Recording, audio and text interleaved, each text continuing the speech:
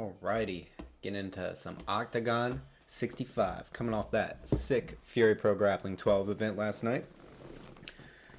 Gonna get started here soon. Card is just now starting up.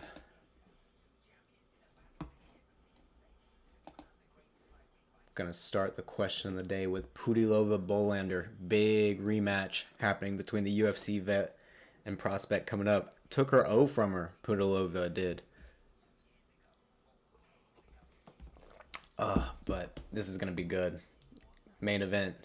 Got our two top dogs in Octagon MMA. Going to go at it tonight. Going to be very fun, very fun. Okay.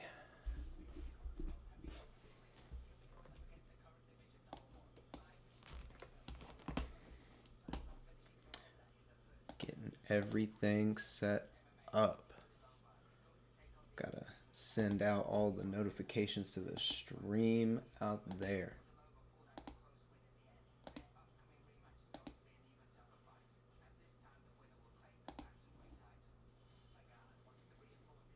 Here we go.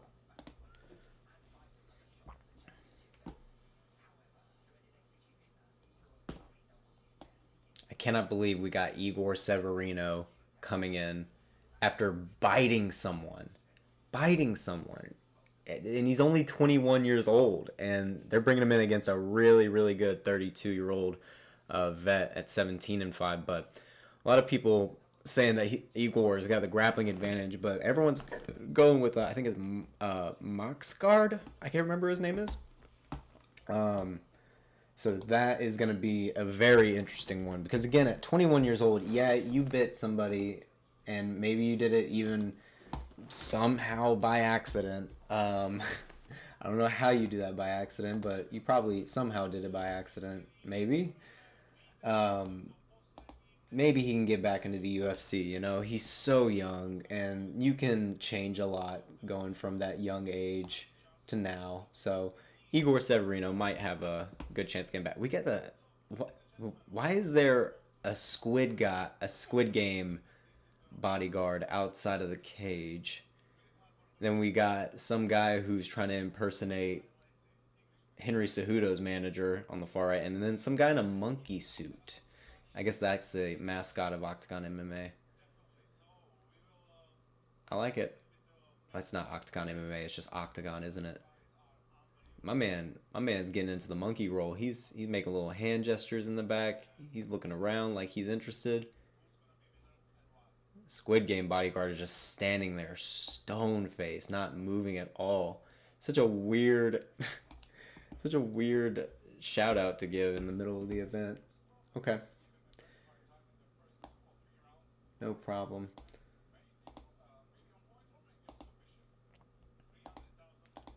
See if we can get...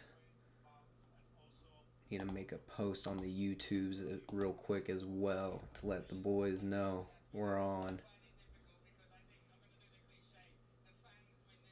Yeah, the fans are going to definitely win the card tonight. This is a really good card. And our first bout coming against, you know, two guys coming up at young ages with pretty decent records so far. 5-1.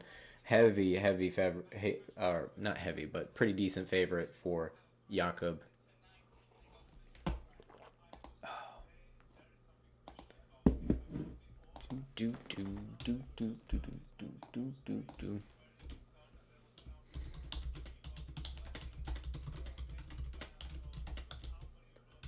Magical regional MMA, here we come. And we're in I think we're in not Prague. I can't remember where this one's taking place. But we are in Europe, I think, for this one.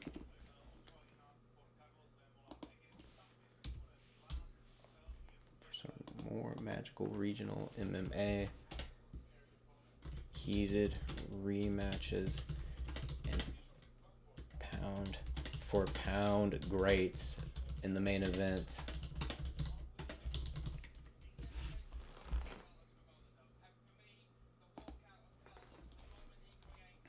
Very nice. Need to get my little chat highlighter up real quick too, so that way we can talk to all the homies here. Man, we're getting a long ass intro for this card. We're not getting to the fights yet.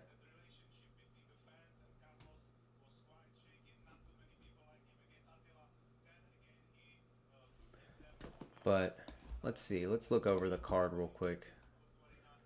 I think ones we're gonna have to look out for here is definitely our co-main event. This is gonna be massive, massive fireworks. Obviously, as you can see, number 2 light heavyweight from the Tapology rankings in the UK and Ireland, and at number 82 worldwide on Karlos Vémola's side, which is, you know, at light heavyweight, you know, but we're seeing all the predictions come in for KO, TKO, and with a nasty 77-inch reach at 6'3", having the age advantage as well. You know, younger, probably faster, gonna probably get to that target better, and he's been on a nice streak here of finishes and decisions. This is gonna be the banger of the card right here, if you haven't missed it. But even before that, though, women's MMA going crazy. Lucie Pudilová, always wanting to put on a show with the hands. These two, Cecilie Bolander, Lucie Pudilová, went to war last time out in OKTAGON. This was crazy. I rewatched this to prep, and my lord, great fight. These two went crazy on each other. A lot of people thought Cecilie was wrong, which is why robbed, which is why we're getting the rematch here, actually. And a lot of people pulling for a Pudilová decision, but still people in the camp here, okay? Still got some people believing in Bolander.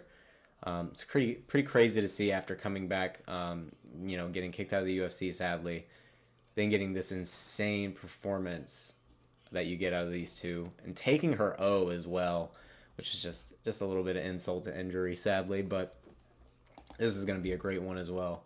This is the one we're also looking out for here. Jonas Mågård versus Igor Severino, our boy, who took a chomp out of Felipe Lima in the OKTAGON.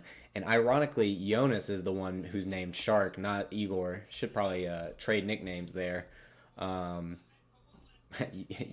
didn't even have a nickname. He's going to take one.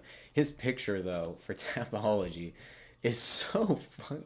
It's so terrifying.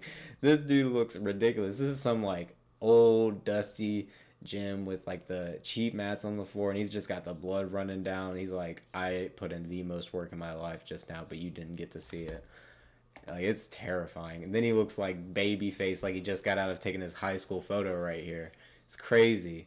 But obviously, Jonas, also dangerous guy, but got even odds. A lot of people leaning toward Mågård, but people are saying that they're sleeping on the skills of Igor, and I agree, because 21 years old. I did pick Jonas in my Tapology thing, but I don't know these guys. I'm still kind of learning them. This one was kind of tough to predict, because the young athleticism of a 21-year-old, if they have the skills to back it, is unstoppable. Like, that's insane. But it's hard to tell, because now the data we have on Severino, since he only fought Felipe Lima for a very short amount of time, we don't really got a lot to go on what his, like, recent skill level is. But it should be a great fight. A lot of the people in the forums here are saying it's pretty silly that a ton of people are going toward Mågård, but I don't know. We'll see. We'll see. But we got a lot of good ones here. This one big favor of Úškrt. I don't know how to quite pronounce it. Radovan going for a KO here. A lot of people predicting that as well. So it should be pretty fun. Pretty fun card. But we're still waiting on our first bout to get started here. Let me go ahead and finish setting up my little chat highlighter.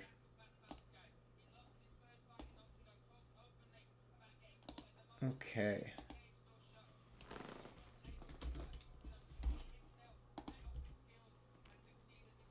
There we go. Got it.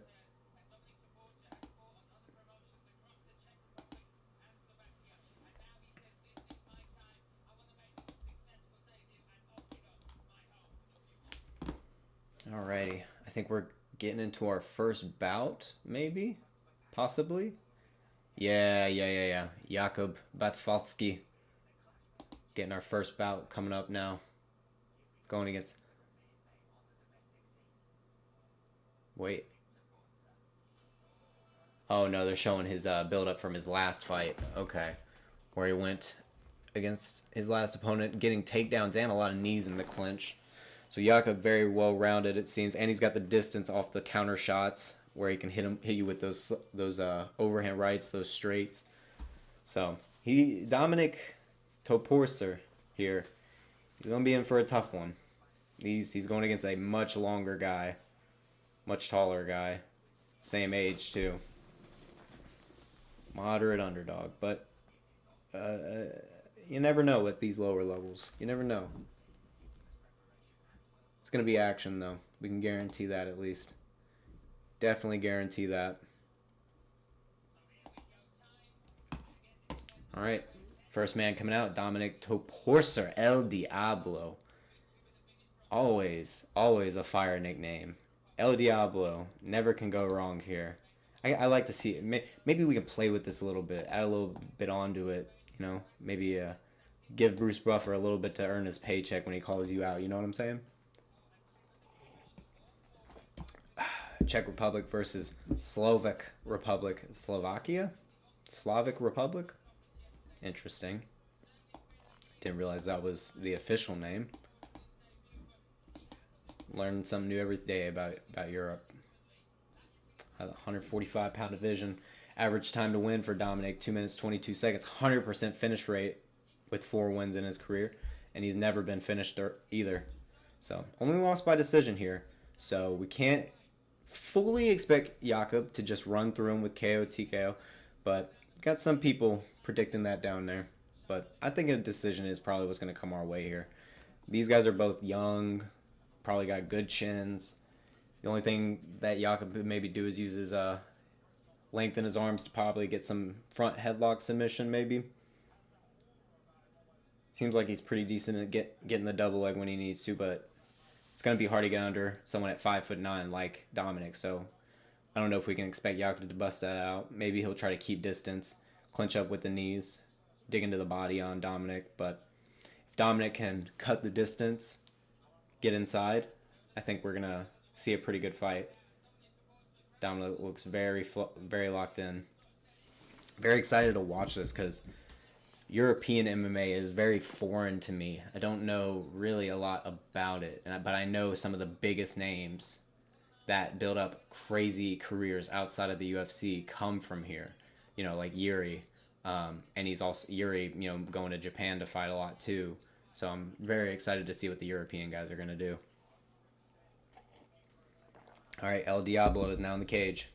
Squid Game bodyguard still just monitoring the door before he walks in. This is too funny. Oh my lord. All right, Jakub. Batfalsky. My man in the sweatsuit. He's like in the sweatsuit that looks like a Formula 1 driver outfit. Like, he's got the OKTAGON rash guard on top of his sweatsuit. Looking like he's about to collect some debt out here. Oh my lord. Oh, and he's coming out with a rapper. Dude, this is the first bout of the card. What is happening here? And there's fire shooting up. Fourth fight this year. It's fourth fight this year. Third fastest TKO among all MMA fighters in the PML. And professional PML. I wonder what that is. 2 win streak. I'm going to have to look into that league. But my goodness, dude. Coming out with the rapper is insane. Oh my goodness. He's got these giant bodyguards just following him too. This is crazy. This is for the first bout on the card.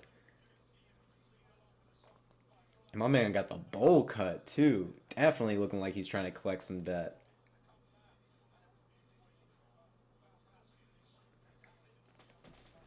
I cannot believe that. I cannot believe we just got a rap walkout. First fight of the card for OKTAGON. And these guys are filling up arenas. It's so crazy how much bigger it is in Europe. With like all the different organizations. Whereas in America we got Bellator, PFL. But we constantly make fun of them because we have the UFC as well. When it's like PFL puts on pretty darn good events, I'd say. At least in there. When they're going really big, they do. Some of the other smaller ones aren't. You know, they're hit or miss. Now they got elbows going. Wonder if that'll mess up their seasons or not. Hopefully not. But getting Jakub getting wiped into the cage now. 22 versus 21. Yeah, Jakub looks big for this division. Big for 145. Fills out super well after the weight cut.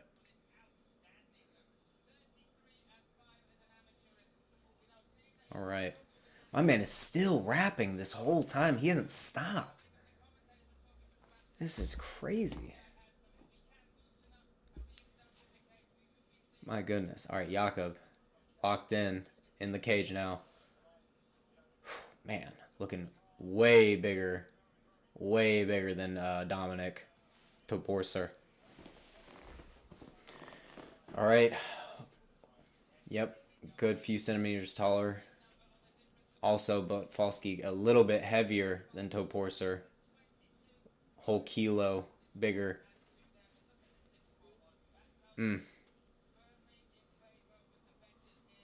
5-1 versus 4-2. Wonder why we don't get a reach stat here when we're getting the rundown of them. Probably would be something nice to know.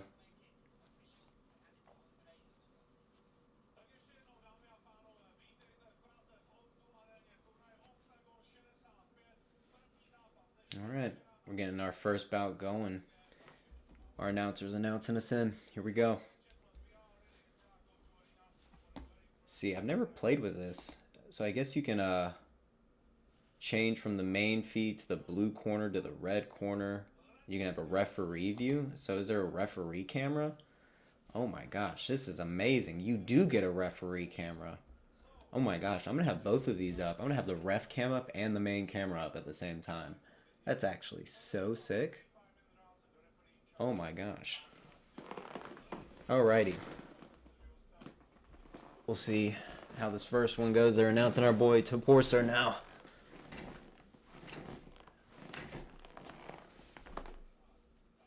Very nice. Very Muay Thai heavy looking is Toporcer, honestly, when he was warming up a little bit, especially with those lead leg kicks.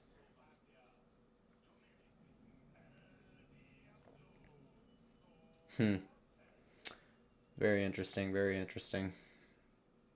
Because if Batfalsky looked like he was more of a kickboxer type, maybe clinching up using the knees a bit. I don't know. Might be looking at similar styles, but different body types, honestly. Yeah, honestly, both guys playing with like lead leg kicks as they're warming up. Very interesting.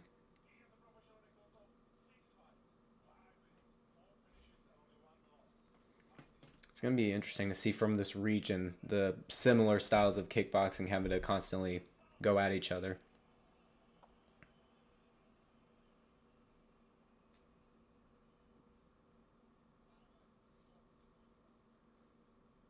Okay. Both guys tapping in now. Here we go.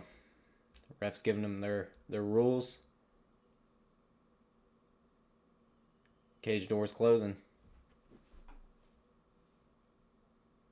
All right, first round going. Batfalsky immediately opened up with a front kick, lead front kick, in the center of the octagon or center of the cage. Batfalsky trying to get a jab out there.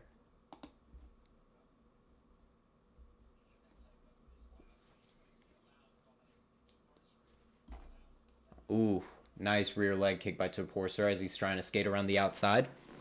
Batfalsky feinting the jab, then coming around with the hooks. Head kick blocked by Batfalsky. And he gets another jab in. Leg kick misses from Toporcer. Batfalsky's starting to find his distance. Ooh, big hook overhand by Batfalsky. Not trying to throw everything into it. Yeah, Batfalsky like feigning that front hand a ton. Toporcer's got to crowd his feints with some sort of leg kick. Batfalsky exchanges a head kick with Toporcer. Toporcer now going with his jab to the body. Lead leg kick misses from Batfalsky. Toporcer tries to advance, but Batfalsky retreats. Toporcer back to skating around the edge of the cage. Batfalsky constantly just hitting with that lead hook rear hand over and over. Lead leg kick lands for Batfalsky, and Toporcer answers.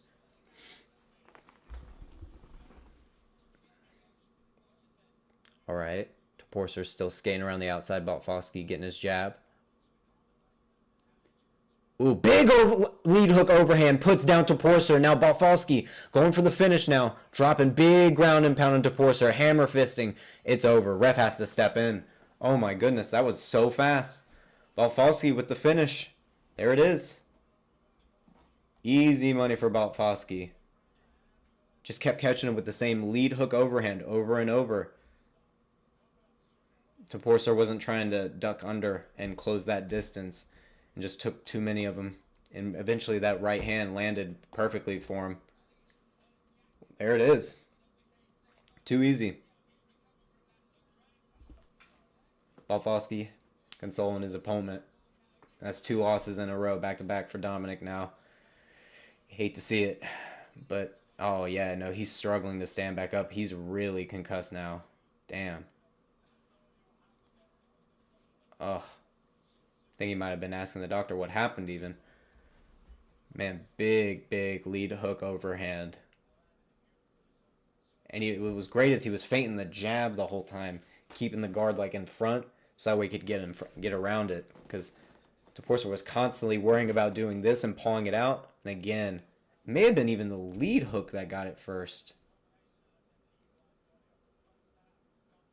Yeah, the lead hook is almost what finished it up. Very nice. Yeah, that was clean. Very clean. Already. Let's go ahead and get some play-by-play tweets going out there too. You know what I'm saying? Did I close it out like a goober? I did. That's fine. Just reopen it. Oop.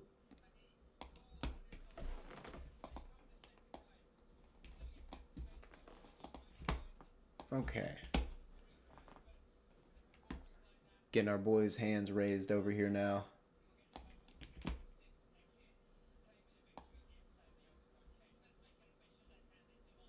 Making it official. Got our monkey mascot in the background. Smiling like a creeper. Oh my gosh.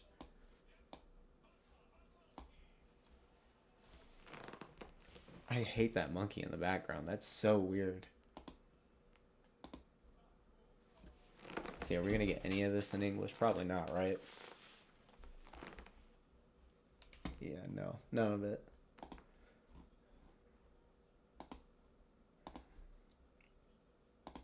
But that was a great finish. It kind of sucks how early it ended, though. I would want to see Toporcer like put a little bit more work in there, but it is what it is.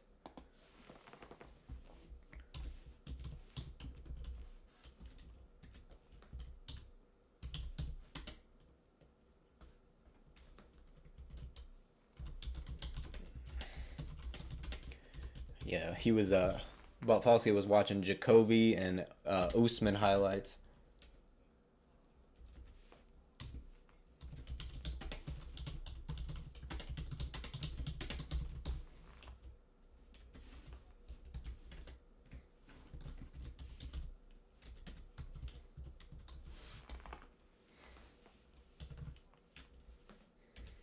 Alrighty.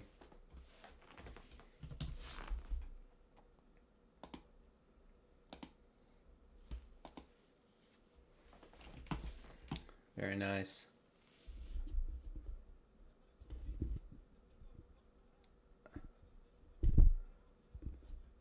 I wonder if he's making a call out right now. I can't quite understand him. He could be making a call out. Or he's thinking the organization, one of the two. Wish I had English subtitles at least. I got English commentary, but no subtitles. You know what I mean? It is what it is.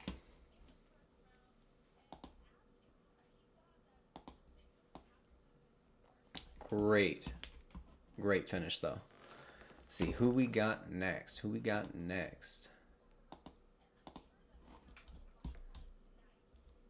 Peter Gabal versus Bajrami.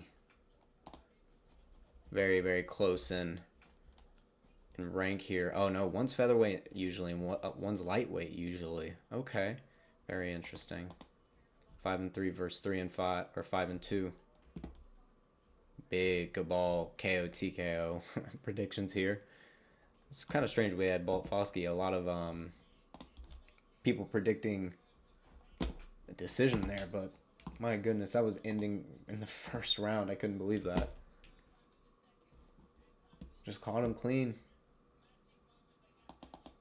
Pretty sure I also picked Gabal for this too, though. Right? Probably picked him.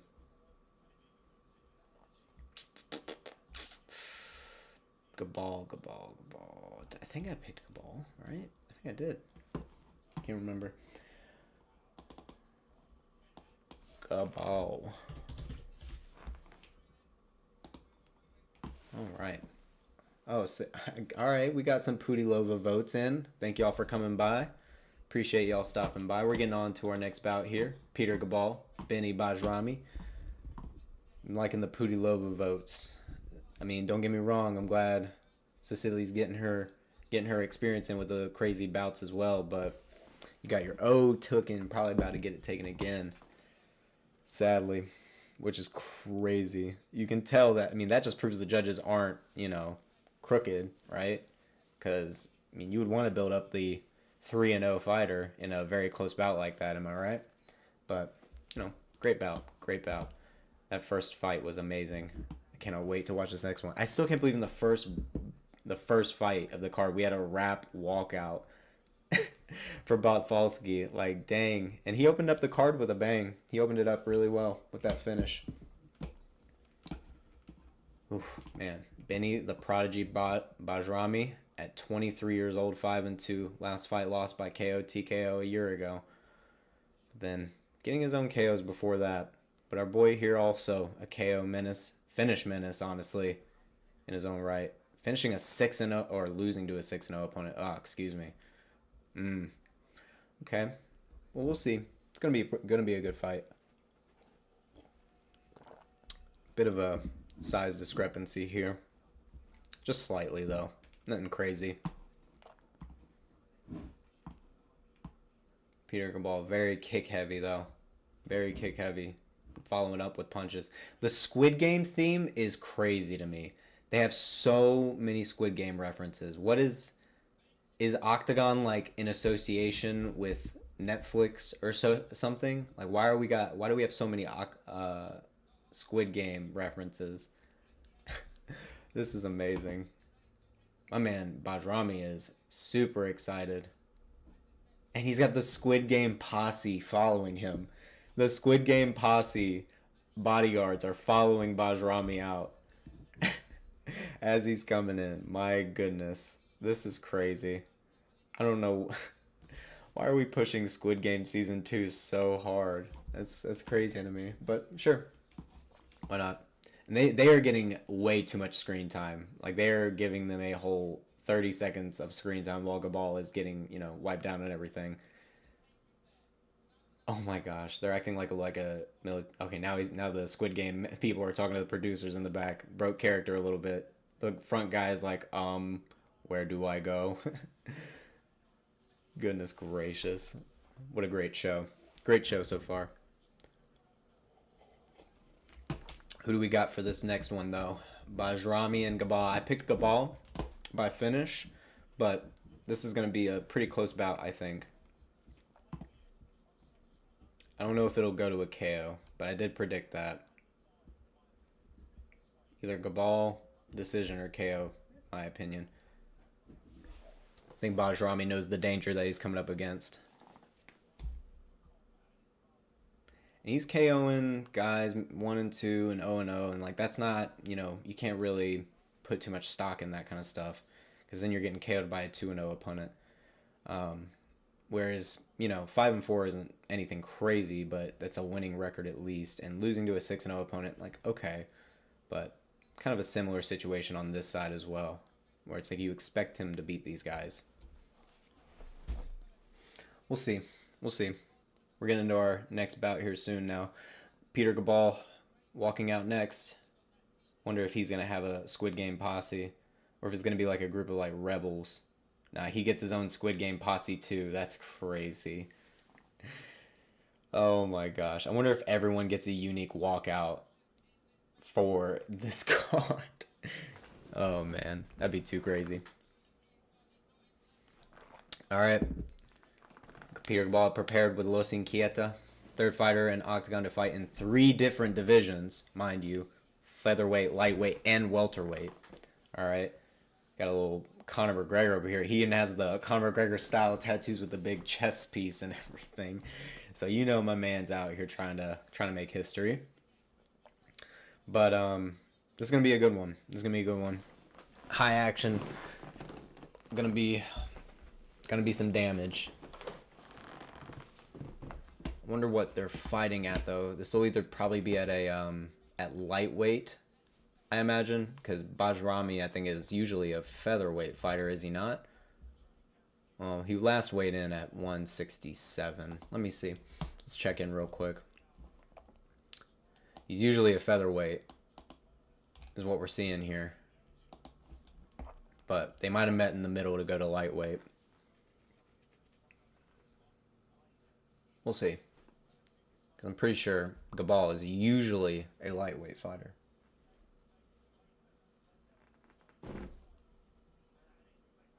Alright. Got both of our guys in the cage now. 25-year-old Peter Gabal versus 23-year-old Bajrami.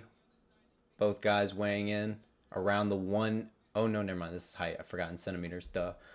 180 centimeters. 177 centimeters. 75 kilos versus 77 kilos. Bajrami coming in a little bit heavier than Gabal, actually. Interesting. And then the records are actually wrong on here. Saying, well, maybe they just got it wrong on the in the stats on OKTAGON. Whereas it says Benny's a 6-2 actually, and that Gabal is 4-3. But Tapology having a little bit of a conflicting data. All right. Benny the Prodigy Bajrami getting introduced now. Man, my man's got like the Gen Z curly cut up top. It looked like he was a little bit lighter back in a little bit earlier on. I mean, at 23 years old, if you're going to be an MMA fighter, man, come on, man. Let's cut some of this fat out and let's get down to the weight class. You know what I'm saying? Looks like he's a savage, though. Ready for some action.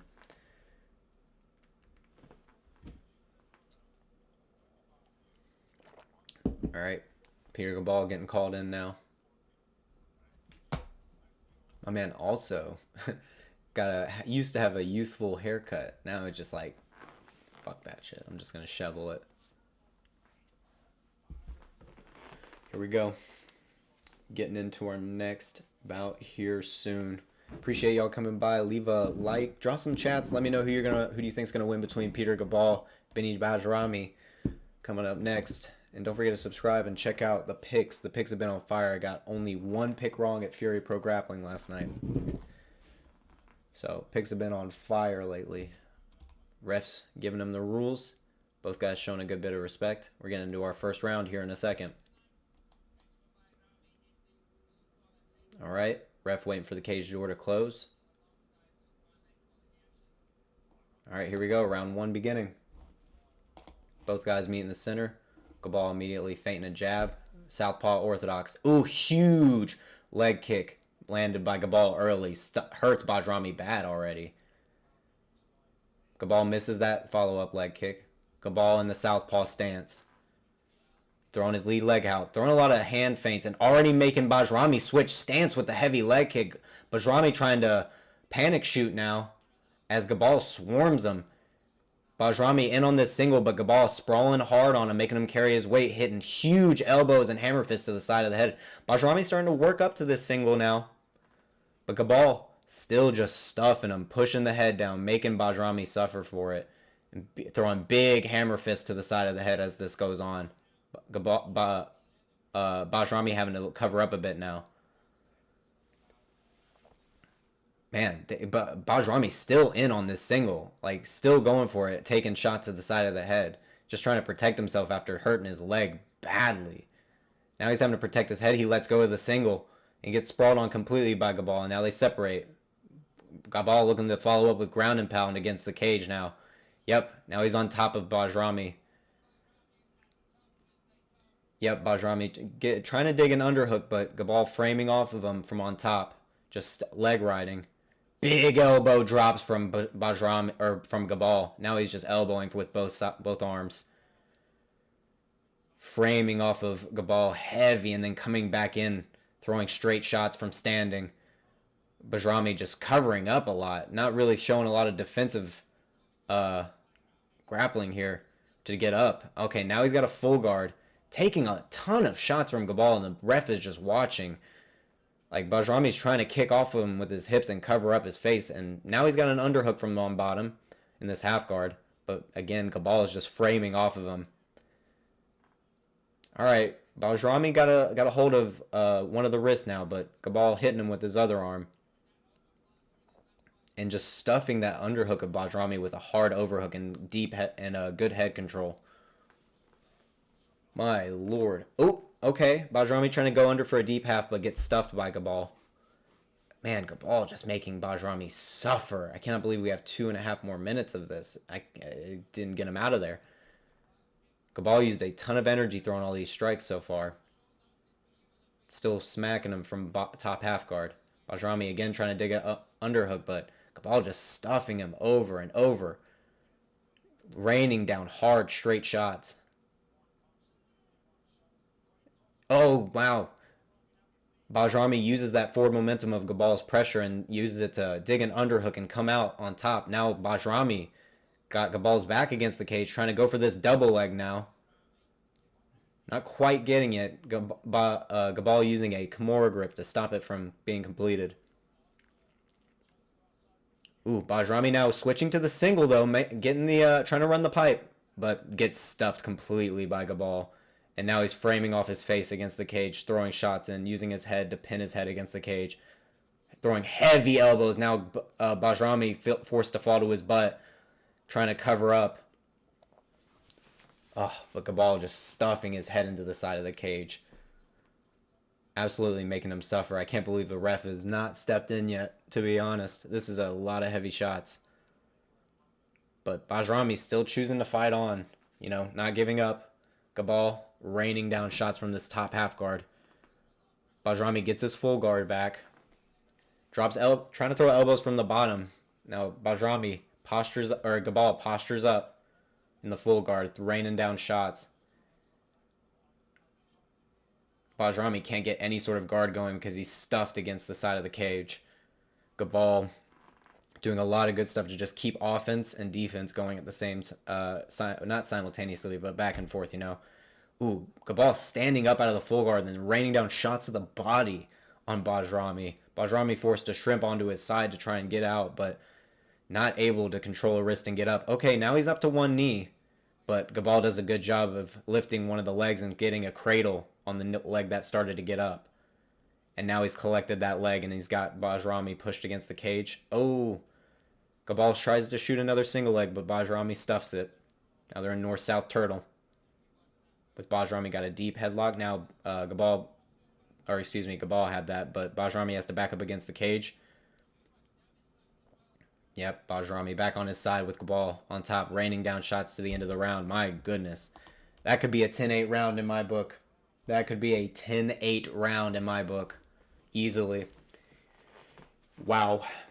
Wow. Oh my lord. Do they not get stools? Oh, they don't get stools, I don't think. That's kind of crazy. They said you don't have anything to, you don't get to, oh wait, no, one does, the other is electing not to. Just kind of squatting down. That's fine. All right. Definitely a Peter Gabal, in my opinion, 10-8 round. Bajrami not really landing much of anything. And Gabal hurting him badly to the legs early and forcing Bajrami to shoot. Maybe not enough damage necessarily to get a 10-8, but it was full. It might have been a perennial nerve kick that got Bajrami. It might have deadened his leg or something. That's why he couldn't stand it anymore. It looked like it hit right to the side of the knee where it could land there. Oh yeah, open scoring put that all those judges put it at a 10-8. All right, round 1, 10-8 going to him. Yeah, definitely looking like Gabal is going to just steamroll here. All right, round 2 starting. Immediately, Gabal going back to the leg kicks. Bajrami shoots a much better double leg. And Gabal is now on bottom trying to get a guillotine going. He's got the full guard and he's got it under the chin, head and arm. Now he's switching to head only. Bajrami trying to fight the grips. He gets out of it. All right, now Bajrami has a much better start to the round now. It doesn't have Gabal near the cage at all. He's trying to pass a knee shield. Bajrami using a lot of good control here. Head control pushing into Gabal's head. But Gabal trying to keep him at bay with this knee shield. Now he gets back into the full guard. Bajrami wanting to hold him here. Trying to cook Gabal and rest after that crazy first round. Get some of his energy back. He worked really hard for that takedown. Really good double leg by Bajrami. Gabal working an overhook from the bottom full guard now. And Gabal not really working to get his feet on the hips. This more so just trying to keep Bajrami from posturing up, because as soon as Bajrami postured up, gets straight shots now. 3 of them landed. I think Gabal knows if Bajrami gets in top full guard, he can ride this position pretty well. Whereas Gabal's style is very opposite, where he's posturing up a ton, trying to rain down shots, not really caring about Bajrami advancing positions from bottom. Whereas Bajrami is, or excuse me, that's Gabal, but Bajrami is more so trying to grind him out from this chest-to-chest pressure, push off his face, and then get a couple shots in, hard shots in every so often. This is going to tire an opponent out way, way more, because you're restricting a lot of breathing here, and gravity's on your side. Yeah, the head is just always stuffing into your chin over and over, and Gabal tries to shrimp out and get some sort of space, but Bajrami advances. Now Gabal gets to his feet very athletically, beautiful, gets up really well and uses an overhook to make sure Bajrami can't circle to the back. Now it's Gabal's back against the cage with an overhook, blocking Bajrami from trying to get anything with this underhook. Bajrami switches to the single leg now, but Gabal hard sprawls on him. Now they're in this north-south position. Oh, nice. Gabal spins to the back of Bajrami. Very nice. Now he gets one hook in. Gabal. Bajrami gets his back to the mat, but he transitions into an arm triangle as he does it. Ooh, Gabal deep in on an arm triangle. Looks like he's gonna... He gives up. Bajrami gives the thumbs up. Okay. Gabal's still got one of his feet trapped in the half guard type situation. He's going to need to free that so that way he can drop his shoulder down into this arm triangle. He's not going to finish Bajrami like this with his shoulder so high up. You need to be able to press it down. Yeah, okay, he's transitioning to the full mount now of the arm triangle. Raining down body shots. Yeah, this isn't... Okay, now he's switching to a figure 4 grip to this arm triangle. If he wants to finish, though, he's going to have to come out to the side if this is how he wants to finish it. If you're going to finish an arm triangle from full mount, you have to do it a specific way. All right, now we're in full mount. He's abandoned the arm triangle. And Bajrami trying to find any sort of frame to make space, but not finding any success while Gabal lands down little shots. Now Gabal is postured up, landing down hard, straight shots down on Bajrami. Bajrami's head's getting knocked back from this full mount. Now he gives his back, and now the full back take for Gabal. Ooh, Bajrami trying to spin out and come out on top full guard, but Gabal follows his hips and switch to a triangle for a second. Oh, now he's in the full triangle, but Bajrami pops his head out. Now Bajrami on top in side control. A little bit of a mistake there from Gabal. Instead of going for that triangle, he should have just abandoned that back take, made space. He had probably won the round by that point by reversing the position. Now Bajrami's probably going to steal this round if he can ride out this last minute and do some damage. Oof, because Bajrami got that bit of control in the first bit of the round and landed a good shots. A lot of knees to the body from side control here from Bajrami because Gabal won't let him posture up. Bajrami doing a good job trying to hit these knees to the body, but now he needs to posture up and land more damaging shots with 24 seconds left. Got to make sure the judges think you won this round, because after a 10-8, you're going to have to win round 2 and 3 just for a draw. Probably needs a finish, if anything. Yeah, we're going to ride out side control here. Gabal trying to wall walk, but Bajrami just stuffing him, driving his forearm into his neck. Nasty. All right, that's the end of the second round. Whew. Bajrami having to sit against the side of the cage. Take a little bit of a breath. Gabal looking like he's still got a decent bit of energy. Not breathing too hard in the corner. But his coach is waving him down with the towel, trying to cool him down. This is going to be a very interesting third round. I would say it's one apiece, but the 10-8 for Gabal probably gives them a little more favor in the judges' eyes. I mean, I could probably see them being like, well, that control that Gabal had in the second round was a bit better than Bajrami's. And he stuffed takedowns and went for a submission attempt. Got a nice guillotine submission attempt in the very beginning, but Bajrami did run him out for a bit. Then Gabal reversed. Got some damaging shots, took the back, went for his own submission attempt. Honestly, Gabal probably gave that. Two judges gave it to Gabal. One gave it to Bajrami. So now Bajrami needs a finish. Yeah, we're definitely in a Bajrami finish realm now that he needs it. Gabal is going to probably take this one. That will be 2-0 on predictions as well. Ooh, Superman punch and gets whiffed by Bajrami, and Gabal counters with a hard hook, but Bajrami transitions into the single leg from there. I mean, look, if it works, it works. He's in the single leg now. Tries to work on the outside trip against the cage. Ooh, little jump knee by Gabal as he defends the single leg and sprawls on Bajrami. Now Bajrami on a knee against the cage, covering up from Gabal.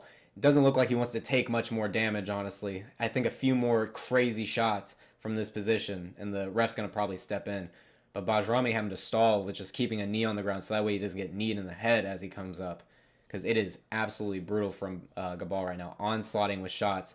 Now Bajrami just eating shots, not even trying to block them.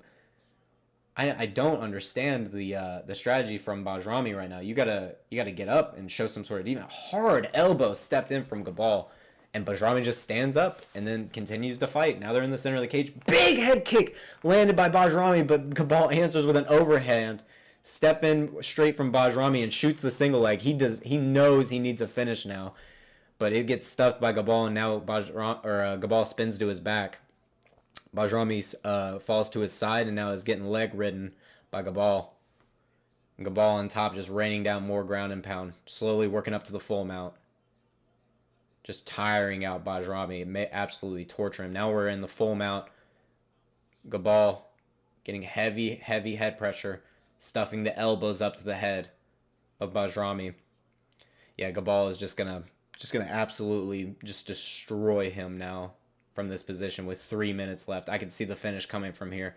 It looks like Gabal might be trying to set up another arm triangle situation. Bajrami bucks hard and gives his back, but Gabal locks in a body triangle, but he's a little off to the side, so Bajrami is going to use it to get on top. Gabal, why didn't you just fall down back lower onto the hips? Why are you going for these triangles from the back? Now you're scrambling on bottom position, and now Bajrami is on top, and his scramble ability from on top is just better than Gabal's. Although Gabal is a better athlete and he can get to these top positions a lot better than Bajrami in the beginning, the scramble ability is on Bajrami's side, and Gabal makes a terrible mistake again and lets Bajrami get on top. I mean, Gabal is probably still going to win this fight, but hopefully a finish doesn't happen for Bajrami, because he's now in side control with a big crossface, trying to work into an arm triangle himself from side control. But you can't be giving these kind of things away and later on in your career, because this is gonna get you finished for guys who are much higher level in the grappling. Yeah, Bajrami still trying to work this side control, get some sort of isolation on that far side arm. But Gabal from the bottom trying to get a grip on the wrist that is plaguing him for that crossface, but Bajrami keeping that from happening. Now it looks like Bajrami is trying to frame off of Gabal's face to posture up a bit, but Gabal is just stopping it by grabbing and tangling up the arms. Alright, now Bajrami able to get in front of the face and drop a few little elbows. just stuffing the forearm into the face of Gabal. And Bajrami just so aware of any time Gabal wants to make any sort of space to get back to a cross face if he needs to, and controlling the far side hip. And also a great wedges in his side control, like very flexible hips, keeping Gabal controlled really well. But he needs a finish. That's the end all be all. That 10-8 round for Gabal in the beginning is gonna definitely, you know, be a problem. Unless Bajrami can get his own 10-8, but 2 judges gave Gabal the second round. Now he's trying to smother Gabal with his hand. Appreciate y'all coming by and listening to the play-by-play. Don't forget to drop some chats. All right? Let me know where y'all are listening in from. If you're from Europe, or if you're from America even. If you're just wanting some English commentary. But appreciate y'all coming by. All right. Gabal starting to go for a buggy choke from bottom now, as a last-ditch effort to get Bajrami off of him with 17 seconds left, holding this position. Bajrami in a pretty bad spot where this, well, nah. Gabal doesn't have his arm all the way through to finish this buggy choke. Also, it's, I think, the wrong leg. Wrong leg and wrong arm. So it was like a reverse buggy choke. Very interesting. But yeah, great fight. Good scrambles. Good takedown defense from Gabal, but needs to get better in his fight IQ when he's going into the back takes and they're turtling. He's getting very high off the top and then getting bucked off, and he wants to go for like a triangle as he's getting bucked off, which isn't bad, but you just need to be like practicing that all the time if that's something you're going to go for constantly, because if not, you need to just be moving back on the hips. Maybe taking your hooks out if it looks like you're going to get bucked off the top, and then control that position. Don't get bucked off the top, and then someone who's a very funky grappler like Benny might find a submission or control you out for a whole round and steal a round from you. So just would like to see that a little bit better. But I loved his single leg defense. His single leg defense was nasty. I really enjoyed watching that. Oh, man. Huge overhand as he fades off the head kick that Bajrami flew through. So he throws that head kick, and although it brushes off his head, the overhand's landing with it, and that was absolutely beautiful from Gabal. So his striking is very slick, and his leg kicks are devastating. Like in the first 2 minutes of the fight, Gabal annihilated Bajrami's legs. That was very nice. Went from a round 1 finish to a hard-fought decision, where it was kind of the opposite on what they predicted too. Everyone was thinking a KO from Gabal, and everyone was thinking a decision for Batfalsky, but it ended up reversing. Very interesting. Okay. Getting into our next bout after this one. Novák versus Eemil Kurhela. 7-2 versus 5-1, unless it's actually different whenever they pop up on screen, which might be. Definitely going with our boy Marco on a 3-fight win streak right now. Going to decision and getting a KO TKO over a decently experienced opponent. 8-10 is not a great record, but winning against a 5-0 opponent and 2-0 opponent with unanimous decision. Very recent too. This is a good pace to be fighting at. And he's gonna get, looks like, 4 fights in a year maybe. Though you'd have to know exactly how long ago, a year ago this was. Maybe it's exactly a year, so pretty much 4 fights in a year. Very nice. Okay. Going to commercial real quick. That's fine. Actually step away for just 1 second and grab something, but I'll be right back.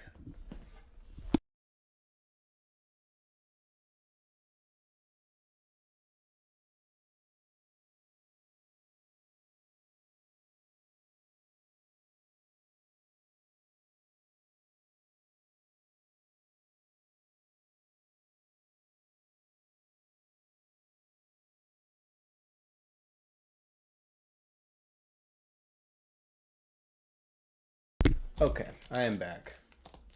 Appreciate y'all being patient with me. Appreciate y'all coming by. Looks like our next bout is starting to get introduced here soon. Looks like it's going to be another featherweight bout, which I'm all fine with these featherweights fighting. Very high-paced action. So at least we're gonna see, constant action. That's what I'm always looking for, at least. Not really looking to root for a specific guy unless it's a, local American fighter. Like Brian Battle for me would be a local guy I'd root for. But yeah, let me know where y'all are watching from. Love to talk to you guys. Because we got Marco, Novák, and Eemil Kurhela. I've got mostly a lot of family members of fighters coming to my chat for some reason.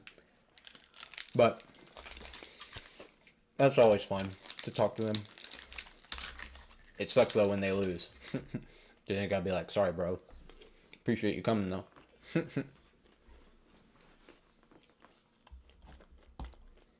Taking a while to get to our next bout though. Let's go and look into Marco though. Finding out of the... Oh, come on, Novák in this matchup. It's going to be a good fight for sure. Oh yeah. Gotta give no... He's got that JDM energy with the nose, But right now, looking at a pretty good Octagon record so far. Last 2 Octagon appearances, getting the win. Losing his one before that, though. To round 3 ground and pound. And in fact, I think I've actually seen this guy, Deniz Ilbay. Yeah, this guy's like really good. So like no like sweat losing to him. I remember seeing him. But Marco definitely has faced some good competition in his past, at least from his scene.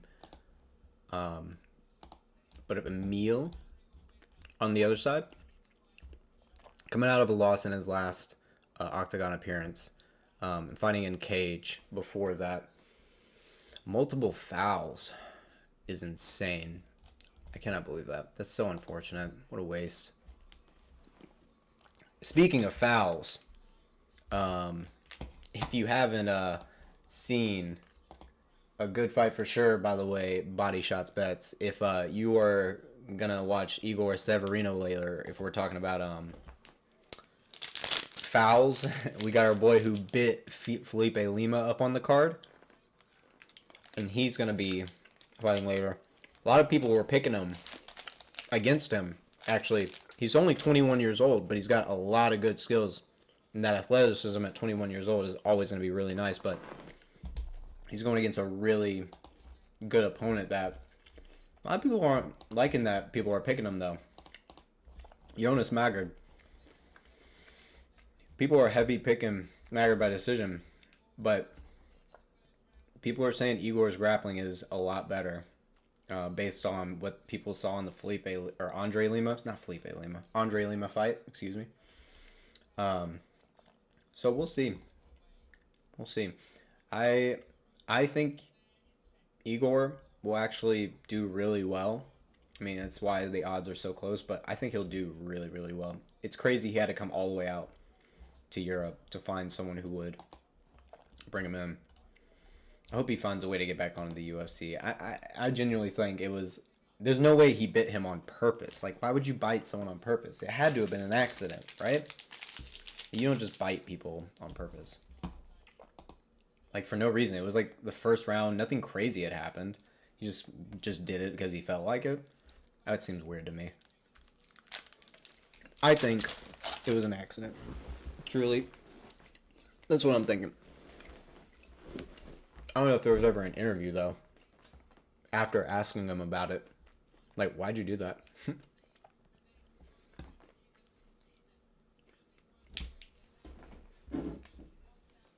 Man, we're still waiting on our next bout to come up. That's crazy. We just got through a decision, didn't we? Shouldn't the next guys be up and ready to go? Come on now.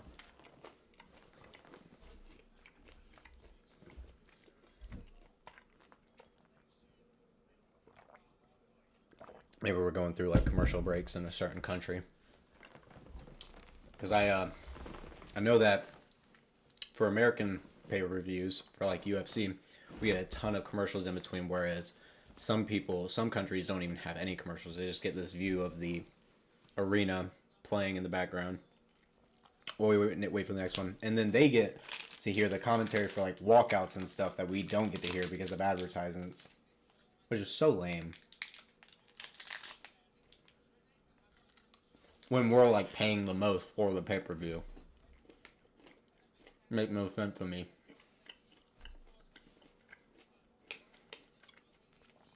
And paying for that ESPN Plus subscription. Alright, now we're introducing him. Yeah, dude, the way he bit him was absolutely wild. Like, did it while he had control against the cage as well. Oh yeah, let me get my next prediction up. Novák. Undefeated in predictions right now for this card. 3-0 so far. Not hard ones to pick thus far though. Actually, there was one that was I think close odds. I think this was pretty close odds, wasn't it? Dang, bro. Did I get that fully right, actually? What was the odds on this? I can't even remember. Oh well. But I think one of these was these maybe. Okay, this was like not that close actually. Yeah. Okay. But we got Marko Novák, Eemil Kurhela next.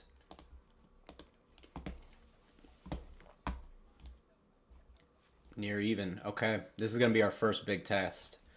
Very, very even odds here. Two guys with a very similar amount of experience as well. One fighting out of Finland, the other fighting out of the Slavic Republic. But yeah, definitely got Marko. By the way, guys, like, let me know who on this card I should be looking out for. This is my first time really getting into OKTAGON, and I'm starting to go more and more into watching the regional MMA. Also streamed Fury Pro Grappling last night. That was super fun. Only got one pick wrong. That was sick. But let me know who on this card I should be like looking at. For maybe to look out for in the future. I think Marko might be one of those guys, but we'll see. All right, Eemil Kurhela now walking out. Achieved 6 of his 7 wins before the time limit. Never lost by KO TKO. Finnish amateur champion. Got the beautiful middle part, like he's out of the 90s here. Got the middle part with the shaved sides. Oh my lord. Everyone's got crazy drip. And again, leading the charge of the Squid Game bodyguard brigade. So much Squid Game in this fucking card. Glad we didn't get a camera cut to them this time. The first bout on the card didn't have Squid Game bodyguards coming out. They just had one of the Batfalsky had a rapper walking out with them. I don't even know who. I don't know European rap. But that was crazy. I just couldn't believe that.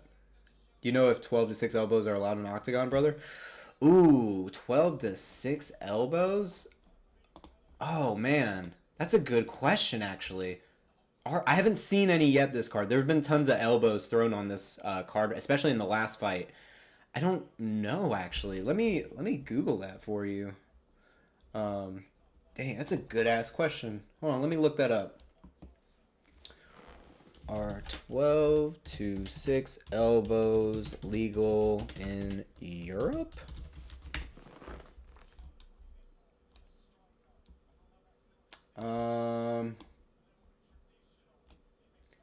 So it's considered legal in most European MMA organizations.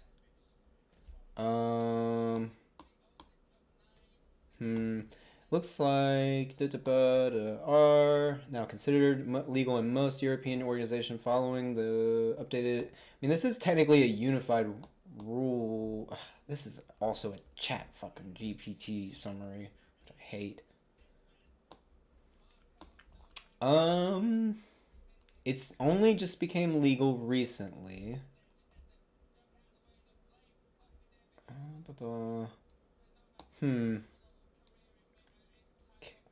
I mean, a lot of regional promotions I'm seeing them throw 12 to 6 elbows on. I've seen it recently in other promotions, like Fusion FC. I think I saw them throwing 12 to 6 elbows, but that's South America. But, like, I can imagine if it's South America, it's okay. It's probably okay. Or, no, that was Central America, wasn't it? Nah, because I can't remember. It was Peru. Okay, never mind. It was Peru. But if it's okay there, I can imagine it's probably okay here. But I don't have an answer for that actually. Interesting question. I'm gonna send it out to the Twitterverse. Are 12 to 6 elbows legal in OKTAGON? That's a good question. All right, but our boy Marko Novák getting taped in. Oh, he's got a little bit of tape coming out of his gloves, but he's getting wiped into the octagon, or excuse me, the cage now.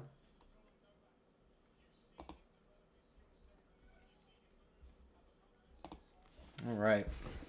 Appreciate y'all coming by. Hey, drop some likes so we can get more people in here, get this stream growing, get some people talking. I appreciate y'all coming by. Let me know who y'all got in this next one. Novák versus Kurhela. I love Novak's frame for this weight class. 5'11". It looks like he's got like a Dan Hooker. Really like a Dan Hooker type of frame. Oh my gosh. This is like one of the best frames to have for MMA. I love it. Kurhela, also at 5'11", though, does not look like he has as pronounced of a reach. Does not look like it. All right, here we go. 30-year-old Marko Novák versus 27-year-old Eemil Sergeant Kurhela. We're going to be getting into round one here soon.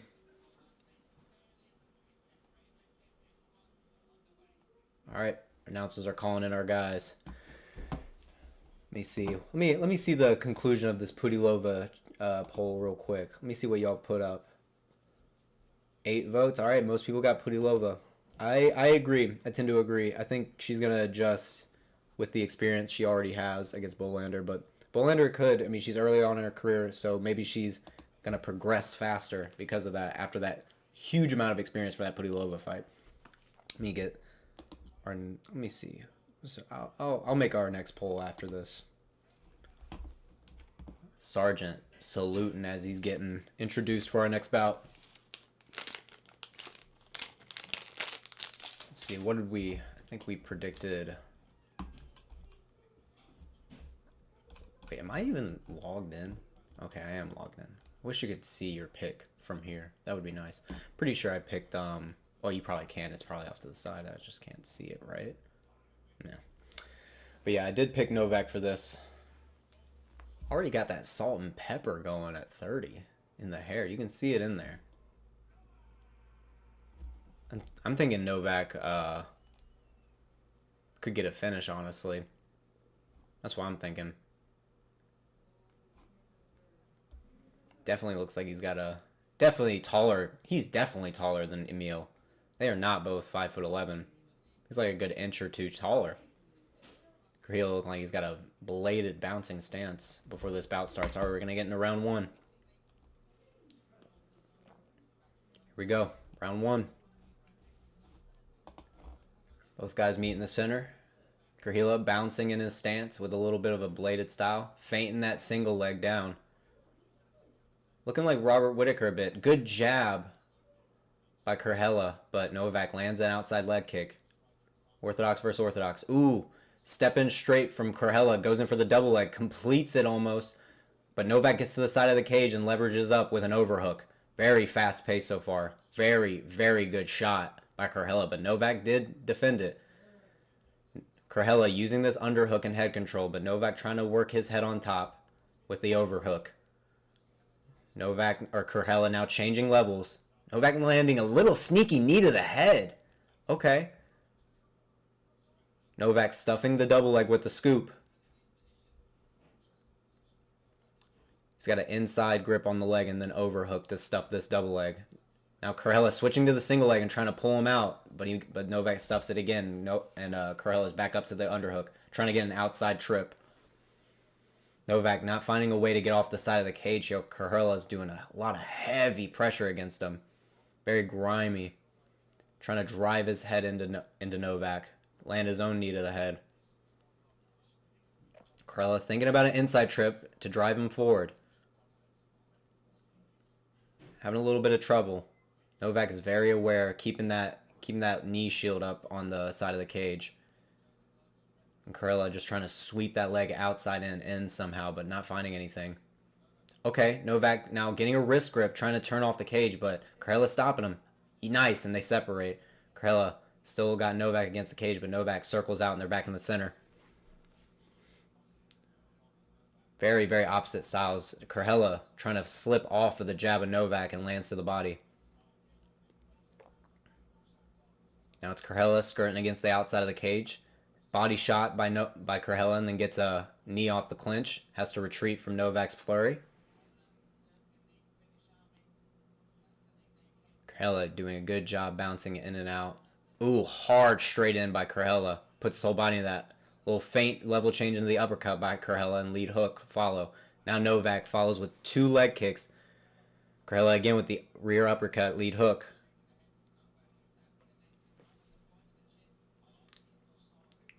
Ooh, big leg kick again landed by Novák, and then a shot to the body, lead hook. Double leg stuffed by Novák. Heavy, heavy sprawl. Now they're in the north-south turtle position, but Kurhela is still trying to drive forward. Novák collects a cradle, though, and is trying to circle to the back. But Kurhela's blocking him with his arm a little bit. Novak's still making his way around with the cradle. He should just turn him to it, get Kurhela on his side, instead of trying to complete the back take with this position. Nah, he continues to try and spin, and Kurhela collects a hand and stands up. Back to the center of the cage. Ooh, level change under uppercut misses by Kurhela, but lands a jab, but Novák answers with another heavy leg kick. With this bladed bouncing stance by Kurhela, he's going to get hit by these leg kicks, but the double leg is almost completed, but Novák sprawls and even catches the angle change by Kurhela when he's trying to follow it. Now it's Kurhela with his back against the cage and Novák with a body lock. Kurhela's trying to break that grip. Kurhela giving his back with his head against the cage, taking knees to the thigh from Novák. Got any bets on this card? I don't actually bet body shot, but I did make all my picks for this one on Tapology. It's the same as my YouTube channel name if you wanted to check it out. But nah, I don't do betting. I like giving out my picks and letting know like sneaky underdogs. But we're back separated out into the center of the cage. Ooh, again, Novák answering every jab from Kurhela with a leg kick. That's really, really good. Novák with a straight lead hook, but Novák angles off and lands another leg kick. Now he's figuring out new ways. Little level change again in the uppercut lead hook by Kurhela and knocks the mouthpiece out of Novák. We get restarted here. Novák with his back against the cage tries to feint a front kick and eats a lead hook from Kurhela. Another leg kick from Novák. Kurhela doing a good job to eat these and still bouncing, but he's definitely got red on that calf. Another feint with the jab from Kurhela and lands an uppercut. Now Kurhela's jab's starting to find a home. Novák answers with his own. Novák slips off of that straight from Kurhela and lands a nice hook. Misses a flying knee though. 2 seconds left. That's the end of the round. Kurhela landing a 1-2 to end it. Ooh, kind of a tough round to score. I might give that to Kurhela, honestly. A little bit of a Diego Lopez kind of style. Not in the stance per se, but the way he chooses his shots. The uppercut hooks that he chooses, but it's more from like a bladed stance where he's feinting that jab first, feinting level change up into the uppercut, and great double legs. But Novak's got really good long arms and a good sprawl to help get an overhook in to stuff him. I might give that to Kurhela though, but we could see Novák build momentum as Kurhela uses all this energy to try and get it to the ground, and he might expose his head in the wrong spot or something like that. But I like how he's entering in with all of his shots. Very Robert Whittaker-esque, in my opinion. I like it.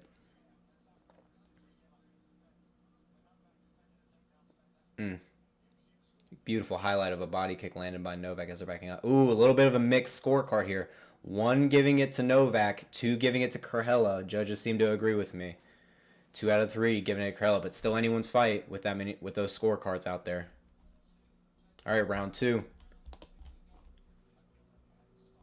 A little off by like a couple seconds. Oh, big straight landed by Kurhela to open up the round, center of the cage. Jab straight by Kurhela, lands. Novák gives another outside leg kick. Trying to work his way in with the head movement, but Kurhela lands another jab, just popping it out there, very relaxed from his hip. So Novak's having trouble seeing it coming. Oh, Kurhela brings Novak into a hard straight, but Novak now landing 4 leg kicks so far to open this round. That's going to add up. Little level change down, uppercut lead hook by Kurhela. Another straight landed by Kurhela, just like sniping at Novak. And just to know he has the great grappling to back it up too. Another jab landed by Kurhela. Starting to make the nose of Novak look a little red. Might be bloody here soon. Lead hook landed by Novak with outside leg kick. Another outside leg kick. Kurhela slips the jab, misses an uppercut. Hard leg kick lands by Novak. When are these going to start to affect Kurhela though? Hard lead hook, body hook landed by Novak. Misses an overhand as Kurhela, but Novak lands the outside leg kick. Eventually, these are going to start to add up. We're seeing Kurhela start to bounce less. Another leg kick and jab landed by Novak. Overhand landed by Novak. Kurhela is starting to get affected by these leg kicks. He's slowing down. His bounce isn't the same. He's starting to dig heavier into his lead leg so that way he can maybe get some weight on it. But it's not looking good. Kurhela now skirting the outside of the cage, eating some shots. Lands his own jab. Straight jab landed by Novak. Ooh, good little flurry feint into the uppercut by Kurhela to get off the side of the cage.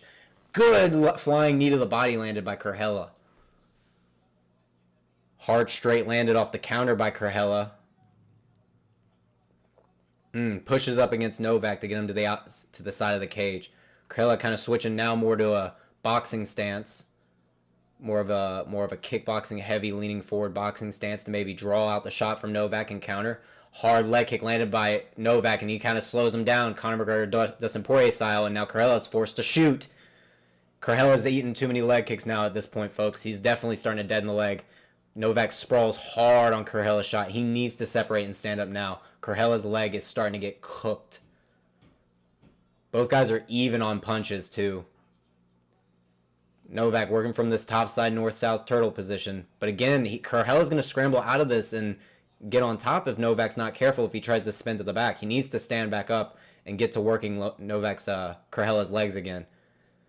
We're still in this north-south turtle position. Kurhela trying to drive forward on a double leg, but Novak using the cradle really well. Kurhela dumps out and ends up on top with the reversal. This is what I mean. You should have just separated and stood up. You had his leg cooked, and now you're on bottom.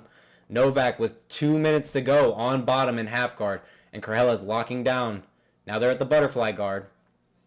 Not sure why Novak did that. Kurhela already showed he could reverse that position in round 1, and Novak elected to play in that position instead of stand back up.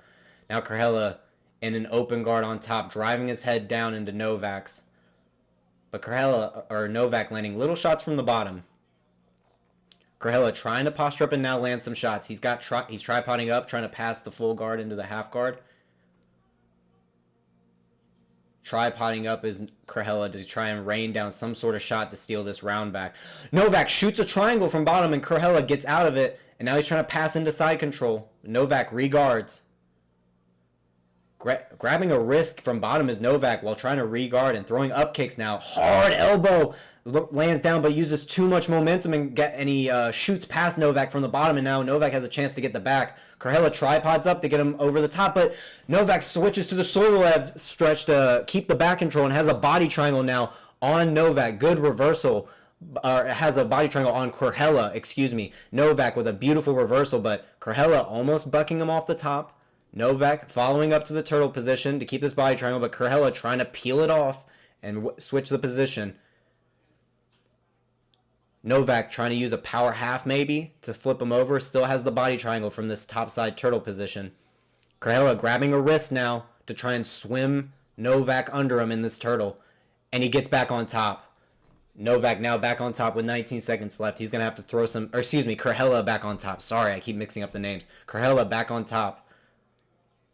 Novak having to work from hard up kick landed by Novak. As Kurhela tries to come in, that definitely landed on the chin. Honestly, even with the Kurhela takedown, or that Kurhela reversal, but Novak has a massive hematoma and cut on his head. The judges might see that.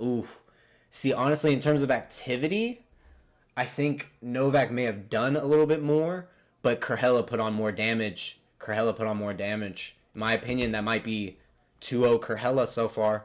2-0 Kurhela. Novak risking a lot right now. He definitely should not have stayed in that north-south turtle position. Should have brought him back up and kept peppering his legs. Stick to the game plan. Pepper the legs. He was doing so good, and like Kurhela's movement had finally stopped, and Novak was landing huge overhands that whole time. Huge straight and jabs. And Kurhela wasn't able to move out of the way as fast anymore. And Novak then was able to get huge stops from the chop.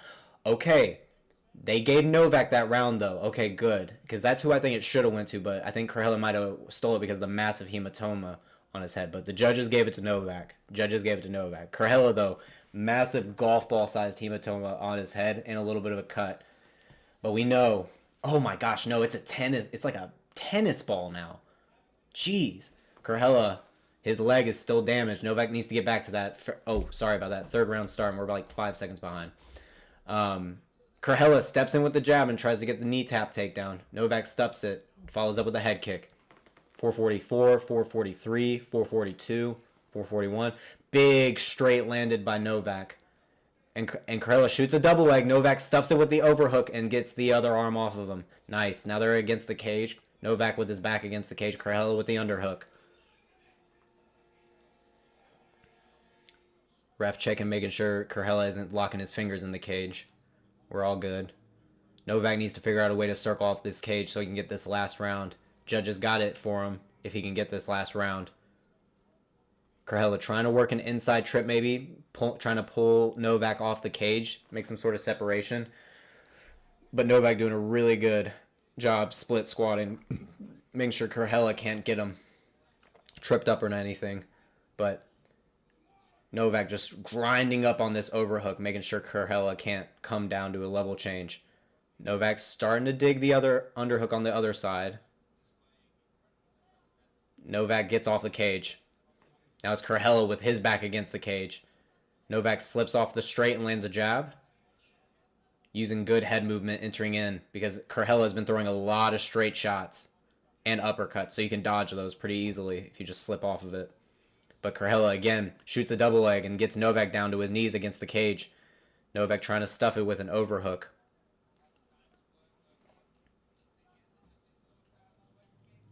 Oh, okay. Novak getting back up to his feet, but Kurhela grinding him against the cage still with his underhook. Ooh, Novak landing a sneaky knee to the head as Kurhela's head is stuffed down. Novak spinning off the side of the cage, and now they're separated back to the center. Novak immediately puts Kurhela's back to the cage. Ooh, but Kurhela shoots the body lock and then the outside trip into the takedown. Nice. Very good takedown. Now Kurhela collecting one of the legs and trying to leg ride against the cage in this half guard position where Novak's still trying to get up to his feet. Kurhela might be stealing the round with this control time and grappling. But honestly, Kurhela needs to throw shots from these positions or else Novak, every time he separates and lands damage, it's going to look good in the judge's eyes for Novak. And Kurhela won't get this decision, so he needs to throw shots from here. Still with 2.5 minutes left, though. Misses a knee to the head, does Kurhela. Novak using the over-under to try and turn Kurhela off the cage. Now he's got Kurhela's back to the cage. Novak trying to get some of the control time back. Make sure the judges don't steal it from him.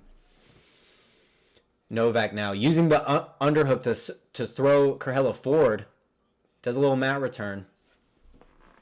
Big knee to the thigh by Novak. Using his own underhook and head control now. Trying to level change down to an ankle pick. Back up. Both men working over-unders. With Kurhela's back still to the cage. Almost gets Novak on the inside trip. And they break and Novak lands a nasty elbow and then a jab. Back to the center of the cage. Kurhela shoots a single. Gets stuffed. Bad single leg shot. Huge cross landed by Novak as Kurhela comes in. Novak now ahead in this round, I think, especially with these damaging shots. Minute and a half left. Kurhela misses a straight, or Novak misses a straight, and Kurhela ducks under it, goes for the double leg, tries to peek out as Novak sprawls on it. But Novak following all the peek outs, sprawling the entire time, making sure that Kurhela doesn't get behind him. Very, very good takedown defense from Novák. Again, though, spinning to the back where Kurhela is going to reverse him, but Kurhela's so tired at this point that he actually gets all the way around and gets the body lock standing and tricks Kurhela down. So, you know what, work your grappling, do your thing, get that control time back so the judges don't, you know, steal it. I agree with that in this situation. No, Kurhela trying to hit the switch on Novák, but not working. Novák still got the body lock standing. In the middle of the cage, too. Kurhela throwing some sneaky little elbows back to the head. Ooh, Novák throwing one hook in from the standing position. Drops Kurhela down. One hook in on the back take. Second hook in, almost. Nope, just a hip clamp by Novák. Working a choke, maybe. Trying to follow the hips as Kurhela turtles, but Kurhela ends up on top. I just don't... Kurhela is so good at getting out of this back take position. I just really want to see Novák not go for that so much. Again, it's the same argument I was giving for the last fight. You give them the positions they work in, they're gonna do well. And now Kurhela ending the round on top from half guard, landing a few shots, then standing up and trying to rain shots in from posturing up and hitting a couple of them. And Novák lands an up kick amidst all that. But that's the end of the third round. That third round was close, and two judges have it 19-19. I think Novák won that third round, and I think it should go to Novák. But you never know. Kurhela could steal this. Kurhela could absolutely steal this. Both guys absolutely exhausted after that. It's a shame. It's a shame Novák didn't come up from that north-south turtle position to land more leg kicks and strike more with Kurhela. Because Novák, past the midway point of the second round, was winning all these striking exchanges, in my opinion, once he was able to damage that leg and get going. But great fight. Great technical fight. Good scrambles. Kurhela definitely has a really cool style. Cool Robert Whittaker style, where you got that karate stance. Very fast, straight shots into the double leg takedown. And switches to the single leg, too. But Novák, very good boxing. Novák has really good boxing. Slips and counters very well. And lets those shots just graze off of him. Oh, man, I don't know how Kurhela wasn't wobbled by that hard elbow in the third round when they broke. And another, that up kick on the third round actually barely missed. Barely missed. No, Kurhela rolled with it as Novák was throwing it from on bottom. Man, significant strikes are close-ish. 33-50. Kurhela Novák. Only 2 takedowns, technically, for Kurhela throughout that whole fight. For some reason, I thought it was more. I guess not. A lot of control time. Oh my god, the monkey is straddling the cage. Why? What are we doing here? Yep, that's a Marko Novák decision. Right guy won. The right guy won, ladies and gentlemen. Thank God. Because Kurhela almost stole that with control time in the third round. That would have been very disappointing to see. But Novák coming out with the win. Huge hematomas on both sides of his head, though. Oh, my Lord. That's nasty. Great fight. Appreciate y'all coming by for the play-by-play. Don't forget to leave a like, chat in the little chat there so we can see who we got for this next bout. I want to know who y'all got. We got Jakub Tichota and Ozan Aslaner. Very, very big favorite underdog here. I'm going to let you guys in on a secret, though. I picked Aslander. He had a knee injury in his last bout, but he's been 2 years off. And he's very young, 27 years old, 5'10". I think he's going to be able to get under Jakub. I think he's going to... Jakub's running a 3-fight loss streak, all right? Against good opponents. 10-0, 9-2, 2-0. And they're giving him a little bit of a bounce back, possibly, with 8 in front. But I think Aslander can't count him out. Can't get him out. Also reigning from Germany, similar to Bajrami. And a lot of people got Tichota by decision. But I think Aslander got it. I think he's got it. We can go ahead and... yeah, in fact, let me get that poll up. That's what we're going to have next. Who wins? We got Tichota, Aslander. There we go. Let me know. Let me know. I need to get educated on these guys. This is a first Octagon event I've watched, so appreciate y'all coming by.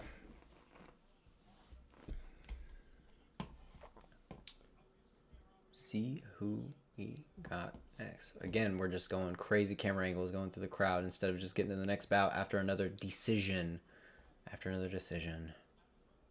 We got to get those ad breaks in, I guess. Understandable. Well, let me go ahead and get my next prediction up on the screen. Aslaner. Me also, I'm going to send this out in the chat so people who come in can see it. That was a really good fight. It was a really good fight. Great fight. Very close. Good matchup. Like, great matchmaking between the two guys.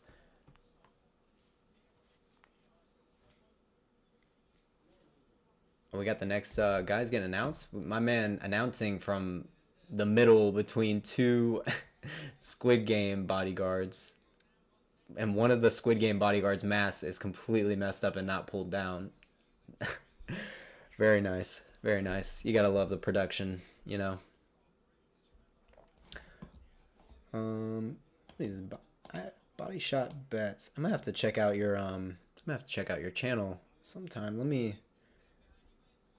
Definitely gonna check out your channel later, Body Shots, so I can see, because I love looking at other people's rationales for like how they break down their picks sometimes.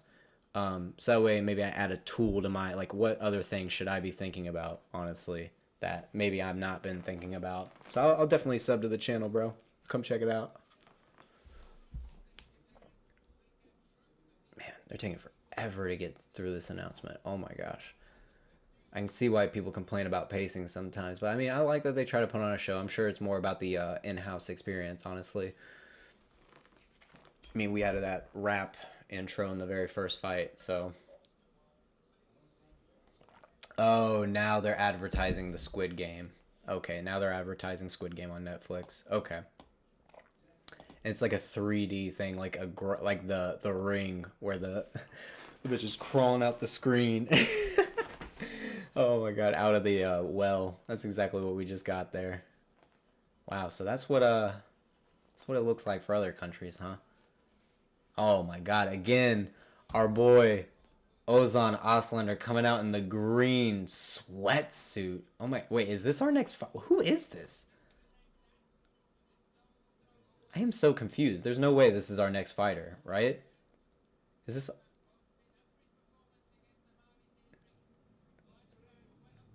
I am so confused. This guy has got the full green jumpsuit on.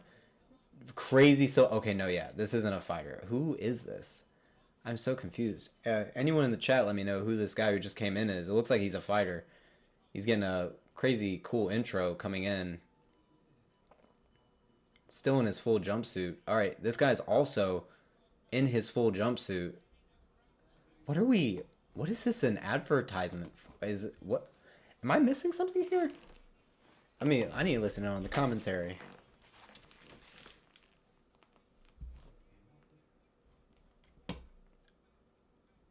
No, yeah, no, they're introducing these guys like they're fighting. Is this like... Are we doing like a face-off? Mid-fight?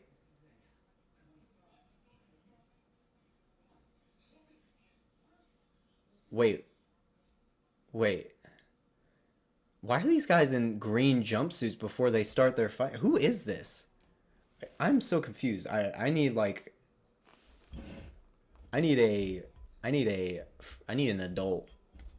The monkey is still straddling the cage. Knows more than I do probably about what's going on at the moment.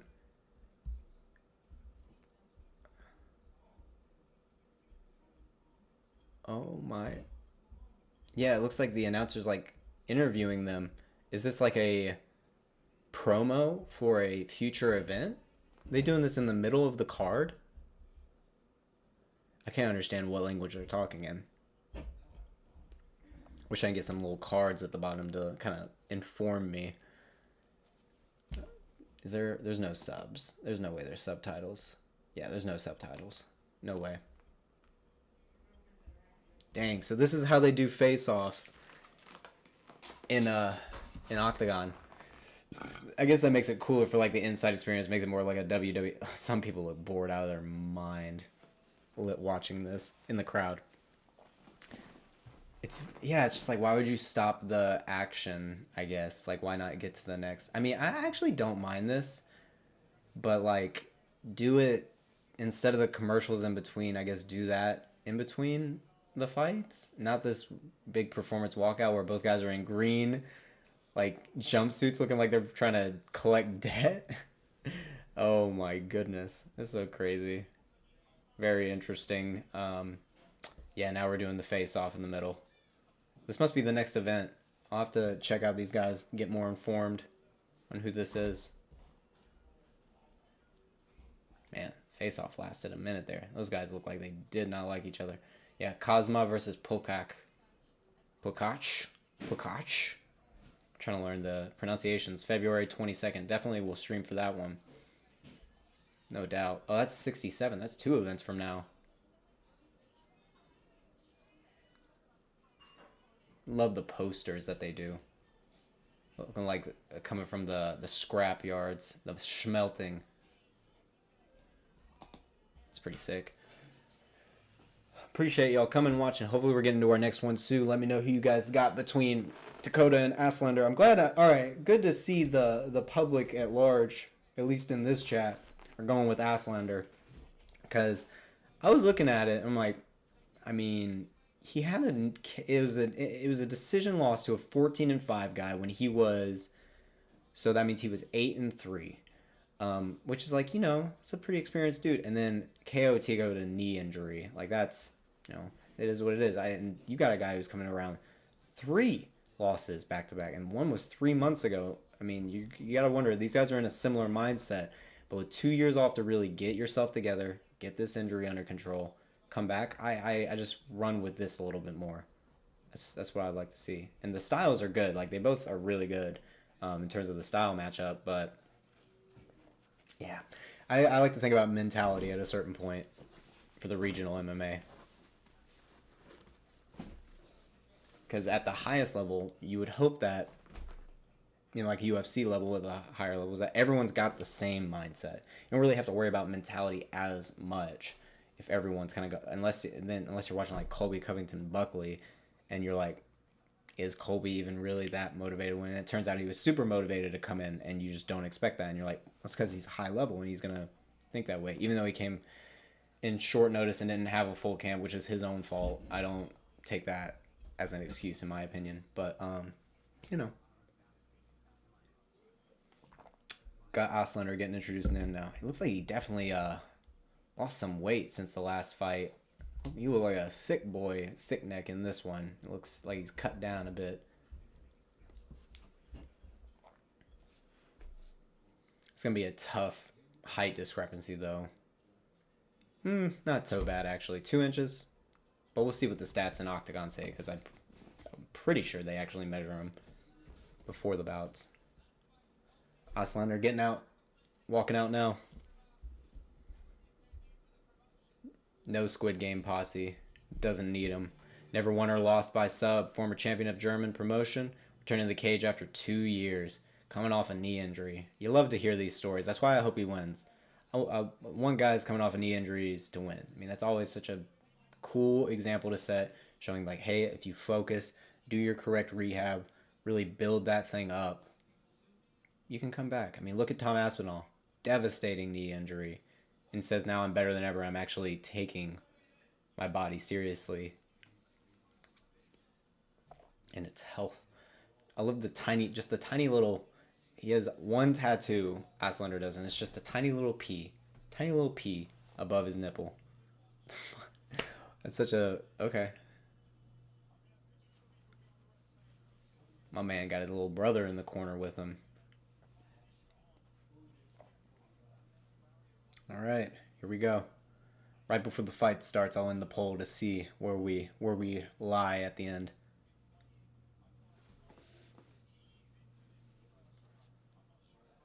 And definitely sub to the channel, and for future streams, I'm gonna try and do a switch of scene once the fight starts where we still have our timer up, but I'm going to have visuals also that I have ready via hotkeys to, as I'm announcing the play-by-play, also maybe a little gif or something of the move being done.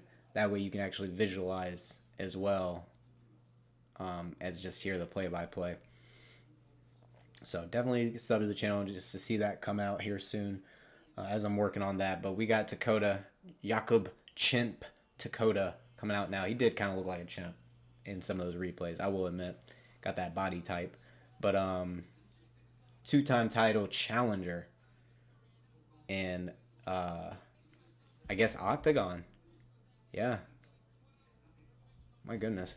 And third and sixth fastest TKO KO among active featherweight fighters in OKTAGON. Fights in OKTAGON MMA his whole pro career. You've been in OKTAGON your whole pro career? I didn't notice that part. I was just watching the recent bouts. I didn't realize it's all been in OKTAGON. Besides his amateur. Dang, my man was on a tear early. Then went 3 back-to-back losses. You hate to see that, dude. He was supposed to fight Eemil before this. It got canceled. Wonder how he would have done. We'll find out. Be interesting to break down the style here. Because if they both lose, Kurhela, Tichota, probably the matchup as you would make it next. So it would be 5-4 versus 7-3. That'd be a pretty good matchup for both guys.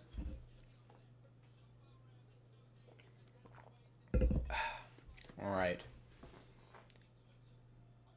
Jakub now in the cage. He's got a chimp tattoo as well. He's got like a whole sleeve with the chimp up on the shoulder. Tichota being this big of, I know, I don't understand the heavy favorite either. Minus 400 is actually dumb.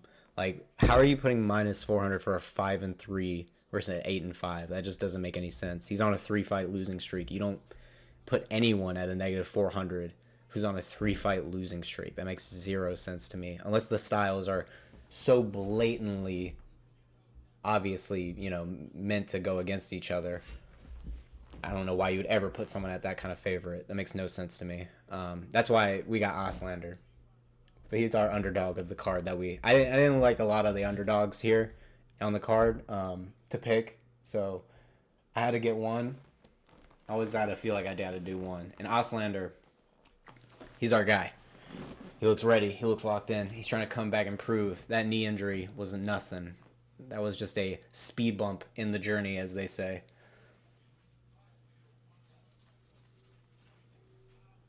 Yeah, we're getting our boy Aslaner introduced now. He's staying warmed up. He looks like he's got a good team behind him, too. Is Aslaner also... How many OKTAGON bouts has he had?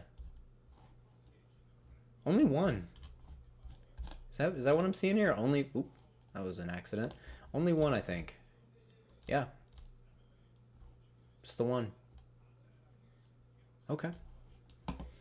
That might play a part. I mean, this is good competition to be going against. My only yeah. All right, body shots. I'm glad knowing that me and you are on the same page helps give me a bit of confidence, to be honest. But yeah. So, hey guys, if you don't know, it seems like this boy Body Shots got game. So go and follow my boy over here too, cause my boy knows game. All right, both guys looking in great shape, honestly, for this. We're gonna get round one here started. Both guys tap gloves. Refs gave them the rules. Cage is closed. Here we go, round one. Ooh, very fast feints with the jab from Tichota. Southpaw orthodox. Southpaw for Aslaner. Hard straight landed by Aslaner. He's got a very tall southpaw stance. Being the shorter opponent against Tichota, having that tall stance, very Henry Cejudo-like. Hard body kick lands by Aslaner. Got Tichota skating against the outside of the cage. Now they're back in the center. Lead leg stomp by Tichota. Overhand misses. Body kick landed by Tichota. Aslaner trying to get his jab out there. Tichota having to get his back to the cage, but he responds with a straight and cuts the distance. Straight head kick blocked by Aslaner, but almost landed by Tichota. Tichota trying to get to that outside angle on the southpaw stance of Aslaner. Aslaner laying another straight off that southpaw stance. Very accurate with it, but leaving his chin up when he throws it. Definitely leaving his chin up. Uppercut misses by Aslaner, and they clinch for a second and break. Tichota misses a hook off the break. Hard straight jab by Aslaner lands, turns the chin of Tichota. Straight lands again by Aslaner. Tichota answers with his own. Tichota skating around the outside, shoots a double leg. Aslaner using the head and arm guillotine to stuff for a second, now working the over-under against the cage. Tichota now trying to get that outside trip. Aslaner trying to pull him up. It looks like Tichota has his hands locked behind, but only a little bit under the butt. It seems like he can get out of this. Outside trip gets completed by Tichota. Now Aslaner trying to use a underhook to leverage up, but Tichota collecting the legs, Khabib style. And he breaks down the far side wrist. Beautiful grappling so far from Tichota. Aslaner forced to turtle to try and give his back and stand up. Very risky stand up here by Aslaner. Tichota with one hook in on the back. Going for a choke now is Tichota on Aslaner. He gets out of it. He's got the body triangle on Aslaner now when he was going for that choke. Very good transition. Choke getting locked in by Tichota. Aslaner doing a good job to peel off the top arm, but he goes palm to palm. Aslaner still working to break the grip. He hasn't given up yet. Aslaner almost, he got the grip pulled off. Now Tichota switching to the other side of the rear naked choke. Doesn't have it under the chin, it seems. Aslaner still fighting in this turtle position. Tichota trying to finish the rear naked choke with his hand behind his own head, trying to hide that top arm from Aslaner so he can finish this, but he's using a lot of energy to squeeze, and Aslaner is not tapping. Aslaner gets wrist control and pulls Tichota over the top, but Tichota keeping this position with the body triangle. He might hurt his knee. He has to let go, and Aslaner is on top now. Aslaner immediately going to an armbar from the bottom, though. Tichota going from the armbar from the bottom, Tichota is still deep in on this armbar with Aslaner's arm trapped in. He hasn't cleared the elbow yet. Elbow almost popping out. Aslaner not rushing the escape here. Just trying to stack Tichota, make it really uncomfortable for him. Don't rush escaping this. Never rush escaping this. You gotta just cook him. Cook him in this stacked position. Make his back hurt. Make his hips hurt. Slowly get your arm out. Wiggle slowly. But his arm's still deep, trapped in there. Tichota's head stuffed into the side of the cage. Tichota is probably going to steal this round with all this grappling with 1:20 left, unless Aslaner can get on top and throw a bunch of strikes. Still with his arm trapped, and the ref just trying to make sure Tichota's toes don't get caught in the cage. Aslaner gets his arm up now. Gets his arm out now. His mouthpiece fell out. Okay. We're restarting now. He wants to let Tichota back up to his feet. Aslaner wants to stand for the last 50 to maybe get this out, and he knows Tichota used a ton of energy trying to finish those submissions, so now Aslaner's stalking him as Tichota skates along the cage. Jab cross landed by Aslaner. Another jab cross landed by Aslaner. He stuffs the double leg attempt by Tichota. Tichota looking very tired trying to parry the jabs. Straight jab landed by Aslaner. He slips easily out of the way of Tichota's straight. Jab landed by Aslaner. Tichota looking very tired. Very tired. A straight landed by Aslaner. Head kick misses by Tichota. Aslaner dodges the overhand. Lands his straight jab lead hook. Uppercuts, hooks to the body landed by Aslaner. Definitely going to finish winning this round with the body kick. Very nice, very nice. Jab, dab, cross by Aslaner to end the round. He stole that round to me. He stole that. I'm going to be very interested to see if the judges give Tichota that round. Because in terms of damage, he's got Tichota's nose bloodied and everything, and he was winning the striking exchanges before all that grappling. The choke was very close to finishing, but we're talking about damage here. Damage, Aslaner won that round. That's an Aslander round. Sorry, I'm saying Aslander. I'll try to say Oslander, so it doesn't sound as mean. Aslander round, easily. Come on, judges. Let us know. This has got to be an Aslander round. Come on, judges. Get this Squid Game advertisement out of here. Because that was a close round. Gosh. The way Aslaner lands that straight with no load up. Just turns his whole body and lets it come through. Not loading up with his shoulder. All three judges gave it to Tichota. Oh my lord. The grappling literally overpowered the striking. That is so crazy. That is so crazy to me. The last 45 seconds were literally Aslaner teeing off on Tichota. Tichota landed no strikes from those grappling positions. That is insane scoring to me. Insane scoring to me. No way that was Tichota's round. You gotta judge off damage. That's so crazy to me. Aslaner immediately opened up with a jab. Sorry, I didn't start the clock. We're in 451, 450, 449. Tichota shoots a double leg and separates and follows up with a jab. Lands it. Ooh! Aslaner with a mean jab uppercut as Tichota backs up against the cage. Stomp misses from Tichota as Aslaner cuts an angle. Straight uppercut lands from Tichota, or Aslander. Jab cross by Aslander lands. Tichota trying to back him up with lead head kicks and jabs, but Aslander's staying in his face.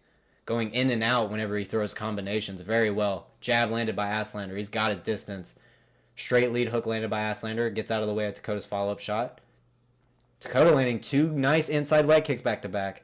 Aslander getting out of the way of the jab overhand.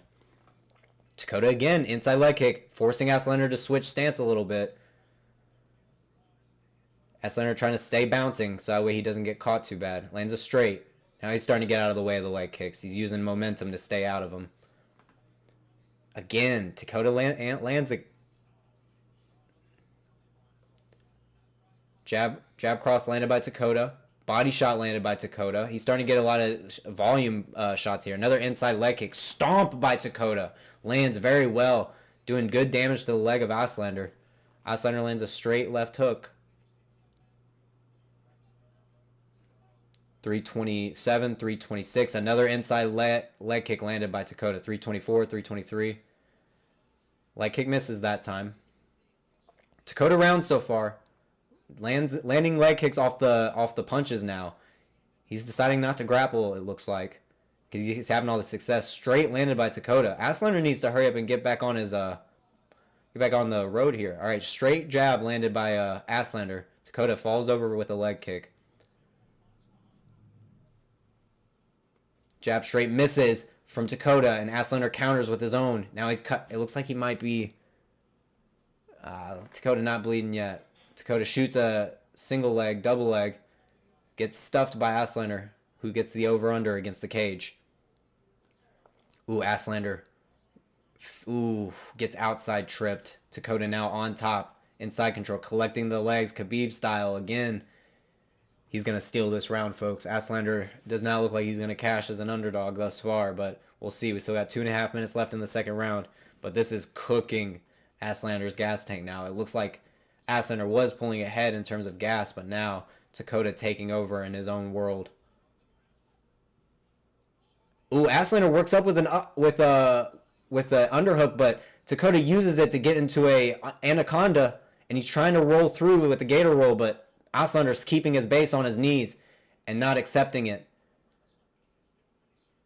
Tichota does not have the angle to finish this anaconda. Now he's trying to fully turn over. The shoulder's really digging into the side of the neck of Aslander, but the anaconda grip is kind of coming out. Uh-oh, okay. Aslander spins all the way through it, and Tichota comes up to his feet with his back against the cage, and his face is bloodied up. Tichota looks very tired after that submission attempt. Burnt out his arms with 1.5 minutes left. Lands an inside leg kick, though, with Aslander stalking him against the cage. Lands a nasty lead straight.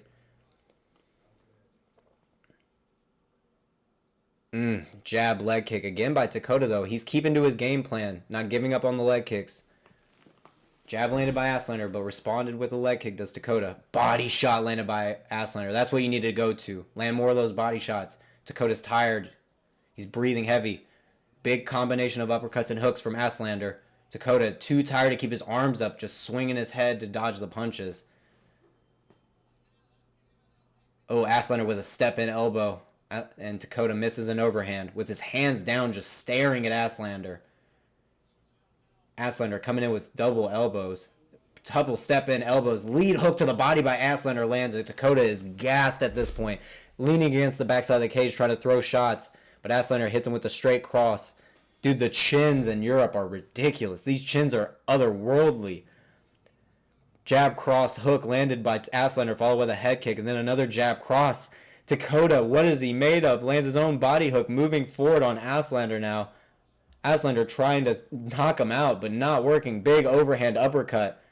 Straight landed by Aslaner with 10 seconds left in the second round. We're acting like, oh my gosh. Tichota blocking shots with his head against Aslaner, just taunting him in the middle of the cage. Tichota, what the hell? Don't just take these shots, my friend. Oh my lord. Tichota was literally doing the Anthony Smith versus Dominic Reyes there. Blocking shots with his head, begging to be hit. What are we doing here? If we're Tichota, you can't just give those away. You were winning the round, and then you just let Aslander steamroll at the end, unless you wanted him to just gas punching you in the face. Not a good plan in my opinion. But they put on a show for the second round. If Aslander doesn't come out and finish this fight against Tichota with him fighting like this, I'm going to be very surprised because that was crazy. Who's going to win? So far, Marion. Let me get your... Oh, what the hell? Your thing isn't popping up. Marion, the first round went to Tichota. Oh, and 2 judges gave... Aslander the second round, and 1 judge gave the round to Tichota. So now it's anyone's fight. It's coming down to this last round here. The last round. Hey, appreciate it for the compliments, body shots. Appreciate it. Oh, both guys showing a ton of respect in the middle of the cage to start round 3. Here we go. 452, 451. Let me fix this. 430. Let me just start it when it hits 430. Okay, Tichota shooting the double leg immediately to start the fight, and Aslander stuffs it. Now they're over-under against the back, with Aslander's back against the cage. 443, 432, 431, 430. Okay. Okay, Tichota doing a good job with this cage control, hitting the knees with double overhooks. Maybe thinking about a lateral drop if Aslander gets to the right angle, but Aslander's spinning him to get his back to the cage. Okay, Tichota now with his back to the cage, overcommitted on the overhook. Yeah, I know, Marion. And it looks like Aslander's going to get this. Tichota looks like he's quitting against the side of the cage when Aslander lets him back to his feet. Oh, Aslander looking really good right now with the last bit to go. Oh, the timer didn't start. Okay. Tichota shoots another bad double leg. And Aslander's stuffing all this. Tichota gets his single leg stuffed, but he's still just driving forward on Aslander. 341, 340, 339. Aslander's back against the cage with the double leg. Now he's switching to the single. Novák putting all of his weight on top of him. Or Aslander putting all of his weight on top of Tichota. Oh, man. Aslander now cradling Tichota to get topside position. Beautiful transition with the cradle. Now he's got the top north-south position, framing off of Tichota and letting him back to his feet. He knows he's got this round in the bag so far with 3 minutes left to go. All right, 3 minutes left. Here we go. Oop. Not what I meant to do. All good. All right, again, Tichota gets the takedown this time in the very center of the cage. Very center of the cage. Oh, my Lord, folks. Tichota has the top position in the butterfly guard with 2.5 minutes left. Aslander trying to use a shoulder crunch to sweep the butterfly, but they are too sweaty. Too sweaty. There's no way it's going to work. Aslander now in top half guard with, or Tichota with top side control now. Tichota dropping little elbows from the top side. Aslander is it's not gonna be a robbery though if he finishes the round on bottom. He needs to get up. Tichota now spinning to his back as Aslander tries to get up in a very risky way Tichota with a seatbelt grip with Aslaner sitting on his butt. Tichota tries to pull him back into the back take, but Aslander spinning to try and end up on top. He needs to explode out of this if he wants to win this fight. 2 minutes left. Aslander, the one underdog in the card who has a chance of winning. Oh my gosh, with a minute 51 left. And now Tichota transitioning from a topside triangle. And now he's getting the Kimura from this topside triangle. Aslander having to spin out of it. Now he ends up on top. Oh, Aslander ends up on top in full guard. Now he's raining down shots on Tichota. Raining down shots from this postured up full guard. Hitting shots to the body. Hitting shots to the head. Aslander coming back in the third round to try and get this win. Aslander raining down shots from the half guard now. Tichota trying to come up to an underhook to stop the rain down of shots. Oh my goodness. Aslander trying to hold on to this decision win with a minute 12 left. Hoping Tichota can't come back and get on top. Aslander stuffs the underhook from the bottom half guard of Tichota. Now they're in an open guard. Aslander stands up, raining down straight shots. Aslander trying to get this win. Needs this judge's decision. Throws by the legs and throws a straight shot in the open guard. Now on his knees is Aslander, trying to avoid any up kicks. Good, good, good. Oh no, Tichota shoots a triangle, but Aslander is keen to it. Back into the full guard. Aslander on top, throwing down heavy shots to the body, shots to the head. Tichota no energy to try to close this posture. Aslander just raining down shots at will. Aslander with 30 seconds left, not letting Tichota back up to his feet, peppering him with leg kicks so that way he has no chance. Ref letting him back up to his feet. 20 seconds left. Aslander moving on toward Tichota in the center of the cage. Both guys exhausted. Tichota way more though. Throwing crazy overhands from both stances is Tichota. Aslander, jab, jab, cross, barely misses. 5 seconds left. Lead hook to the body is Aslander. Straight jab, body kick by Tichota. That's the end of the third round. I think our boy pulled through there, ladies and gentlemen. I think our boy pulled through there. I really think he did. I think Aslander got that. I think that's a minus or a plus 260. Plus 260 underdog cashed right here. If you didn't pick Aslander, you're crazy. This is why you don't just judge people who are coming off injuries. It was a knee injury from 2 years ago. If you're coming back after 2 years, that means you took the time to recover. And he looked like he never had a knee injury in his life. All right, the takedown defense looks amazing. Marion, we're going to see. It can go either way. It can go either way. Either way, waiting for the decision. This was the one underdog I picked. And our boy, I think, got it. I do think he got it. Too much damage landed in that third round for Aslander. Jordan, Jordan, just so you know, Jordan, they already gave 2 rounds to Aslander. It's open scoring, Jordan. So the first 2 rounds are definitely in the bag for him. But the third one, if they rob him on that third round, that would be insane. That was an Aslander third round easily. But we'll see what the judges say. Yeah, should be an Aslander win. Very much so. Very much so. I'm going to have to reset this, aren't I? My goodness. Very, very, very good fight. Very good fight. Been amazing fights so far. We're hoping for you, Jordan. We're hoping for you. Here we go. Results are being announced now.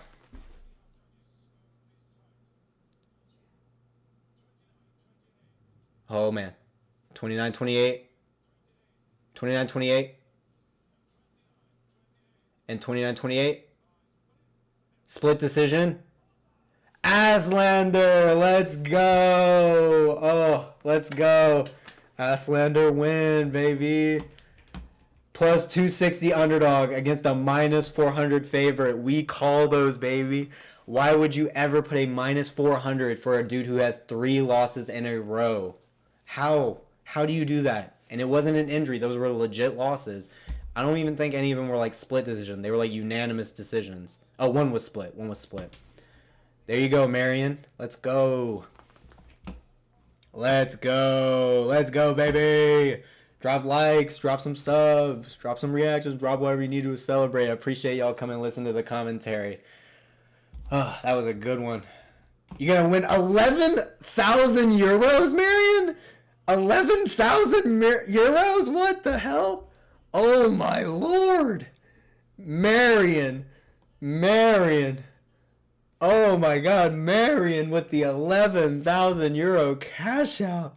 I think that's what that symbol is. I'm not too sure. I don't know foreign currencies that much. I'm going to assume that's what that is. That symbol. But my Lord.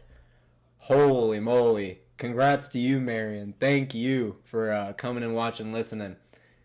Yeah, y'all, you got to look at, if you got a huge discrepancy in odds like this, but they have good, decent winning records, look at what the loss actually was. Yeah, I'm streaming the whole time, Marion. I got you.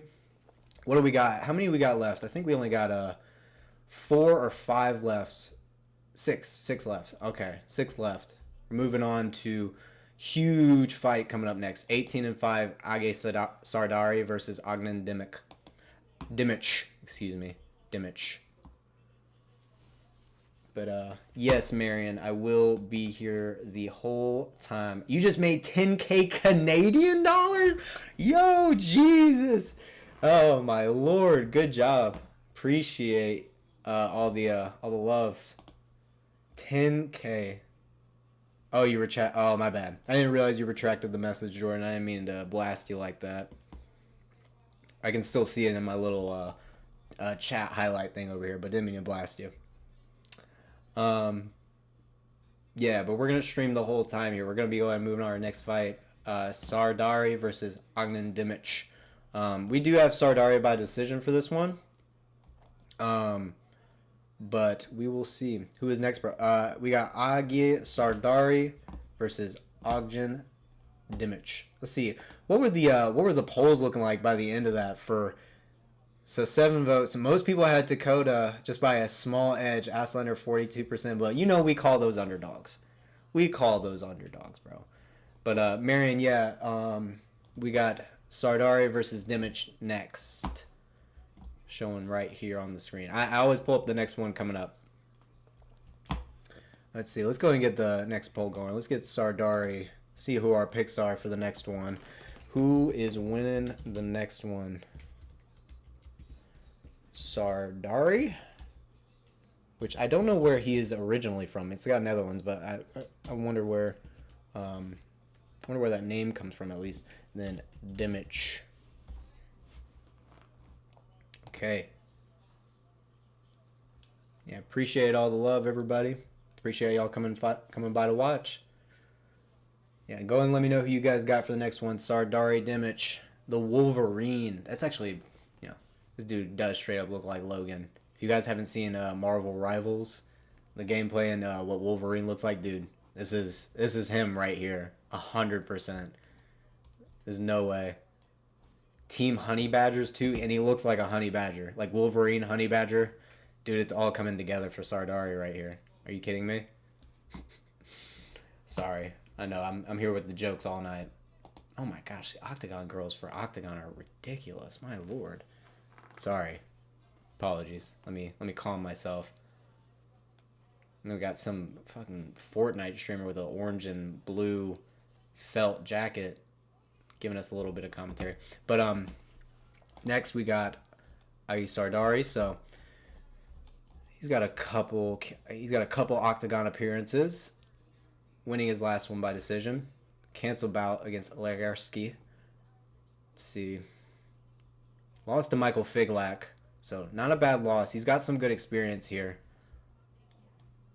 Had a little bit of a title run here in Cage Warriors. Like, this guy's got a lot of great experience. So usually you want to lean on something like this when you're going, you know, with records that have a lot of difference. But 8-2, you got to take a look when you got something like this. All right, or did this guy have 2 losses early, or is it kind of scattered out? Looks like it's a little bit scattered out. This was a boxing, bare knuckle boxing, and a split decision. Went all the rounds in bare knuckle. Ooh, I'm getting a little worried about this Sardari pick. Actually, this is interesting because. Oh, and an illegal knee. I wonder who threw it, though. Yeah, but like I was saying, you know, doing stuff like bare knuckle and you're getting a split decision, like you got a lot of toughness for sure. Looks like he's heavy in on the boxing. And he's won by knee bar before as well, so it looks like he might be a little bit of a threat on bottom. But looks like, as we know, Sardari having a bunch of wins by sub. So I don't think that's going to be too much of a problem for him. Yeah, triangle choke. He's got his own little grappling game, it looks like. Yeah, I think we're still going to stick with Sardari. If Dimić does win, it would probably be by KO or decision. Probably not a sub here. And if it's going to be a KO, it's going to probably be with the hands. That's what I'm thinking. But again, I don't know these guys very well. I have started to also watch Cage Warriors a bit too, so I'm trying to get more involved. I watched the recent Cage Warriors San Diego, which is more American guys on there. Maybe they brought some of their talent over, but not a ton. And that wasn't a huge event. Like the guys they have for the San Diego card weren't super popular, but I am trying to kind of get more involved with learning these guys. Because Europe regional MMA, in my opinion, is a little bit more established than like the Western regional MMA. But if you haven't watched Western regional MMA, at least in the Peruvian promotion, Fusion Fight FC, that card was insane. Go if you have UFC Fight Pass, go back, watch that card. I have commentary for it too if you wanted to listen in, and that was amazing. Amazing card. Such a good one. I think I'll also probably drop some picks here soon for Ryzen on New Year's Eve, because we'll be streaming for that one too, so that'll be a good fun one. Haven't watched a Ryzen event before, but I've always seen like clips and stuff, so that'll be great. But we're introducing our next guys here. They're playing the promo for Dimić now, so we'll be getting to our next bout here soon. Oh yeah, let me go and update my prediction here. Going with Sardari. All right, Sardari.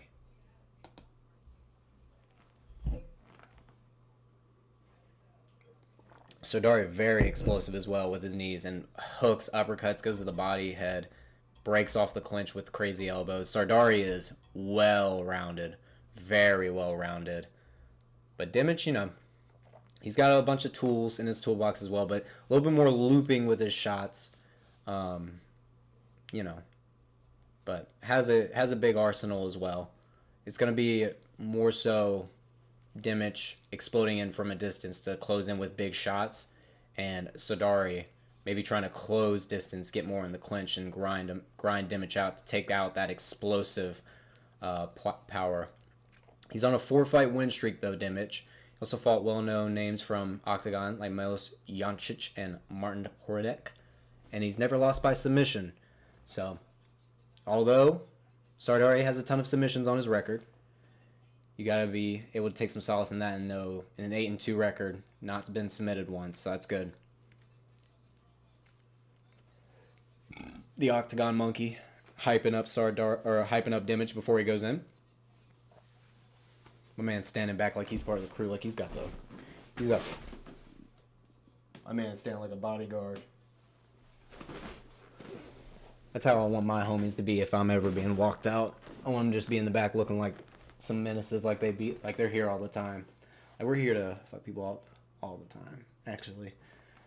But go ahead and get into this soon. And he's from Serbia. Sombor. Boy Sardari from the Netherlands. Fighting at 155. We're getting a fucking sweet lightweight bout. Finally, we're getting some lightweights. Best weight class to watch, even still. I love bantamweights. I really do. But there are some bantamweights that just have no power. And I feel like at lightweight, everyone has a potential to cause damage. Most everyone, I think, has the potential to cause damage at lightweight. Definitely one of the more fun weight classes to watch.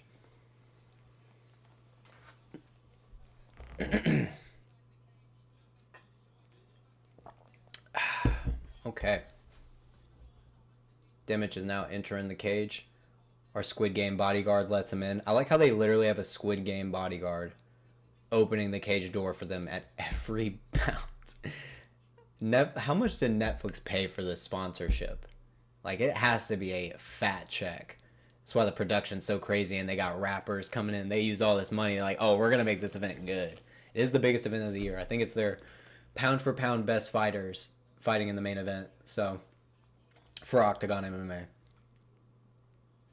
Sardari making his way now to the Octagon now, repping the Netherlands flag.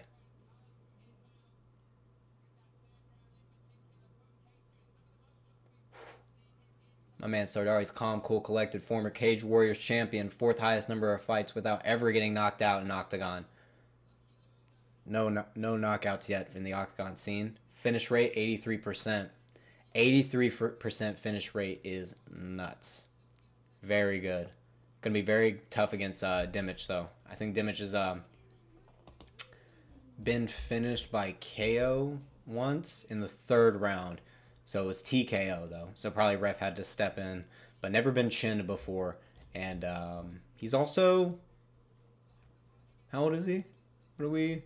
Oh, we don't have an age yet. We'll have to see when they give us a tail on the tape. Looks like a pretty young guy, though. Younger than Sardari, for sure. Man, Sardari taking a long time to pray. Long time to pray. My man asking for protection against his opponent for what he's about to do to him, probably. Man, 100% votes for Sardari so far. Okay, okay. I see. I like how we got most of the views coming for Aslaner. Because everyone knew that was the underdog to go with on this card. Everyone was like, oh, did Aslaner win? Did he win, though? Oh, my gosh. That's so crazy. I would, too, though, if I bet on a plus 260. My goodness. Gosh, I mean, how could you not at least put $5 on that? My lord. That's so crazy to me. If you're a, like, typical bettor that you don't catch that immediately.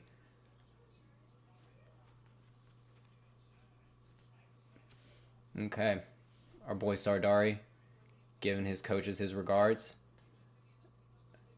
Now getting wiped in. Oh, now, oh, dang. They usually do the thing where they slap up Sardari and slap him up the body in the face. And then, but he already started getting wiped in. And the official was like, nope, can't touch him anymore now. No more touching. That sucks, especially when you have like a nice little fight tradition. Sardari looking thick-chested. Looking like he's going to go heavy pressure on Dimić with this kind of like body type style matchup. Dimić looking a little taller, a little longer. Yep, 5 centimeters more is Dimić. Same weight. 31 versus 26. So yeah, Dimić is 5 years younger. Sardari 31 though. That's your prime, baby. We're still betting on a Sardari win here, but obviously they want to build up Dimić, and he's getting a real matchup. This is a real matchup. Sardari trying to continue his career though, not trying to have anyone build a name off him.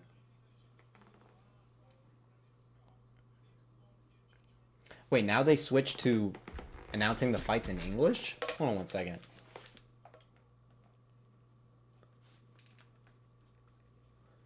They do. Wait, so they went from the start of the card to where they were announcing all the fights in another language. Now they're announcing them in English, calling Dimić's name out first.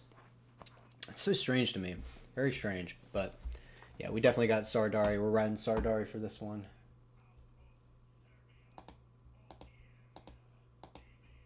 Alrighty. Almost getting here soon. Dimić with the orange shorts. Sardari repping the Netherlands flag in the blue shorts.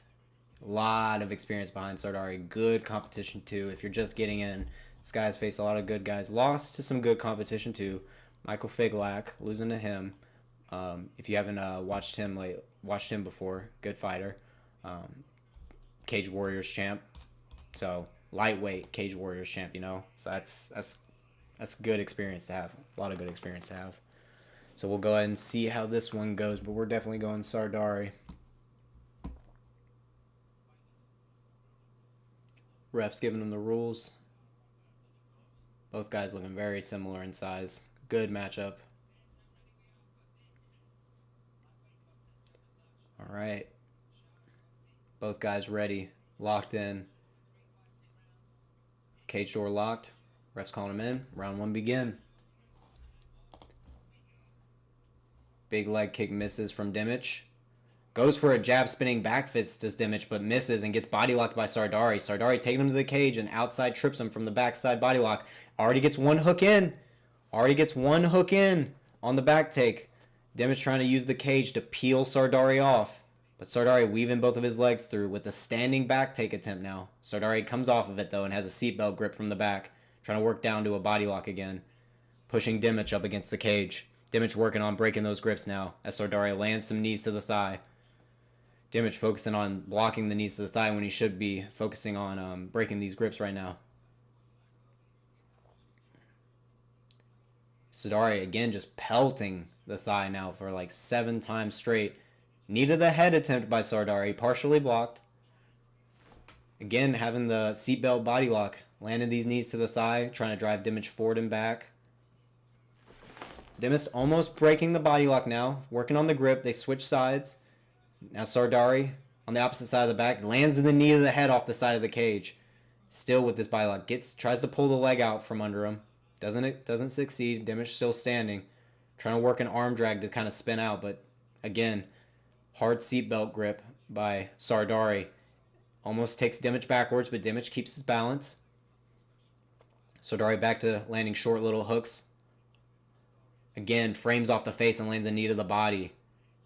Dimić trying to come down to a single leg and trying to block the knees. Another hard knee to the head by Sardari. Dimić not blocking any of these. Sardari, another knee to the head. Another knee to the head. Oh, Dimić now circling. Now he's got Sardari's back to the cage, and now he's going for the single leg on Sardari.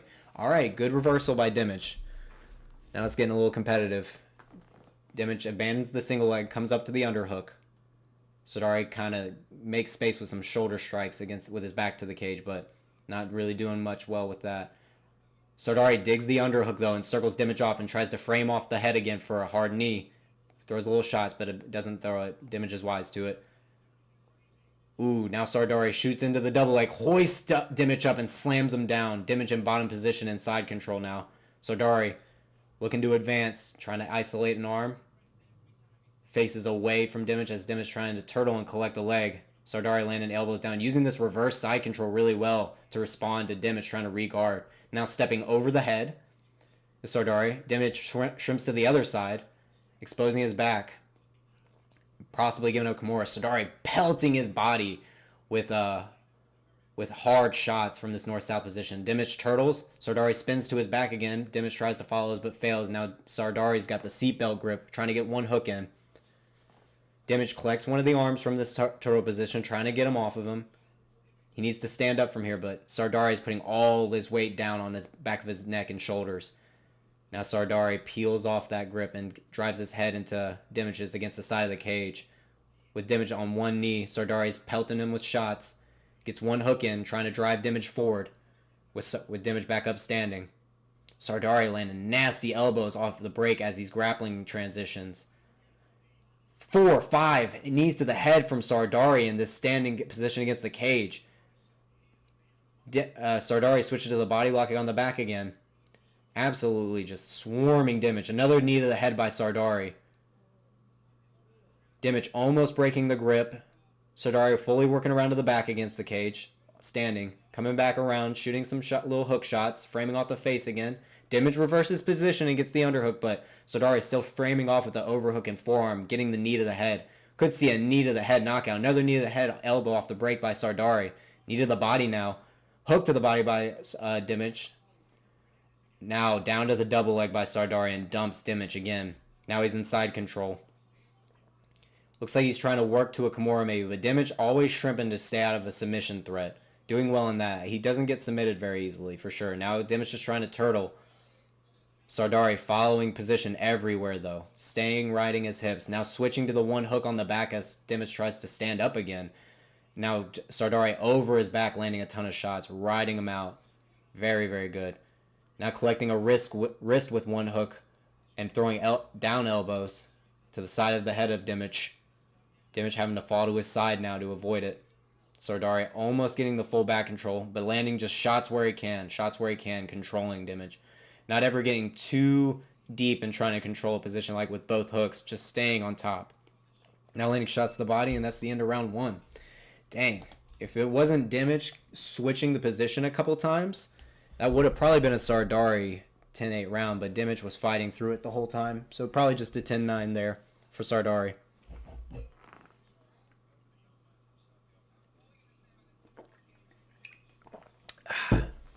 Competitive, but Sardari just landing crazy shots in the clinch. Crazy shots in the clinch. Crazy knees to the head. Couple elbows. Knees to the thigh constantly. Switching from body lock to seat belt. Driving Dimić forward, back. Coming down to the double leg.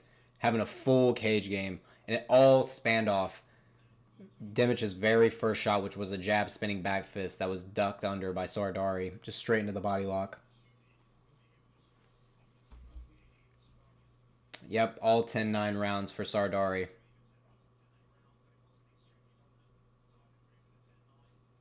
Yeah, definitely 10-9. All right, we're going to get into our second round here soon. Ref checking on both guys.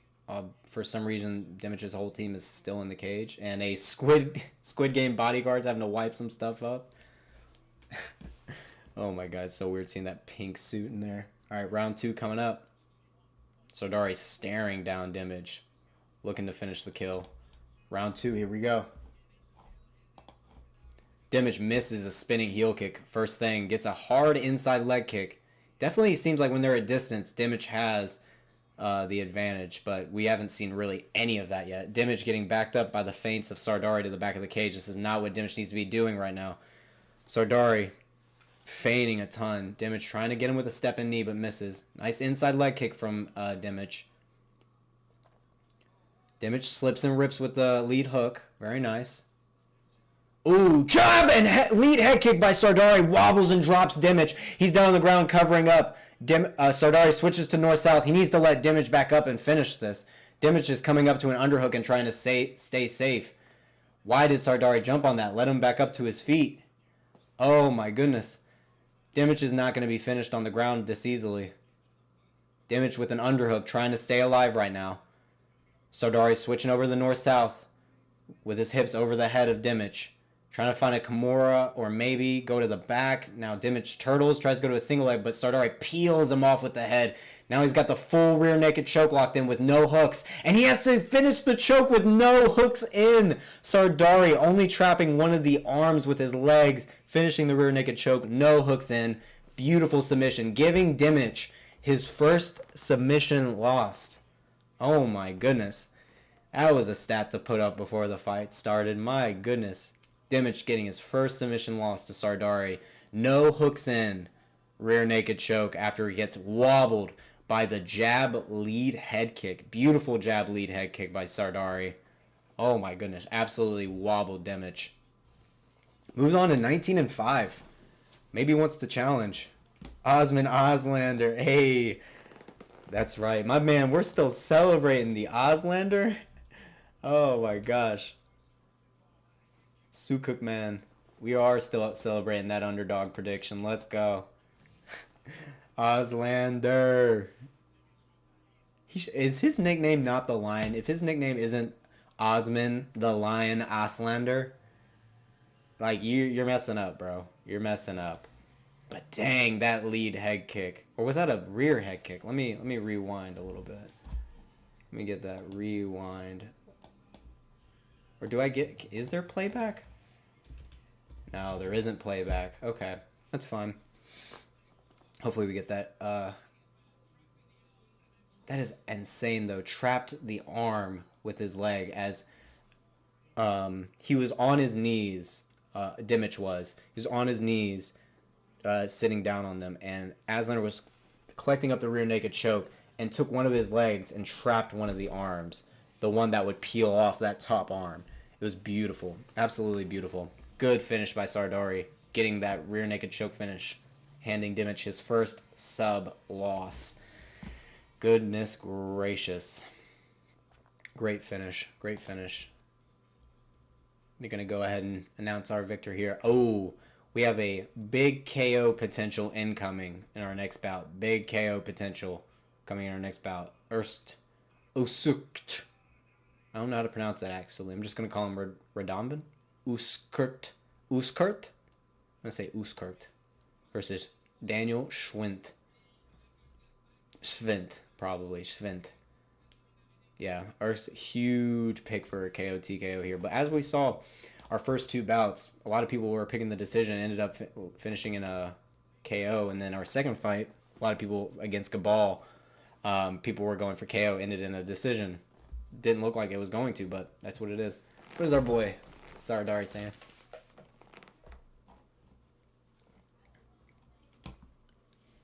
Giving the props to the Czech Republic crowd. Ronnie Keita. Calling out Ronnie Keita. In his opinion, he hasn't lost yet. Oh, and he's calling for the lightweight title. Lightweight title. Oh my gosh. Calling out the lightweight champ. We'll see. He thinks he's going to be the one to fight the winner of these two. We'll see. We'll see. Man, so what were the results? Did everyone pick Sardari? Everyone predicted a Sardari win? I'd say so. Yeah. Everyone got Sardari. That's fair.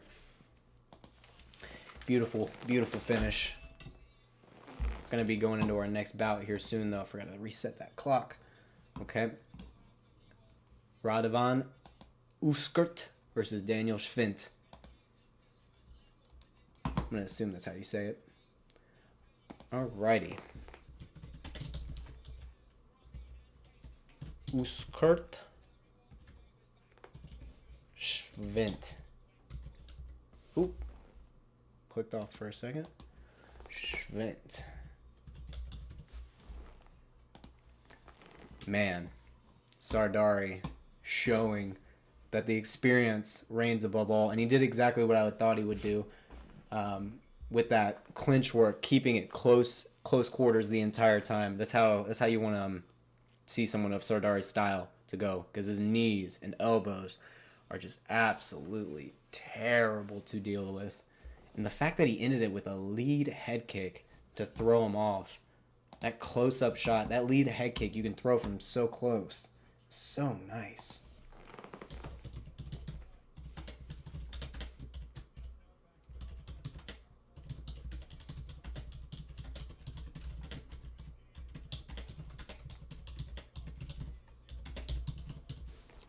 Whew.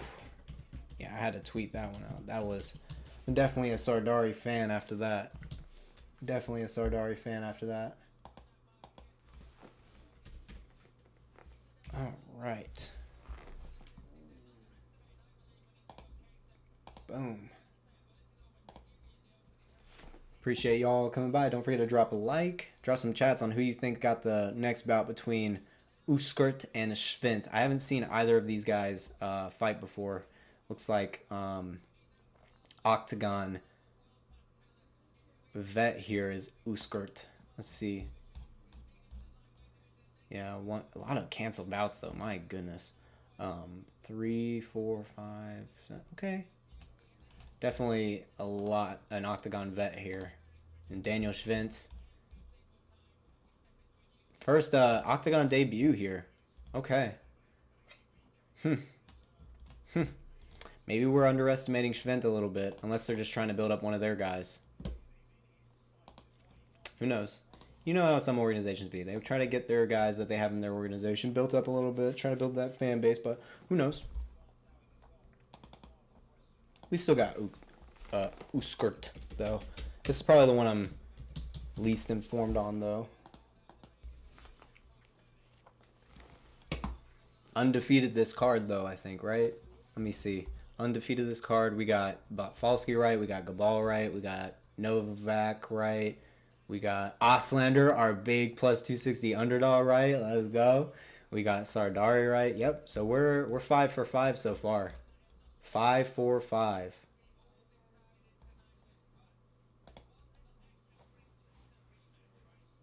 But this is the one though. The Jonas Mågård versus Igor Severino. The one I'm excited for the most here. That and if you haven't seen the first Lucie Pudilová Sicily, this is a rematch, immediate rematch actually for the bantamweight title. This was an insane fight.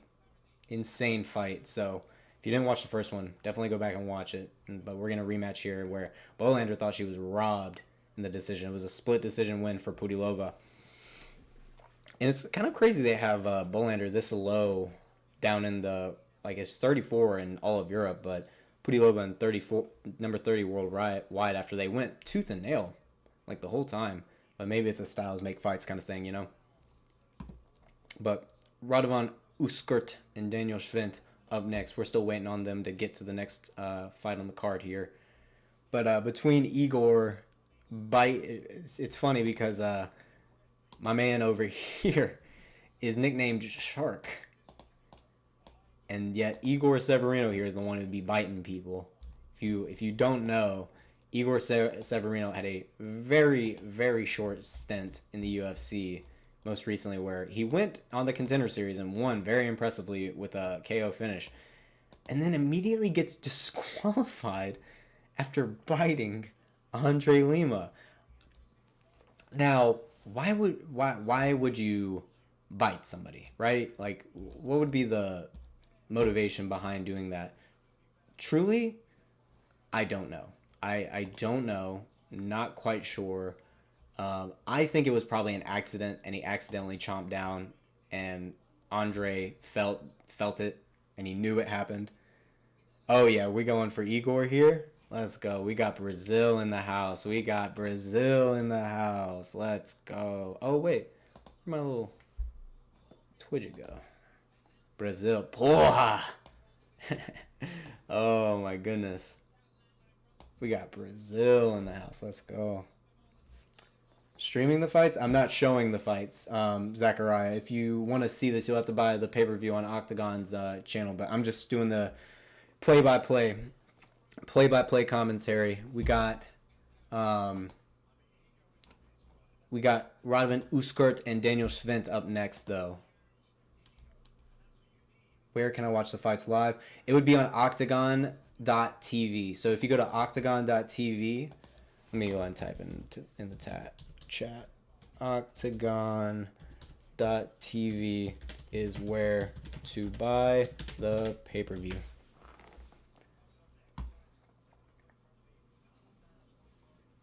Yeah, let's go. Let me see. Do I still have it? Okay, good. Let me highlight my Brazilian brothers in here real quick. Hey. Porra. I do not... Oh. Arrebentar esse cara. Let me see. Let me translate that real quick. I appreciate y'all all coming by. Don't forget to drop a like, drop some chats. We got Úškrt versus Schwindt up next, but would definitely like to see the next bout coming up next more, though. I'm very excited to see what Igor does, because if he can make his way back to the UFC, I mean, he trains out of Shoot the Box too. It's a really, really good gym. Igor trains out of a great gym, and he's only 21 years old at 8-1. This is a great record to have. Obviously, just fighting guys out of Brazil, nothing too crazy. But now he's gotten a couple bouts, UFC Contender Series, and then his bout for Andre Lima, where he bit him. But, dude, this guy's good. This guy's really, really good. And we got even odds here. Mågård getting a huge picks. Yeah, he is ex-UFC. But, a lot of people picking by finish for Igor. If they want him to win, majority of people, at least on Tapology, pick Severino to win by finish. I'm very interested because now we have all these guys that we have being kicked out of the organization, like Mohamed Makayev. All right, you got Igor Severino. Okay, all these guys who did something that the UFC did not like is like, will they be able to make it up and get back to the UFC? But I don't know, biting someone. Even if I think it was an accident. But, you know. We'll see. We'll definitely see. But appreciate y'all coming through. Don't forget to drop some likes. Drop some chats. Let's get this party going. We're getting our promo for the next bout coming up. They're going through introducing our next fighters here. Got Radovan, Úškrt, and Daniel Schwindt from the Slavic Republic in Germany. Úškrt is a Octagon vet, having all of his previous bouts in Octagon. Makayev is coming back to the UFC. I hope he does come back, Teos. I hope he does, because, I mean, he's worked too hard. He's worked too hard, in my opinion, to not get it. And he is entertainment. I mean, sometimes his fights are... His fights can be here or there, but he does have a lot of finishes as well. It's just his most recent performances, people left a sour taste in their mouth, you know. But that recent win he got on the regional scene, I forgot the was it Brave? Might have been Brave. I can't remember which one it was, but he got a beautiful submission finish against another guy. But it's gonna be tough. He'll be back though. He's still super young. Hopefully he develops that style. I like his striking game. I do. He has a lot of kicks, and he can be really entertaining while striking. It's just he has a couple bad habits that make his fights look a little iffy. Appreciate all my friends from Brazil coming in to chill though.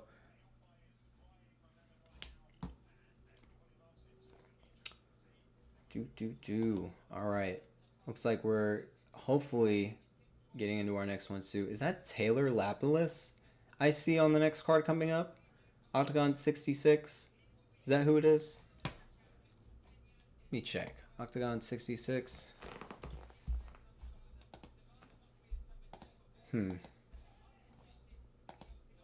Do Úškrt? Yeah, Úškrt is definitely the guy you want to get here, I think, next. He is the Octagon vet, you know, hometown favorite here. I think you definitely want to go with Úškrt here. Daniel Schwindt is making his Octagon debut, and before this, he got a KO TKO against a guy with a lot of experience. 14-28 is, you know, so. Losing by KO to a 3-1 opponent before that. Technical knockout. TKO, from Yoram Widke, 2-1. But yeah, still think you got to go with all the experience because of the competition Úškrt has gone against, being only, Octagon guys. A lot of recent bouts canceled though, which kind of sucks. But obviously can do a lot of damage, as he got a doctor stoppage at some point. KO TKOs. Like, when he wins, he finishes. So, we'll see. Daniel, I don't even think does he have any submission wins? He doesn't. Oh, he has one. Okay, one sub in the first round. But that was against an 0-1 opponent, so we can't really expect him to bust that out against Úškrt. You know what I mean? Okay. Man, we're still playing promo for like the next card. Are you gonna stream the fight? I'm not gonna have the fight up on screen. No, I'm gonna be giving play-by-play commentary, Daniel. If you wanna watch this, Daniel, you're gonna have to go to octagon.tv and buy the pay-per-view there. But sorry, Daniel, that you can't see it here. I'll give you the play-by-play though. But yeah, Octagon TV is where you're gonna watch it. Octagon.tv. If you want to watch this, go there. Buy the pay-per-view there, because I'm not showing it here. I'm just giving the play-by-play commentary. Alrighty. By the way, if you missed it earlier, our Ozan Aslaner underdog slapped earlier. Alright? Plus 260 underdog landed against a minus 400 favorite, Tichota. No disrespect to Tichota, but when you're on a 3-loss streak, what organization is giving you minus 400 odds? Like, who is doing this? And why are you trying to bankrupt the business? Like, goodness gracious. Like, what are you doing? But it's fine. Yeah, no problem, Daniel. Appreciate you coming by. Definitely stick around if you want the play-by-play commentary, too, on the side. Don't forget to like, send some more chats. Who you guys got for the next one? Úškrt versus Schwindt. Looks like we got a couple votes in for Schwindt so far. Got a couple Schwindt stands in the chat. That's cool. But back to Mikhaev though. What do you guys think about Mikhaev? You know, in his recent regional bout, getting the Dars, I think it was Dars, is a really really good performance. But do you think he can come back and actually be a champion?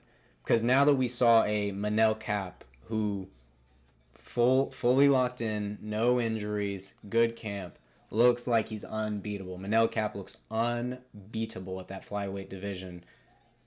But now we also have this other guy who's beaten him, who has a win against him, who is now no longer in the organization, undefeated, has finished fights outside the UFC and in the UFC, more finishes than Cap.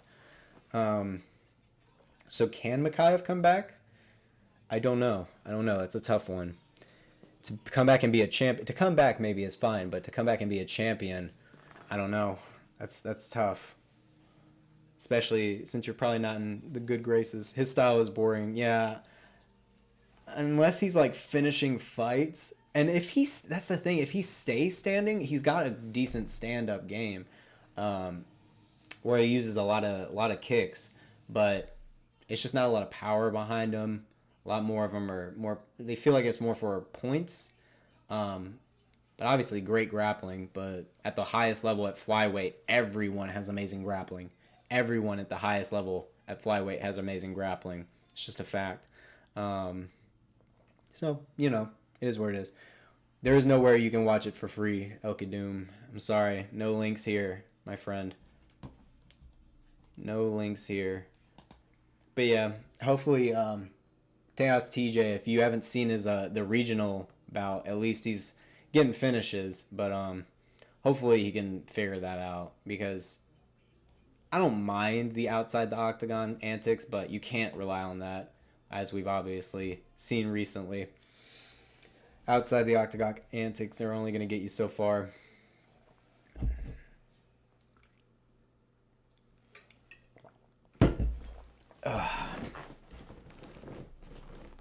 Okay. Get into our next one here soon. Hopefully. Now they're still like showing previews for the next ones. Man, we gotta get to this next fight. Are you kidding me? They get one finish and we're like, hold on. We gotta fill all this space real quick. But hopefully we get started here soon. Let me know what matchups y'all are looking forward to coming into 2025 though. Mikhaev could be UFC champ. Could be. I think he could. After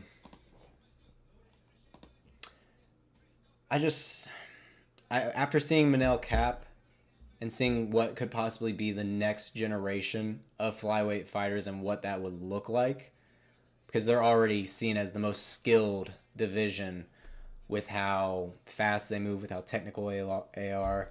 Where is the live stream?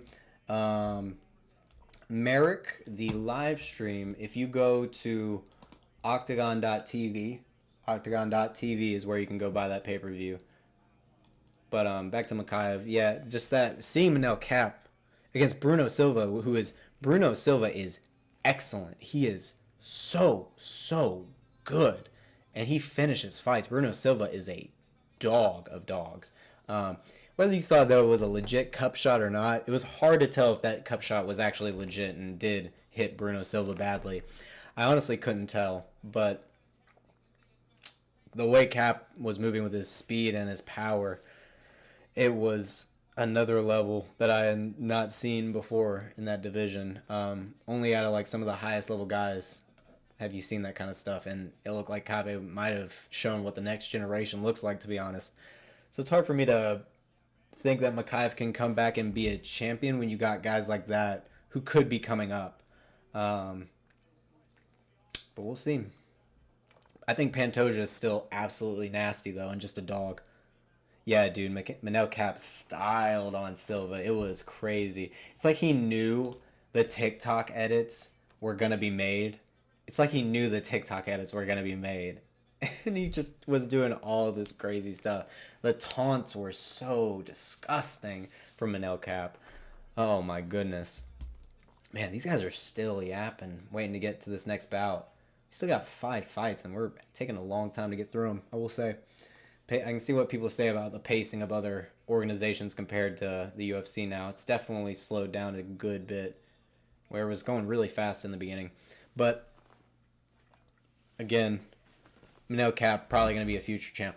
Here's a question. All right, I'm going to go ahead and end the poll for Úškrt. It looks like everyone is kind of agreeing it's Úškrt probably once we get that bout coming up. 36 votes, yeah, heavy on the Úškrt side. Heavy on the Úškrt side. But I definitely want to start a new poll real quick. Manel Cap champ for 2025? What are we thinking? What are we thinking? Manel Cap champ 2025. Let me hear it. Because I'm telling you, if he shows up like that for most of his fights, he wins, I think, most of the time. I think even Pantoja is going to have some trouble with someone like that. Like, that is insanity to me. And I really think Pantoja is good. Even though people will probably say Pantoja has gotten boring recently. It's like, bro, he's a champion. And he's trying to keep his belt. Like, what do you think this dude's going to do? But I think Cap definitely could be champ in 2025. If we get Figgy versus Pantoja next, and they do Royval versus Cap, which is coming up, Cap wins. Technically, that puts him in a title fight eliminator with Kai Kara France, or Kai Kara France gets the title fight first. And Pantoja maybe fights... Dang, does Pantoja really fight 3 times in 1 year, though? And Figgy probably needs a ton of time to cut that weight back down to 125, if they even do it. But I don't know if Dana even wants Figgy versus Pantoja, honestly. I mean, I feel like you could do it because he got probably a good bit of respect from that Piotr Jan Figgy fight because that fight was so good. Man, I don't know. I don't know what you make there. Because then if you want Manel Cap to be champ by the end of 2025, you either have to have Pantoja fight 3 times, or you have Kai Kara France and Cap fight in a title eliminator if Cap beats Royval. Those are the only 2 ways, because Kai Kara France is probably the true #1 contender at the moment, at least in terms of records and rankings and all that. Probably should get that next title fight. But making Pantoja fight 3 times in 1 year would be crazy. If they do Figgy first, him next, which I don't even necessarily know if they'll do. I don't know if they'll do. They've been keeping that one close to the chest, it feels like, for Pantoja. They don't really talk a lot about what Pantoja's doing next. Man, we're still waiting on the next bout to get introduced. This is insane pacing, honestly. Like, truly, like, what are we waiting on here? But, whatever.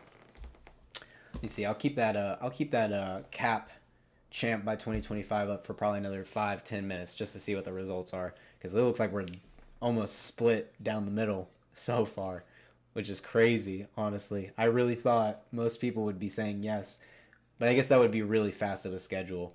Maybe by end of 2026 is probably a more reasonable scenario for Cap, especially seeing how it seems like champs are fighting less and less as time goes on. You might have 2 champs who fight 3 times a year, maybe 2 or 3 times a year for like 2 different champs, whereas everyone's fighting once or twice. Yeah, kind of sucks, but it is what it is. All right.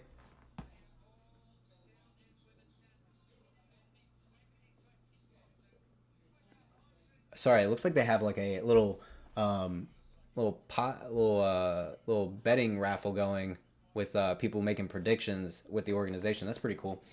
But let me see what other. Oh, all right, yeah, I'm gonna end this poll here. So it looks like most people think Cap's gonna be champ by 2025. That's actually interesting. I kind of talked myself out of it as I was going into it more, but here's a real good one. Here's a real good one. This is probably the most compelling matchup for the beginning of 2025. Sad to see, but Vitor is... Oh, dude. Vitor Petrino. He just... He doesn't... Oh, my gosh. I don't want to crap on Vitor Petrino. It's just like... He's that stereotype of the dude who looks like a brick wall. But as soon as you break it down a little bit, suddenly all the holes open up. And I just hate seeing that because he is such a powerhouse. Powerhouse. It looks like we're finally introducing our main card here and getting into the bout here soon. But yeah, Vitor Petrino was really tough to see, but I think you'll like this next one. Shara versus Michael Venom Page. This one is probably the most compelling matchup of the beginning of 2025, in my opinion. People are saying MVP has got this in the bag. Like, they are really confident of it. They just think MVP is more accurate, more technical from a striker. That KO from Jacoby was disgusting, Tejas. But I think Shara, one, it's up at middleweight. Michael Venom Page is having to go up a weight class at nearly 38 years old. He will be almost 38 by the time this fight happens. And also, Shara has tons of tools. Tons of tools. Hey, Yusuf, the pay-per-view is actually on... let me actually just pin the message so everyone can see it at the top. There we go. It's on OKTAGON.tv is where to buy the pay-per-view if you want to watch, and I can give play-by-play along. But, Yusuf, this isn't the stream, by the way. But the Shara MVP matchup is the most compelling because I think Shara has as many tools as MVP. MVP uses different kinds of tools, a lot more straight shots, using a lot more speed to close distance, has a lot of good kicks too. But Shara will use a ton of creative things, constantly be bouncing on the foot, whereas MVP will be more slanted, kind of sliding side to side rather, and staying planted for the counters whenever Shara comes in. But I've never seen so many people have so much faith in a 37, 38-year-old who's going up a weight class to fight a young striker who is specialized in this. And we got Daniel Schwindt now walking out, his 70th debutant this year for OKTAGON. Final debutant maybe for the year. Yeah, dude, that's what I'm saying, Tejas. Like, Shara's kickboxing is next level, and people are just writing him off like he isn't the younger, stronger, probably more explosive at this point guy, coming off a ton of momentum. His most viral KO of all time. Like, the double spinning back fist is just, that's going to go down as one of the best KOs of all time. That was insane. And I really think Shara is just going to light the legs and body up of MVP. I just think he can switch stances. He can light up the legs, light up the body kicks. I don't see why. It's just really good. And Shara, he has the option to get on top of MVP. Like, who knows what grappling he's working on. Who knows? I'm very curious. Ben, are you also the guy that taught Vitor Belf or Anderson Silva the front kick that knocked out Vitor? Are you also that guy, Ben? We got a legend in the chat right now, everybody. We got a legend in the chat right now. Let's honor Ben real quick. Appreciate y'all coming by. Don't forget to drop some likes so we can get some more people in here. Drop some chats. Let us know who you got for this next bout. Úškrt versus Schwindt. Úškrt coming out now. Úškrt a heavy favorite to get the knockout here. Just so y'all know, this is a very, very dangerous fight for Schwindt, making his OKTAGON debut here. We've only cashed one underdog tonight. We only predicted one underdog. We're undefeated on picks if you haven't heard so far for the day. Aslaner, huge underdog, got cashed. Go back and watch that fight if you didn't. It was a very entertaining fight. But appreciate y'all coming. Oh, my bad, Ben. Okay, so you're not... Okay, you're right. But you taught John Jones that ghillie that he got. Oh, very nice. On Machida, right? Or am I remembering that wrong? I think it was Machida. It was either Machida or Hua. Oh my gosh, I'm blanking right now. Holy moly, forget it. But yeah, Ben here also. John Jones is under the tutelage of this guy, so you know it's real. All right, you know it's real. My dude, thank you for coming by though. Appreciate everyone coming through. Alrighty. Let's see what these Char Bullet MVP results are before Urs gets into the octagon. They're wiping him down. He's being brought in by the Squid Game battalion. Looking creepy as hell. I can't believe that Netflix got a sponsorship for this event. This just shows how big Octagon is, though. Biggest event of the year. With the 3 championship fights going on. Okay. Where is my poll results? Why didn't it pop up with my poll results? I wanted to see who it was. Alright, well, chat's freaking out right now and didn't show the poll results for some reason. But, yeah, it looked like it was Shara was getting most of the votes. Which I agree with. Shara should be getting most of the votes. It's up a weight class. He's the younger guy. MVP's almost 38. Striking matchup, but MVP can absolutely get the counter as Shara is coming in. But Shara is going to be educated enough, hopefully, because there's so much tape on him. You know? Well, I don't know where you're at for your stream. I haven't even started. MVP is low-key washed, though. Yeah. Oh, I see. Enough with your own jokes. My bad, Ben. I thought you were talking about me. I was like, hey, it's my job to say some jokes, all right? Not my job, my hobby. Bro, what's your fave MMA fighter? Probably Dustin Poirier. Mainly because of the Dan Hooker Dustin Poirier fight. I was already a big Dustin Poirier fan, but after that, in the Apex, you could hear all the shots. The Dan Hooker Dustin Poirier fight is one of my favorite fights of all time. I still rewatch that fight. To this day, man. Such a good one. Probably Dustin, though. I was a big Corey Sandhagen fan, but he's kind of fallen off a little bit. I still love him, but he's probably not in my favorites anymore. Joshua Van has been really entertaining to watch recently, so he's slowly becoming more. But Dustin Poirier, probably. Dustin Poirier fights are always amazing fights. Like, you know. MVP just gonna, let me highlight this one because I think it's a pretty good breakdown right here. MVP just gonna bounce and blitz and maybe land a lunge in the right hand, but he will just get kicked in the outside because MVP refuses to grapple. Ben, thank you. My entire breakdown summarized in one sentence. Like, exactly. Shara is going to be able to light up his legs. He's going to be able to light up his body with kicks. And MVP just has that straight, bro. He could get the counter and wobble Shara, but, like, is that what you want to bet on? Like, is that what you want to bet on? I just hate betting on that. That's so silly to me. All right, we're going to get into round 1. Úškrt versus Schwindt. Úškrt, a big favorite to get the knockout here. Round 1 starting here soon. All right, here we go. Both guys meeting in the middle. Schwindt trying to work a jab out. Feinting the kicks. Úškrt gets a jab in. Ooh, good jab overhand by Schwindt. Inside leg kick by Úškrt. Schwindt answers back with the same one. Schwindt ducks under Úškrt's hook.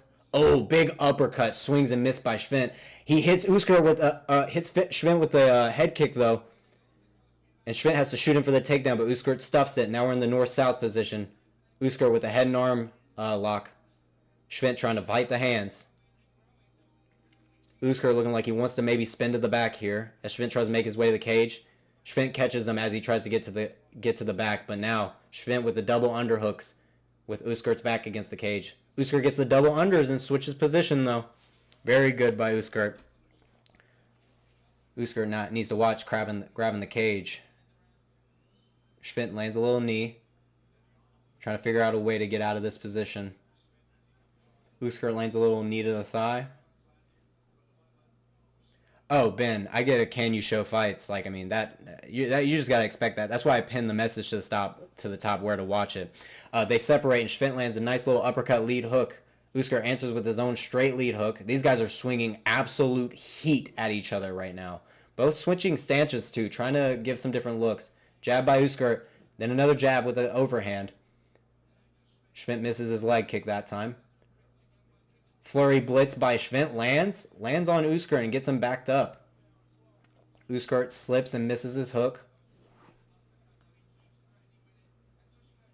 Misses an overhand right to Úškrt. Schwindt landing a nice straight overhand and then following up with a good flurry, getting Úškrt's back against the cage. Schwindt's now swarming him. Úškrt Ducking and rolling, much like Dustin Poirier against Michael Chandler. Úškrt might find the counter here if Schwindt keeps leaving his chin open with these flurries. Schwindt's landing, but definitely still leaving himself exposed. Using a ton of energy with these big shots. Back to the center of the cage now. Schwindt, they've calmed down for a second. Schwindt giving Úškrt a lot of reads with the stance switches too. But Úškrt coming in, trying to get his jab. Schwindt ducks under the lead hook of Úškrt. Úškrt barely misses a front kick to the face. Now Úškrt's backed up against the cage. Trying to circle in. Misses his overhand right as Schwindt lands the jab. Big overhand jab lands by Schwindt as Úškrt backs up again.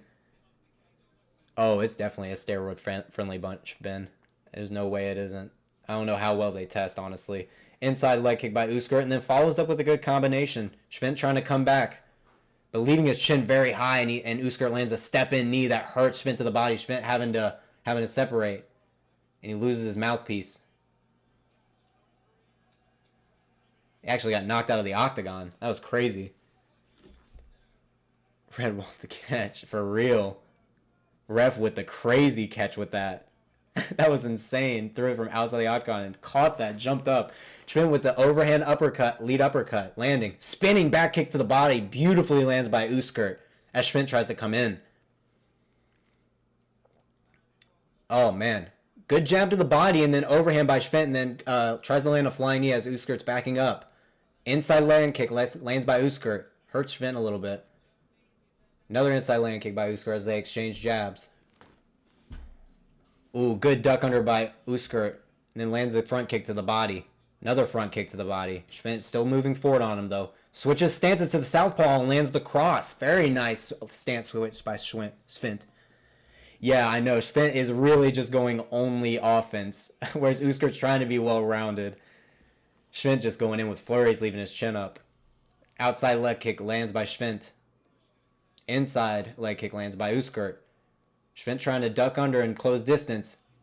Lands on Úškrt now as he's backed up the cage.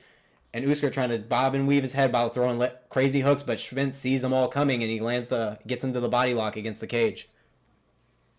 Very nice so far. Appreciate y'all coming through. 22 seconds left. Schwindt with the body lock with Úškrt against the cage. Driving his head into Úškrt with good head position. Throwing a couple shoulder strikes. Schwindt stealing this round a little bit. Spinning back elbow off the break for Schwindt. Grazes Úškrt. Úškrt checks the body kick, but Schwindt follows up with a bunch of shots. Oh my gosh, Úškrt looks like he was getting overwhelmed by the end of that round. That's the end of round one.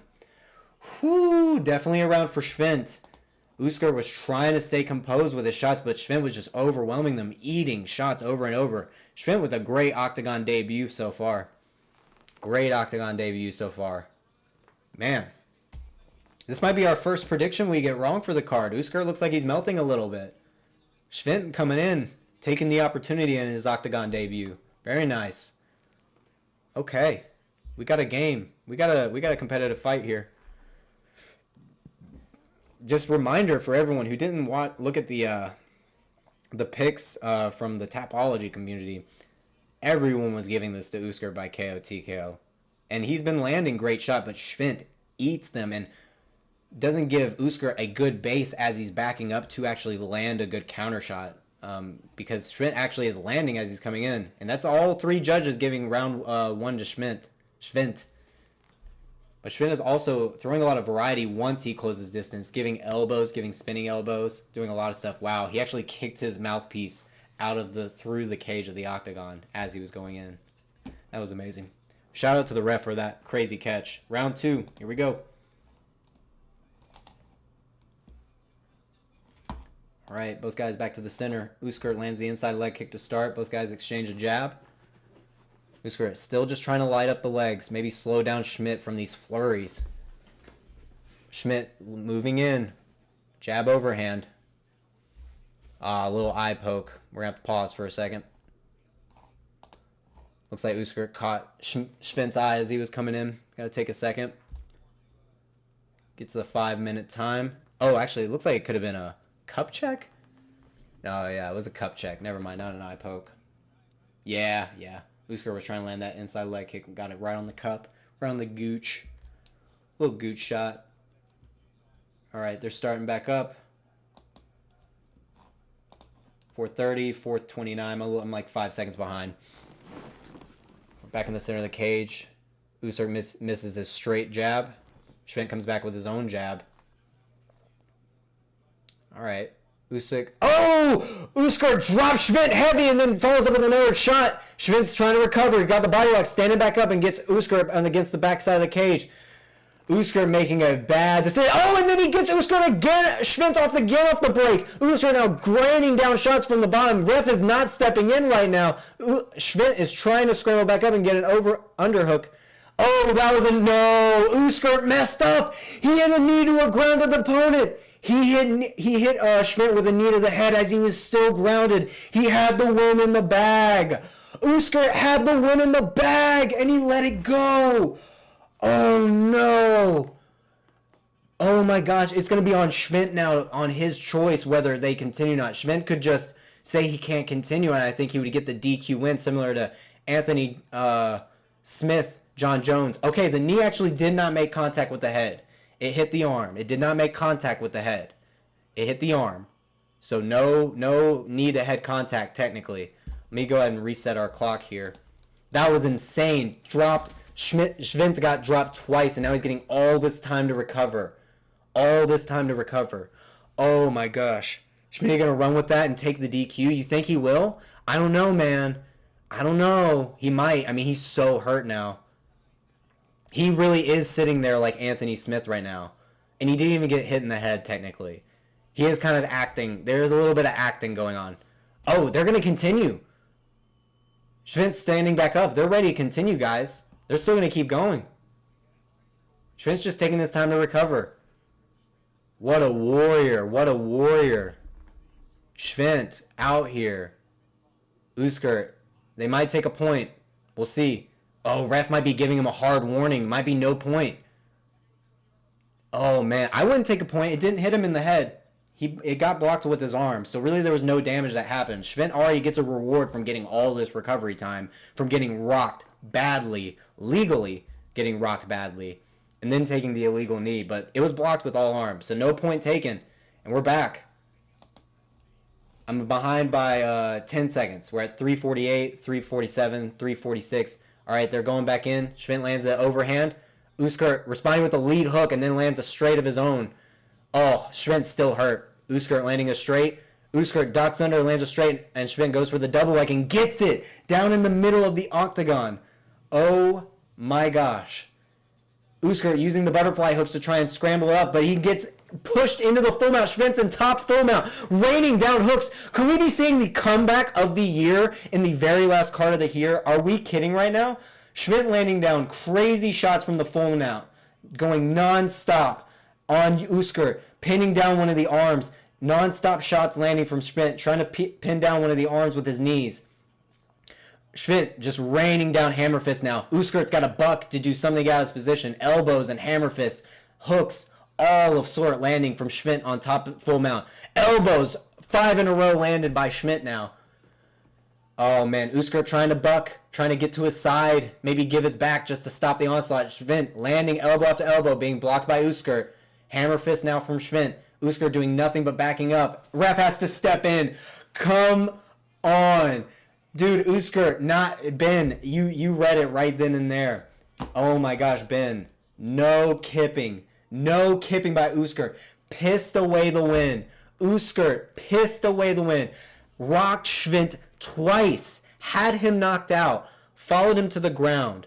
Oh my God. Oh my God. Schwindt with the craziest comeback ever. This is what you want Lionheart to do after John Jones kneed him in the head. You wanted him to come back and do this.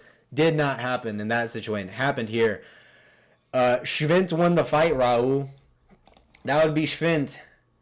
Raul, my man. Schwindt with the craziest comeback after getting rocked and knocked down twice by Úškrt. And then taking an illegal knee, partially blocked to the head.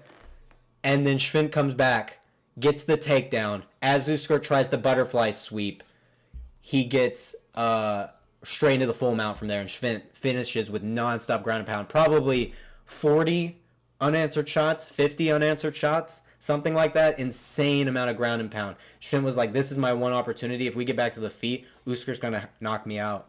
And he finishes the fight there. Beautiful finish. Oh my gosh. My goodness. My goodness. That's crazy. That's crazy. I can't believe that. I cannot believe that. I cannot believe that. What are we doing? What are we doing if we're Úškrt? Like, truly, what are we thinking? That could have been the quickest in-round momentum swing comeback. Yeah, Ben, truly. Ben, that was the most insane momentum shift in a fight I've ever seen. That was crazy. Úškrt is very, very upset about that. My man is beating himself up bad for that. Had the win in the bag. The win was in the bag. It was all said and done. Oh my gosh. This is crazy. I can't believe this. I can't believe this. OKTAGON debut for Daniel Schwindt. OKTAGON debut. Perfect. That's how you make a debut right there. You come back and get that dub. And he didn't take the I think it's probably because they saw that the knee didn't actually land to the head when he was grounded. It landed on the side of his arm. But probably, you know, force probably transferred a little bit, not that much. That's probably why they didn't take a point. Probably why they didn't give him the option. The prelims were good, Ben, actually. The prelims were really good. Let me kind of go over some of those results real quick.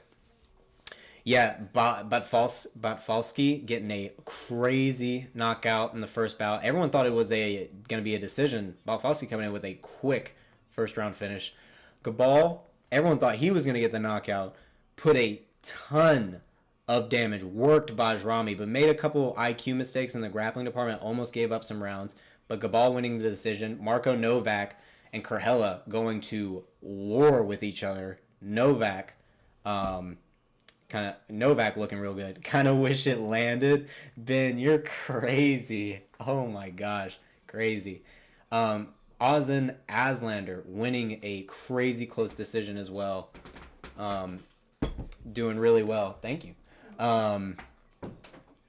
Getting our plus 260 underdog cashed here. Aslaner, huge. And also Cage Warriors vet Sardari getting a beautiful submission on Dimić. The very first submission loss on Dimić's record.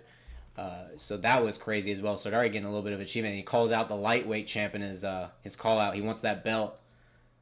So Sardari hopefully getting a title shot there. But yeah, prelims were great, man. Prelims were great. They stacked it up with some really good talent here. But yeah, y'all got to look at this matchup, y'all. This was, it's not showing the things, but Tichota was literally on a 3-fight losing streak, people. 3-fight losing streak, and they put him at a negative 400 favorite. And that mainly, I think, was because Aslaner was coming off a knee injury loss in his previous bout before that. You sound half Canadian? I'm not Canadian. I'm not. I'm full-blooded American, my friend. No Canadian in me. But I'm from the South, but I don't have a Southern accent. Yeah, no problem, man. I appreciate you coming and chilling. I'm always happy to break down what happened before. But Aslan was a 260 underdog, and he was coming off a knee injury in his last fight. But he was 2 years off. And when someone comes back after 2 years, to me, that means you took time to recover and actually rehab your injury, you know? So, good stuff. Very good stuff. Ooh, you're Australian. Hey, we got the Australians. We got Brazilians here. We got the Australians. I understand. Canadian and American accents honestly sound similar, especially if you... Depends on how deep the Canadian accents are. Because Canadian accents can be, like, super, super deep. But some of them can just have, like, a little slight one where you just, like, the typical quirks of, you know, about. And, like, they just do, like, those little things that everyone knows. But some of them are deep. And especially when you got like someone who also speaks French, like from Quebec. But now we're getting into probably the most interesting matchup on the card, where we got our boy named Shark over here.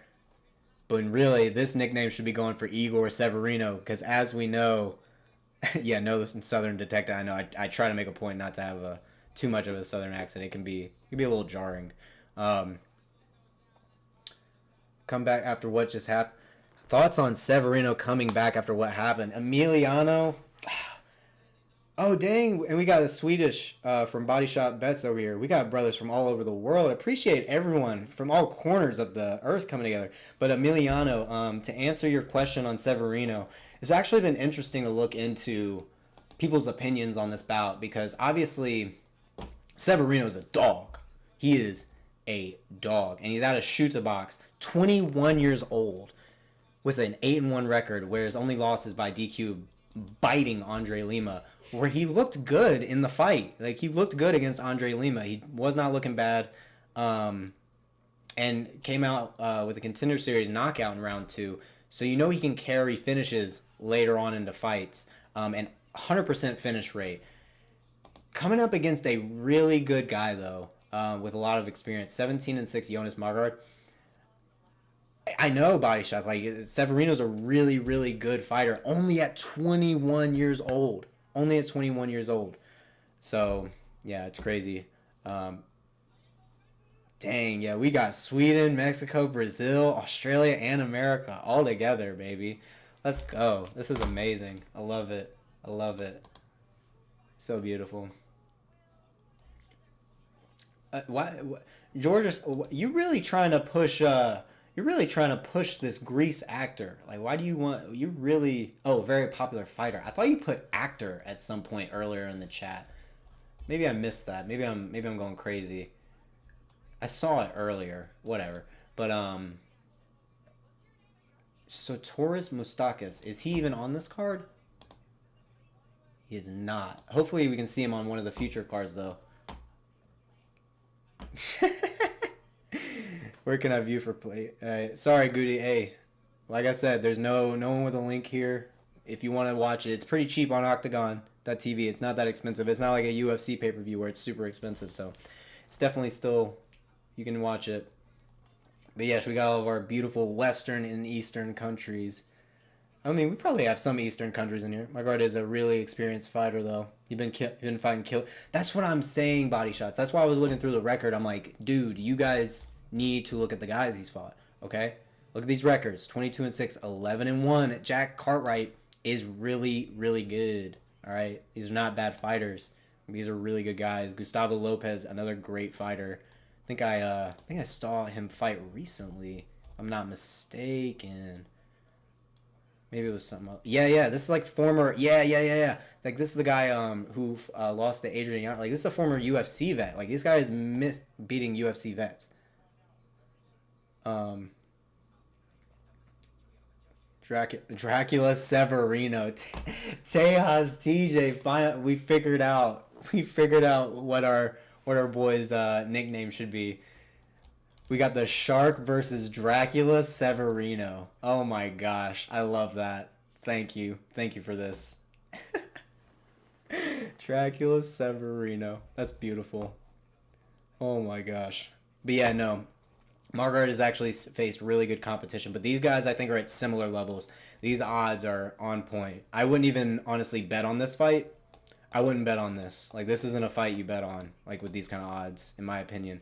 But body shots, I'm interested to know, body shots, who you actually picked for this fight, and if you did bet on this one, because I'm actually curious. Imagine if he bites again.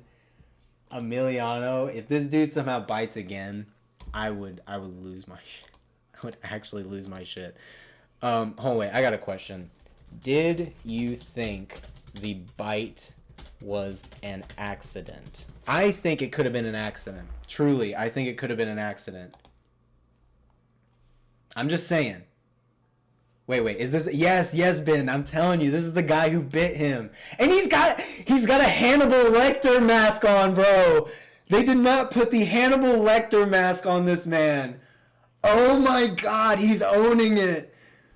Oh my gosh.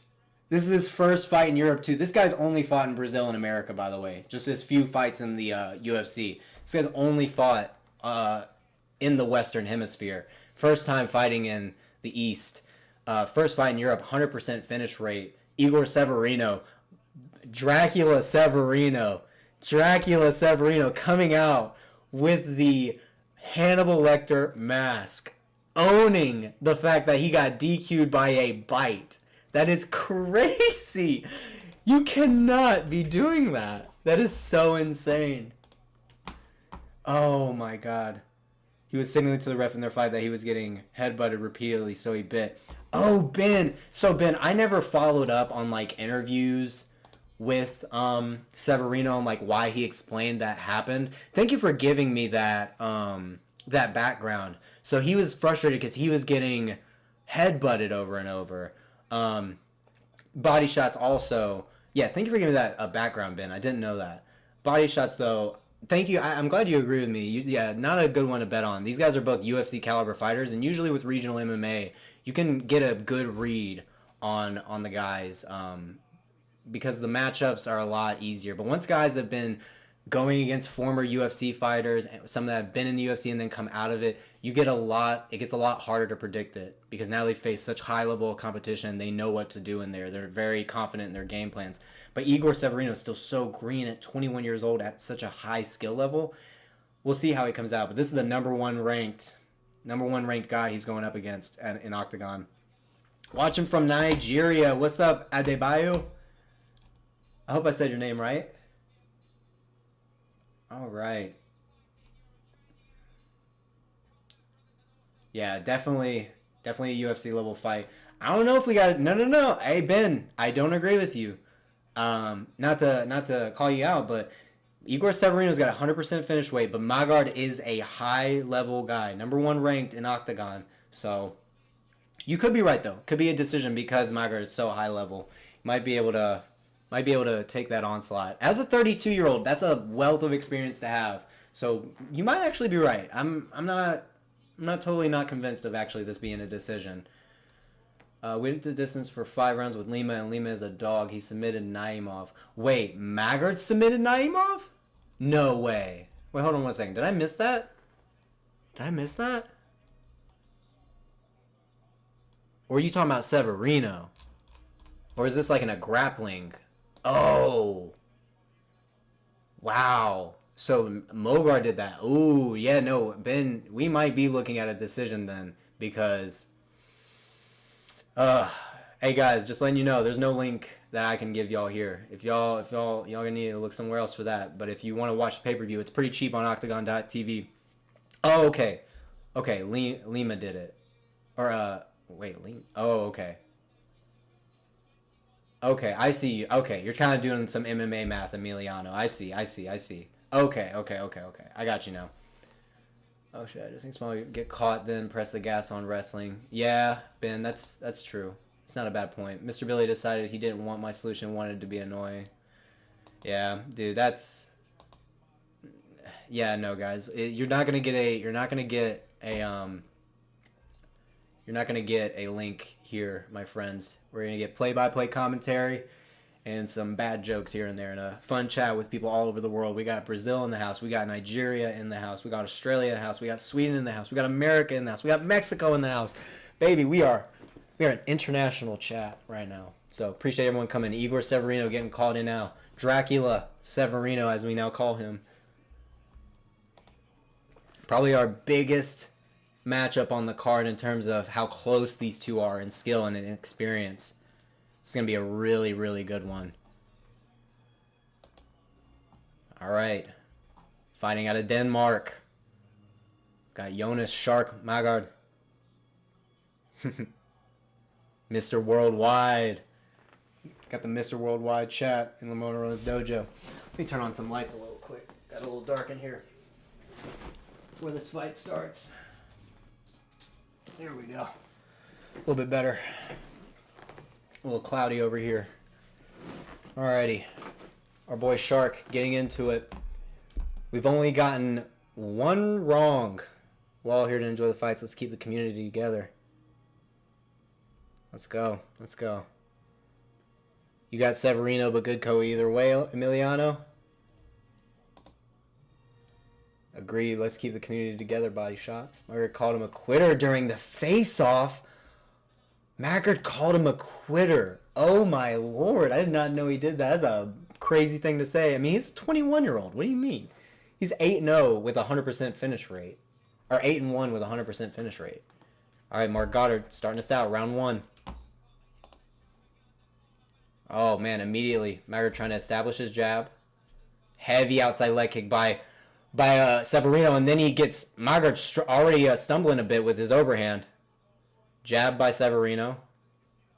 These guys are moving very quickly. It's going to be a tough one to call. Oh, nice counter jab overhand by Severino. Another one landed by Severino. He's got Mågård stumbling a bit already. Heavy power on the Severino side. Severino is on demon time. Hard outside leg kick by Severino. Stuffs the takedown by Mågård and spins through. Gets separated. Good reaction by Severino. Counters the body shot with the overhand to Severino. Lead body hook into the overhand, misses. Another lead body hook lands by Severino. He's hurt Mågård to the body. Again, another body hook. Going up to the head now with the hooks. Severino onslaught on Mågård. Mågård has to shoot the double leg and get Severino down. Oh man, great takedown by Mågård. Now he's trying to get into the half guard to lock down Severino to keep him from scrambling. He doesn't want side control. Good call by Mågård. But Severino slips his bottom leg out and goes to the turtle position. Mågård now low on the hips, on top in turtle, trying to look for a back take of some sort and keep control of Severino. Gets one hook in against the cage. Severino trying to build a base back up, but Mågård very educated in his grappling at the moment. One hook in. Severino trying to control a wrist and try to peel Mågård over the top. Now trying to turn into Mågård. Collect a single leg. But Mågård controlling him really well. Severino almost done turning into him. He's stood up now. Got Mågård's back against the cage. But Mågård trying to use this like almost power half almost to kind of peel Severino off. But not doing too well with it. Severino trying to transition to the double leg of his own. But Mågård using this head and arm grip. Very good wrestling to keep control the whole time and leverage his hips on him. Using the head to control where he's going the whole time. Mågård pressing the gas on the wrestling after he got caught for sure, Ben. Mågård needed to. You got to do that with a guy like Severino who wants to go fast, onslaught with strikes. You got to slow him down and get him to your pace. But now, up against the cage of Severino. And he peels off the head and arm choke. He's got the ninja choke now on Mågård. Mågård's going to have to spin out of this if he wants to get out. The ninja choke is completely locked in for Severino. Mågård needs to spin out if he wants to get out. He tries to go for the outside trip. Oh, and he gets it. And Severino's ninja choke breaks. Beautiful trip by Mågård to get to the outside of that choke. Very good job. Now, Severino caught in the turtle position. That was very close submission. Little back elbow from Severino. Oh, man. 2 minutes left in the round. Severino he's a BJJ black belt already at 21 years old. Did not know that. Very nice. Yeah, Severino showing a lot of good stuff here. Not letting Mågård advance any positions from this turtle. Controlling the wrist and pulling it over his head. But Mågård already kind of played through this sequence once and knows he can beat Severino on this scramble. So Severino's going to have to try and do something different for this one. I think Severino... Oh, man, who's got this round? A minute and a half left. If Mågård continues to control and maybe get some sort of dominant position. Mågård pulling a guillotine now from a very good spot in this head and arm. And Severino is caught in it. Severino clears the legs now and they're back to their feet. Mågård still with the head and arm lock standing. Now they're back with Severino with his back against the cage. This is a great fight. Very high-level fight so far from both guys. Being very step-by-step with their grappling positions, not rushing anything. Severino with his back against the cage still, with Mågård keeping him there with an underhook. Severino separates now. They're in the clinch, and Mågård lands some nasty, dirty boxing uppercuts. Now they're back to the center of the cage, separated. Ooh, both exchanging little lead hooks. Severino getting the better of that exchange. Mågård trying to throw some feints. Little jab into the double leg by Mågård. Severino trying to get the body lock to maybe reverse it, but not quite getting it. Mågård getting him down. Wrapping up the legs, but Severino trying to use this little grip around the body, and he lets it go. He's trying to turn away from Mågård and giving his back. Oh, Severino making a lot of bad decisions here in the middle of the cage against Mågård. Severino now back in this turtle position with Mågård riding his leg on top. Yeah, Severino is getting worked in the grappling. Mågård is just way, way ahead of him in all these steps so far.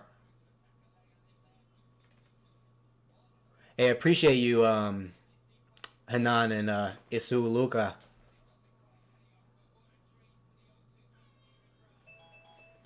Oh my goodness. Great first round. Man, but who do we give that first round to, though? I don't even know. Because Severino was landing all the damage in the very first half. Then as soon as Mågård took over in the wrestling, he took over there. And he landed his own bit of dirty boxing there. I don't know. That was tough. That was tough. That was a tough one. Let's see what the open scoring says, because I feel like you could give that either way, but I think most judges would probably give that to Mågård because he was able to get the control time and also land shots of his own. But Severino looked like he hurt him is the thing. 10-9 Mågård, do you think, Emiliano? Could be. Could be. Severino definitely at distance. At distance, Severino's pacing with his shot selection and how he breaks up the rhythm between Mågård's shots was really good. But Mågård definitely ahead of Severino. Oh, all three... Oh, never mind. 2 judges gave it to Severino for the damage. 1 judge gave it to Mågård. This is still anyone's fight. This is still anyone's fight. Okay. Here we go. Going into round 2 now. 2 judges giving the first round to Severino. 1 giving it to Mågård. Oh, man. Definitely got a competitive fight here. Looks like Ben... Looks like Ben's can... I don't know who... It might have been Ben. Talking about this going to decision. Looking like it so far. If Mågård keeps up this game plan. Outside leg kick landed by Severino. Good jab landed by Severino. Again. Oh, big overhanded landed by Severino. Mågård flows with it though. Looks like Severino might have been caught by something by Mågård in that exchange, and now Severino's on skates. Mågård again going with the straight, throwing crazy hooks. Severino ducking under though, using good head movement, keeping defensive. Mågård landing a good lead hook, then going into the double leg, stuffed by Severino. Severino lands a knee off that break. Now they're tied up with Severino's back against the cage with double underhooks. Severino needs to use these underhooks to leverage. Yeah, it was a crazy chicken dance. My man was on skates for a second. Severino making sure he doesn't get finished for the first time. Okay, Mågård now working the underhook with Severino's back against the cage. Now onto the single is Mågård. Going to the hip. Big mistake by Mågård there. He can get reversed, but now he sweeps out the leg from under. He switches from the single leg to the body lock. He didn't keep that single in the hip grip. Switches to the body lock to get the trip. Very, very smart by Mågård. Now Severino having to get to that one knee against the cage where Mågård gets one hook in. Mågård going to go through this whole sequence again. Polsky, looks like first round was given, 1 judge gave it to Mågård, the other 2 gave it to Severino for the first round. Mågård, though, looking like he's taking over in this second round, already wobbled Severino, now dominating the grappling with 1 hook in. Severino trying to scramble back up, but not getting up so far.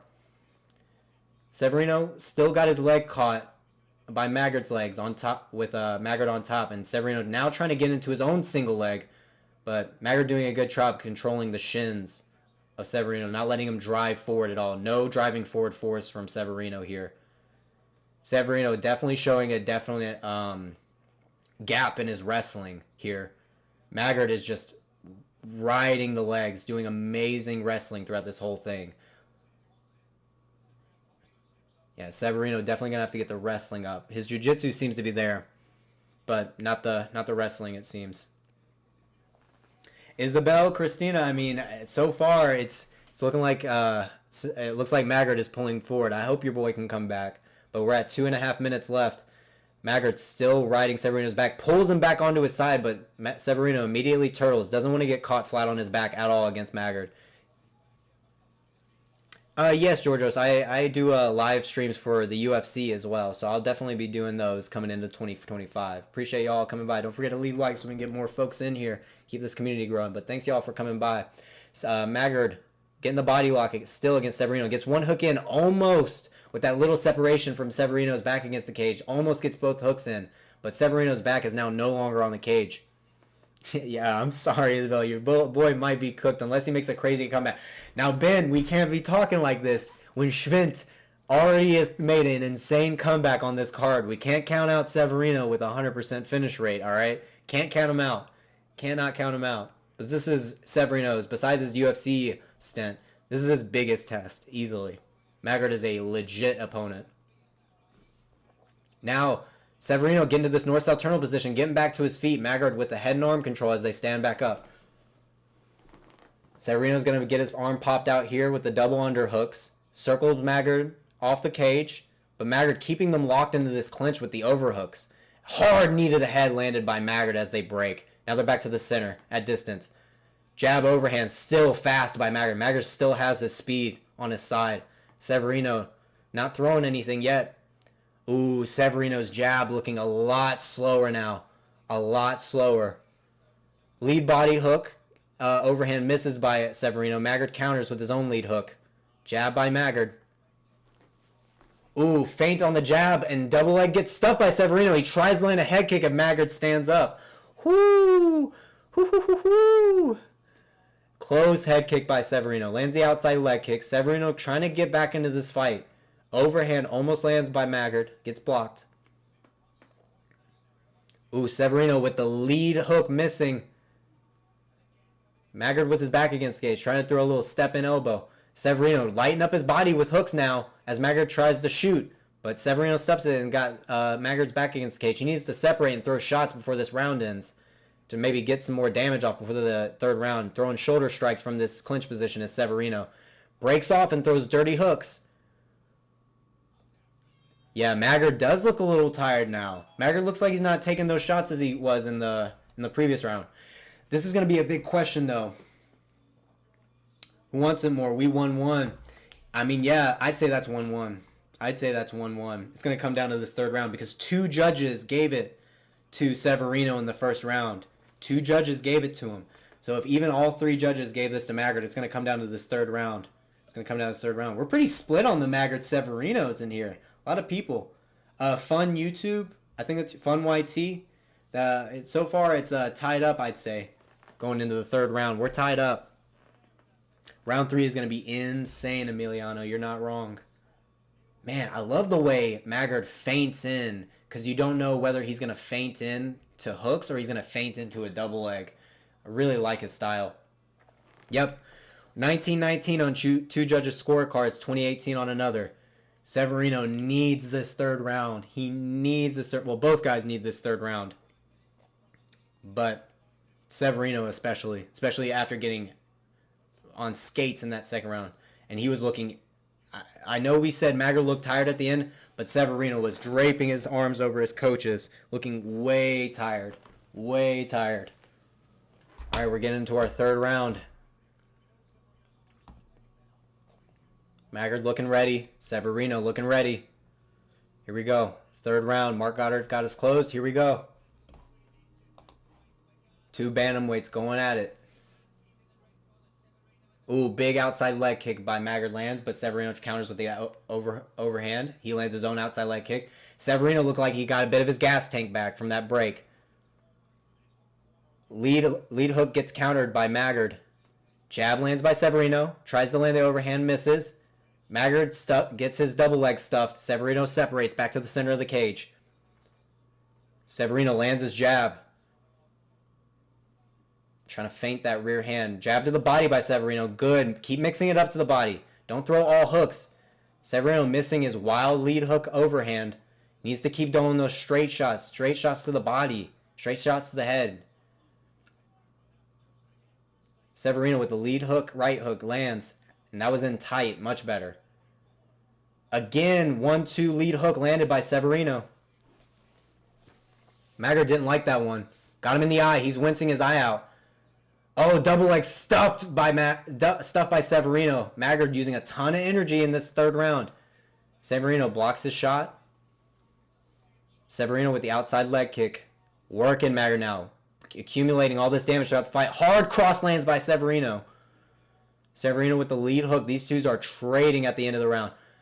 Overhand misses by Severino. He comes back with the back fist and lands. 1-2 lands by Mågård. Oh, good head body by Severino. Needs to keep going to the body. Yeah, that's what hurt Mågård in the very first round. Mågård is definitely getting tired. It's definitely most of the body damage coming from Severino. And then he lands a good 1-2 on Mågård. Outside leg kick by Severino. Calf's looking really red on Mågård. He's got damage on all parts of his body. 1-2 lands by Severino. Another jab. Mågård trying to skirt around the outside of the cage. Lands a good stiff jab. Severino flurries in but misses.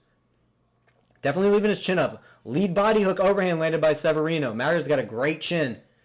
Oh, 2 hooks landed to the body by Severino, but Mågård gets the double leg off that. Very good timing by Mågård with 2 minutes and 40 seconds left. Nowhere near the cage side. Yeah, I don't know how much this takedown is going to mean.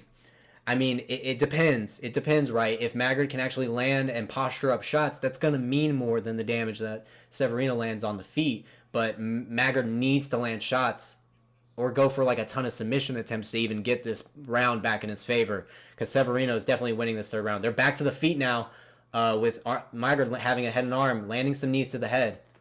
Snapping Severino back down. Good snap down by Mågård. But now Severino's in on his own double leg because Mågård tried to stand back up after he snapped down. Severino going to get this double leg dump, but Mågård pulled in on the guillotine, and he's got it on a good side. Doesn't look like he definitely does not have the muscle to finish this guillotine. There's no way. There's no way Mågård has the gas to finish this. He's got good leg position to maybe adjust it. But nowhere at the moment does this look like it's going to finish. Mågård just holding on to this guillotine from bottom. Severino pelting little shots to the body, trying to pop his head out. He's collecting the legs now of Mågård, so that way once this guillotine comes out, Mågård can't get back up to his feet. He's now collected the legs of Mågård while he's holding on to Severino's head. Severino finally pops his head out. And now he's got Mågård against the cage. This is looking like Severino is going to come out. Isabel Cristina. Vamos, Severino, vamos. Dang. Now Severino on top in turtle position, raining down shots on Mågård. Looking like Severino's pulling away with this third round with 1 minute left. Severino with the comeback after being on skates in round 2. This card has been fantastic so far. Big knee to the body by Severino as Mågård stands back up. Severino got the body hook landing, tons of knees to the thigh now. Body lock against the cage for Severino, and he drives through on the double leg on Mågård, but he gets stuffed by Mågård. Okay, no, Severino gets him down, even though Mågård got the body wrap on him. Yeah, vamos, Severino, vamos. Hey, Severino keeping Mågård down on the ground. Looks like he's going to take this decision. Hey, Isabel, look at this. Look at this, your boy coming back now. Throwing by the arm of Mågård, getting the full back body lock. Throwing more knees to the thigh to accumulate these points. Very nice. And this is Severino, by the way, fought at flyweight in the UFC, beating a bantamweight here in OKTAGON. Very good by Severino. Oh, guys showing respect at the end of the fight. Dog fight by both guys. Dog fight, both. Mågård being very hurt at the beginning of the first round with crazy shots to the body by Severino, swarming him, but getting the takedown and getting the judges a little split in that first round. But then Mågård putting Severino on skates in that second round. Skates, doing the chicken dance. But then Severino turning the tables on Mågård, giving his own grappling, takedown defense, landing good shots. Yeah, Ben, I'd say that's accurate. But you got to be fair, though. You got to be fair, though, here, Ben. They were doing some damage to each other in those first 2 rounds. So that third round, they were like, all right, let's chill out a little bit. But yeah, Emiliano, I agree. UFC level for sure. And Severino going to come back to that flyweight division. Coming back down. 29-28 split Severino. Yeah, it should be 29-28 split Severino. That is true. Dang. Vamos, Severino. Vamos. Isabel out here. Isabel showing us that we need to calm down. Just wait for the comeback. Vamos, Severino. Appreciate it. Hey, y'all drop your flags down in the chat. I'm trying to see where are we coming from here. Because we got more people now. It looks like we got everyone here. Drop some flags in the chat. Let me see. Yeah, that middle judge did give it to him, though. We're going to see a split. We're definitely going to see a split here. Appreciate everyone coming through, though. Drop some likes. Sub to the channel. I'll be dropping all my picks. So far, we are... I think I did technically pick Mågård. I think in my Tapology picks, I picked Mågård. I think I did. So that would mean we've only gotten 2 wrong so far. Just me? Okay. Thanks, Ben. I appreciate you, brother. Appreciate you. Hey, now we got him going. Appreciate everyone. It's going to be a tough decision. I think Severino definitely stole that 3rd round. Oh, here we go. 3rd judge.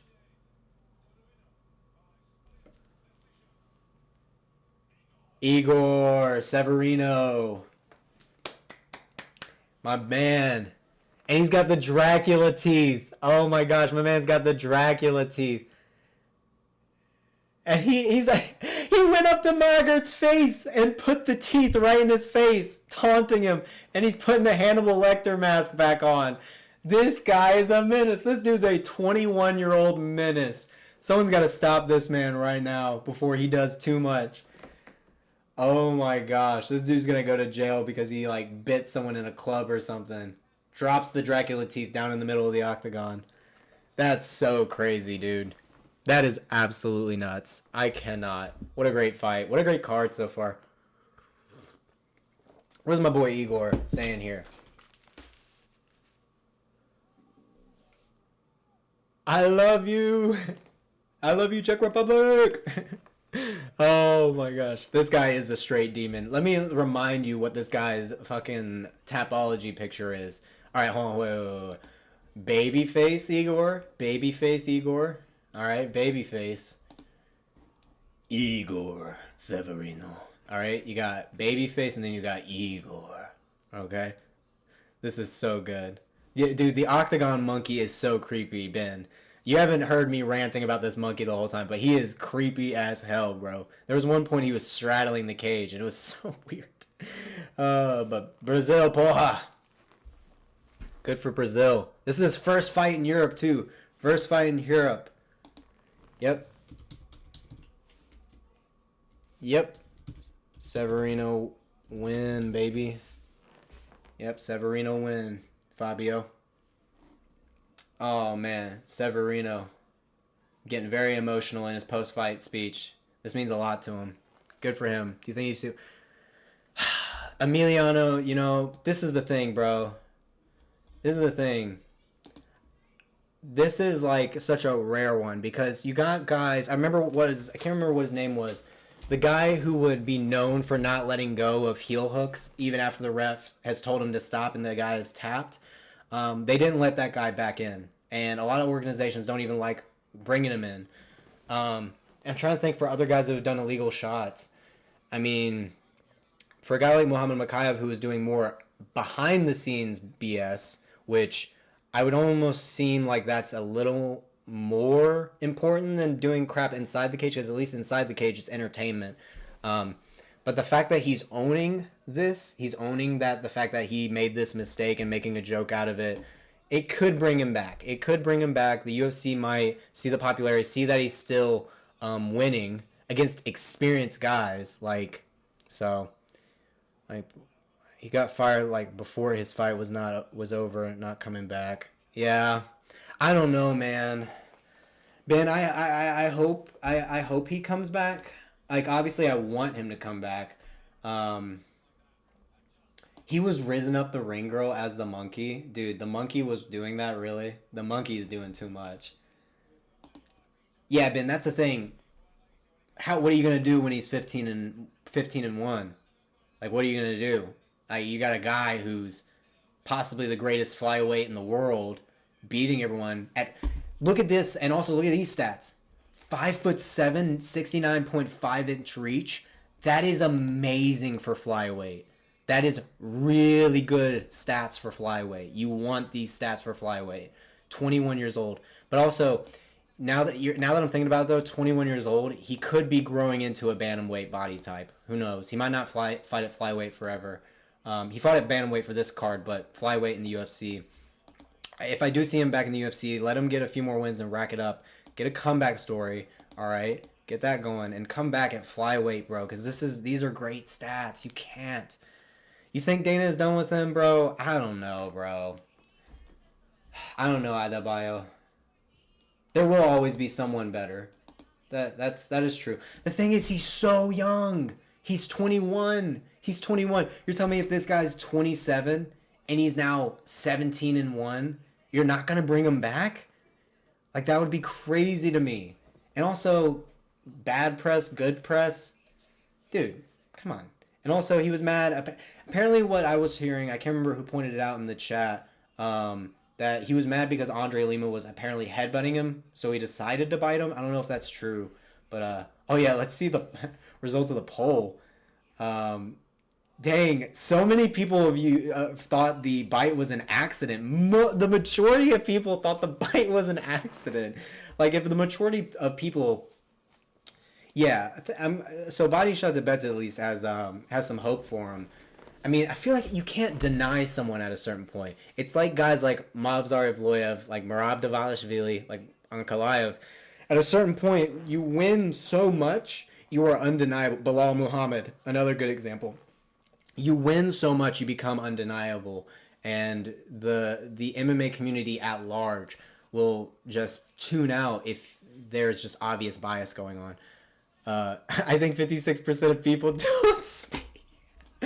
Dang, Ben, getting nasty. Although, who knows? Maybe they didn't think it. Maybe they didn't understand the question. It was frustration, not accident. Yeah, that's what I'm hearing. That's what I've been seeing mostly from people, that it was frustration. Which, bro, come on.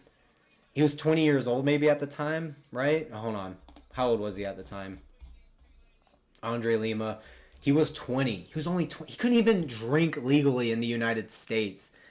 I don't know. We'll see. This is a good, hold on. Yeah, no, that's the next poll. Hold on. That's the next poll. Here we go. Does Severino, because we got to settle this debate now via poll. Does Severino make it back to the UFC? Let me know. Yeah, let me know, because this is tough. But now, enough with Igor. We've had our fun with Igor Severino. Good fight. Great fight. Congrats to Igor. But now, the rematch, the grudge match, is about to begin. Lucie Pudilová, Cecilie Bolander. Don't let this record fool you. All right, their first fight was insane. It's insane. Also, oh yeah, Adebayo. Yeah, that's the thing. You have to be 21 to drink in the United States. That's the thing. 21. It's so crazy. And like in the rest of the world, it's not even close to like.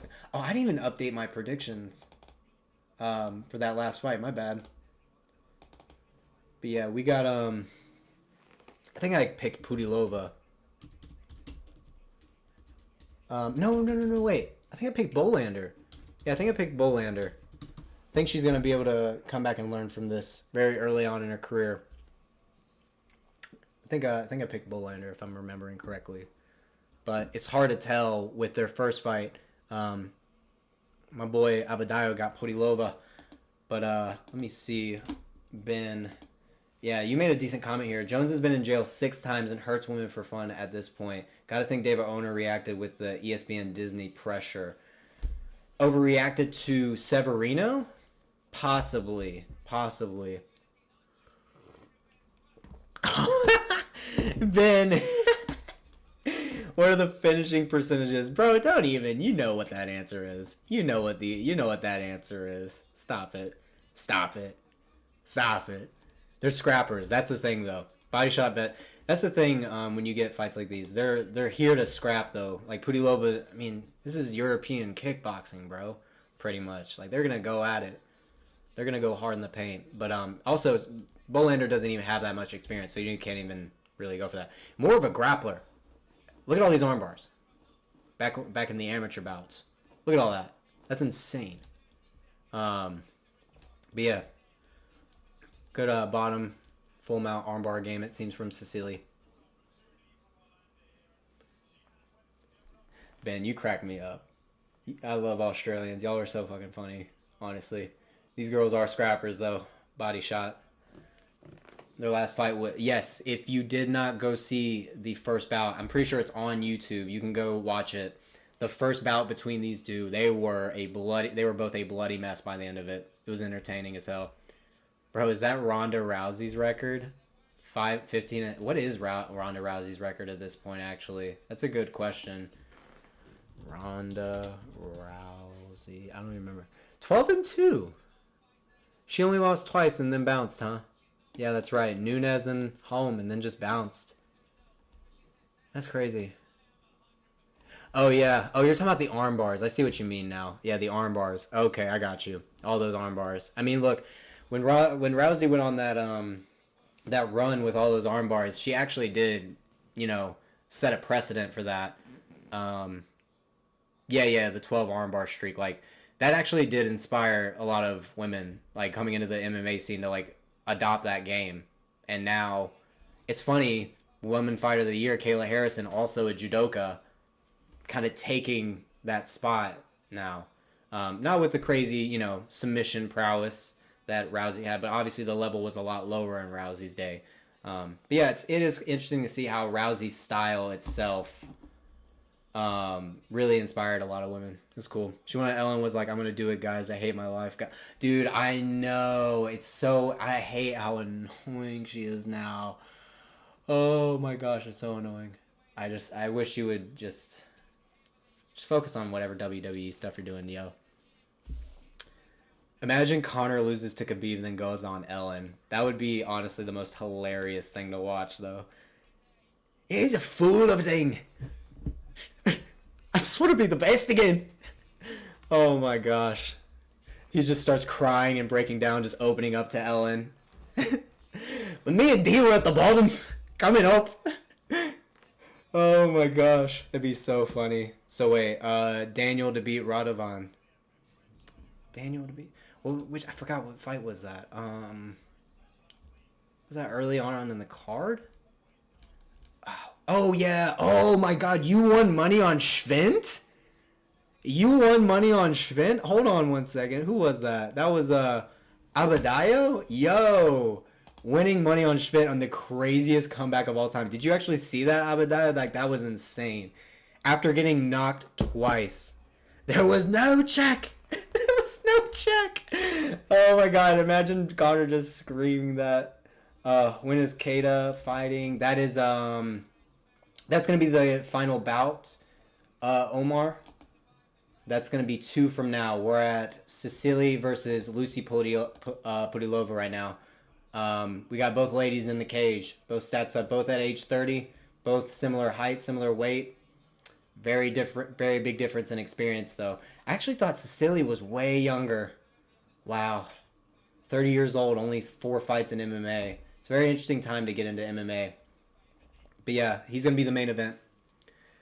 But dang, Abadayo, crazy underdog cash.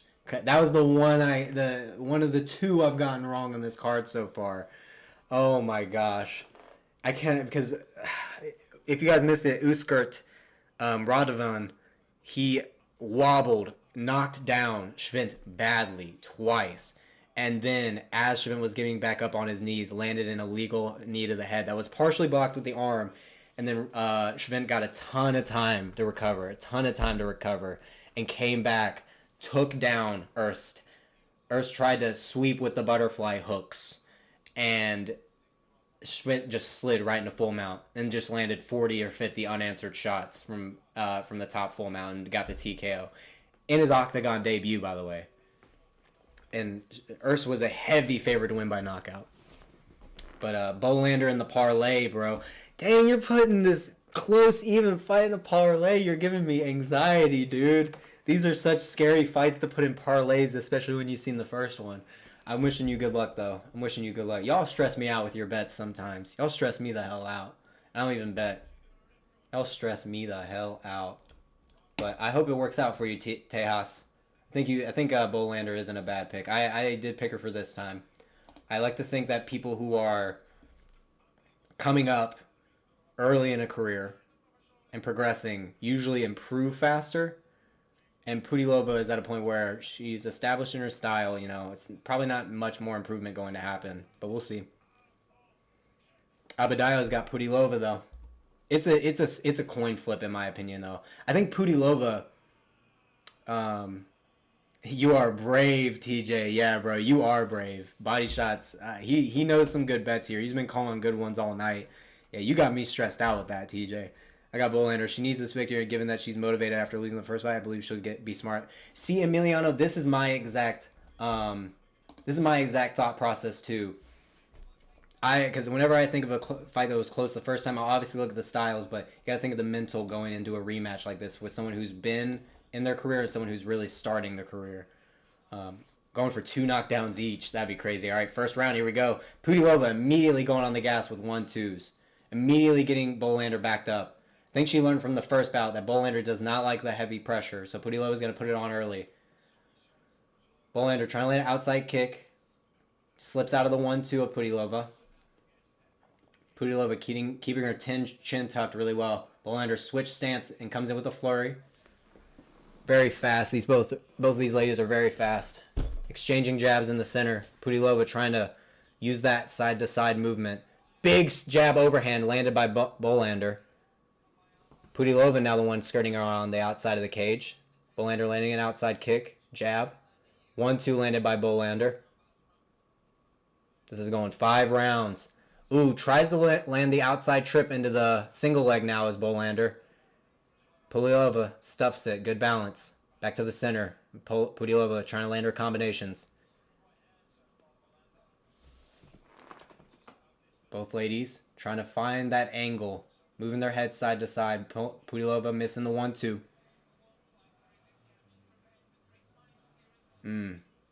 Bolander trying to find a shot. Not really being too active at the moment. Pudilová one trying to move side to side and cut an angle with her jab. Pudilová not overcommitting on any of these shots either. Keeping her hips under her really well. Bolander lands a nice little leg kick and overhand. Bolander with a lead hook. Exchanging jabs. 1-2 landed by Bolander. Rolling off the shots of Pudilová. Much better in this fight. And countering Pudilová with a couple of hooks. Definitely rolling off of the shots of Pudilová a lot better. Pudilová trying to use her footwork and land jabs and get off the side of the cage. Bolander landing a big overhand right, then a lead hook. Oh, Bolander in on the takedown, gets stuffed by Pudilová. Pudilová trying to get out from the backside of the cage, but Bolander got the double overhooks, keeping her pushed up. Knee to the body by Bolander. Pudilová switches the position, gets Bolander's back to the cage, but Bolander adjusts, gets a knee to the head, holding this overhook tight. And Pudilová trying to separate, but not getting any luck. Ooh, big knee to the head off the tie clinch by Bolander.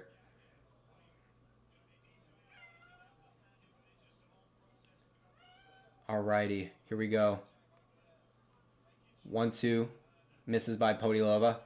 Lead hook landed by Bolander. It's alright, Ben. I understand. It's hard to know because they can't hurt each other that too much. And especially since they've already felt each other's styles. Big counter overhand right by Pudilová.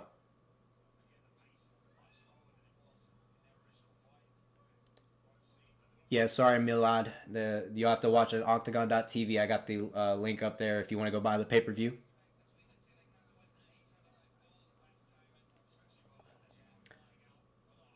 All right.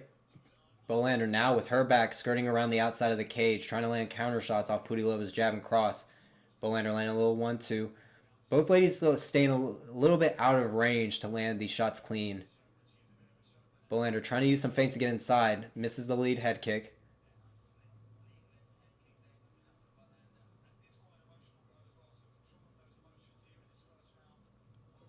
Lead head kick blocked by Pudilová. Jab, jab, cross misses by Pudilová. Bolander having to use a lot of movement to skirt around the outside of the cage. Does not want to get her back to the fence. Because that's when Pudilová can start unloading with a lot of volume.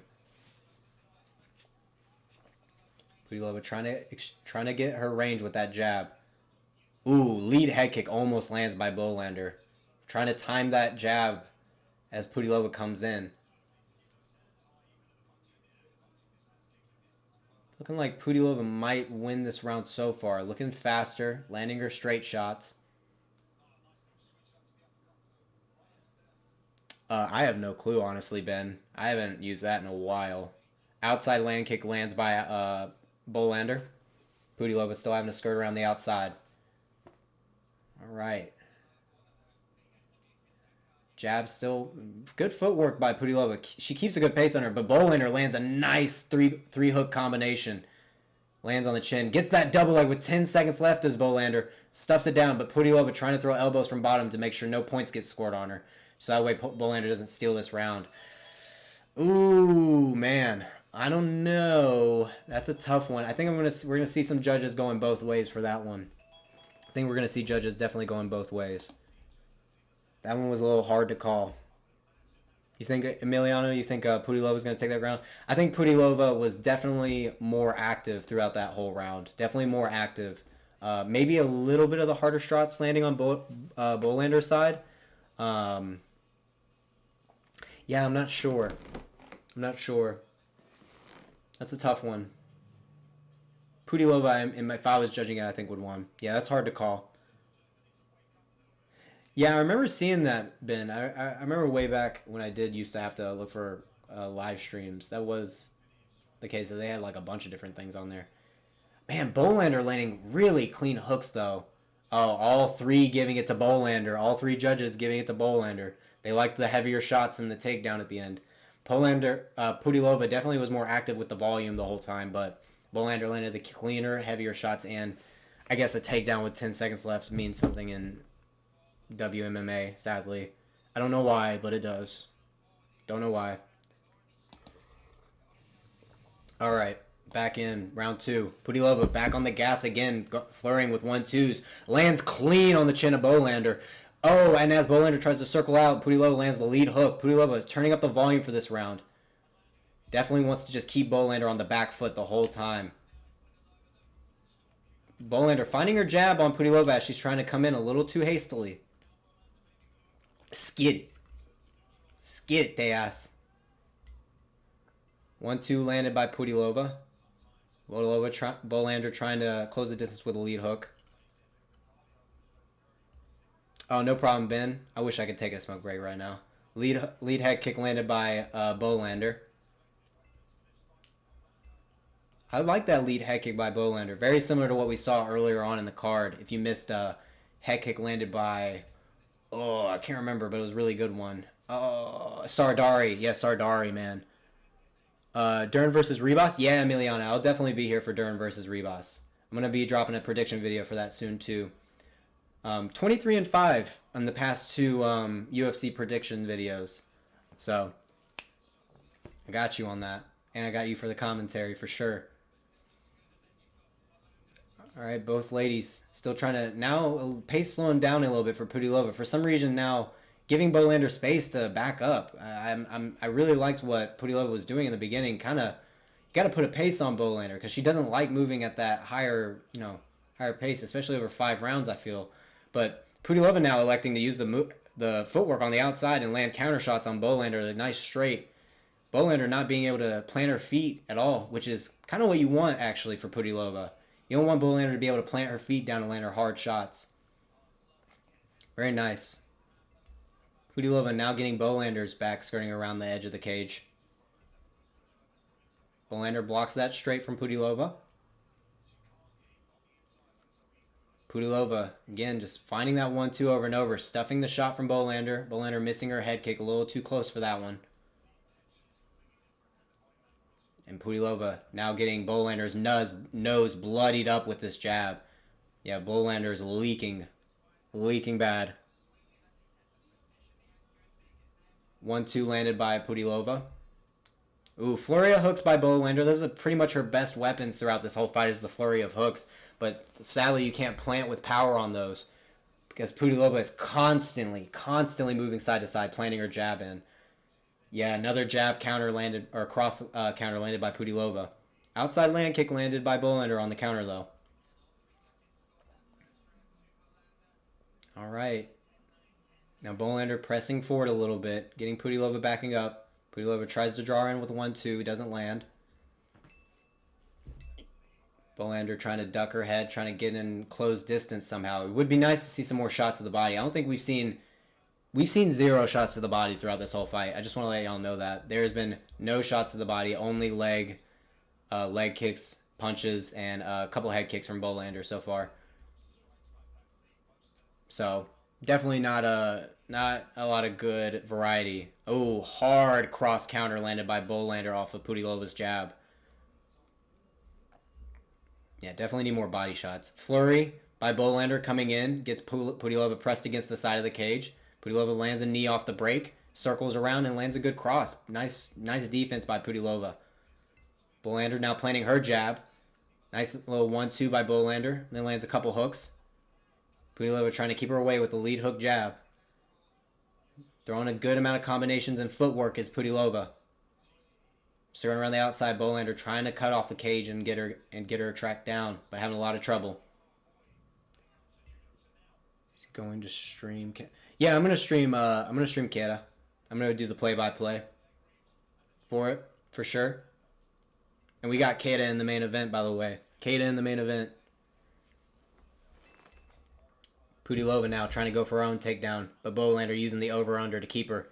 Bolander lands a nice little sneaky knee to the head. Pudilová trying to secure a takedown at the end of this round to hopefully secure it. 20 seconds left with Bolander pressed against the back of the cage. Trying to get that outside trip is Pudilová, but not having any success. Bolander landing a little knee to the body. Pudilová breaks, lands a knee, and then a 1-2. Peppering with the jab is Pudilová. 1-2 by Pudilová. 10 seconds left. Both exchanging jabs. Back to the center of the cage. Bolander lands an outside kick straight by Pudilová. Exchanging heavy. Oh, man. Nah, Pudilová definitely got... Guy from what round? Oh, I'm sorry, Kian. We are just finishing up round 2. We're into round 3. In fact, let me do y'all a little favor here. I usually keep this turned off, but I'll turn it on for y'all. Let me adjust some stuff here for y'all real quick. Adjust some stuff going in before we get into the third round. Get the round pulled up for y'all. Make it a little easier for people coming in. Because we got a lot of people coming in and out. We're going into round 3, though. Okay, round 3. How long till Fleury fights? He is coming up next. Next fight up. Next fight up. But Emiliano, what you were saying though about this being close for Pudilová so far, I think Pudilová definitely got that second round.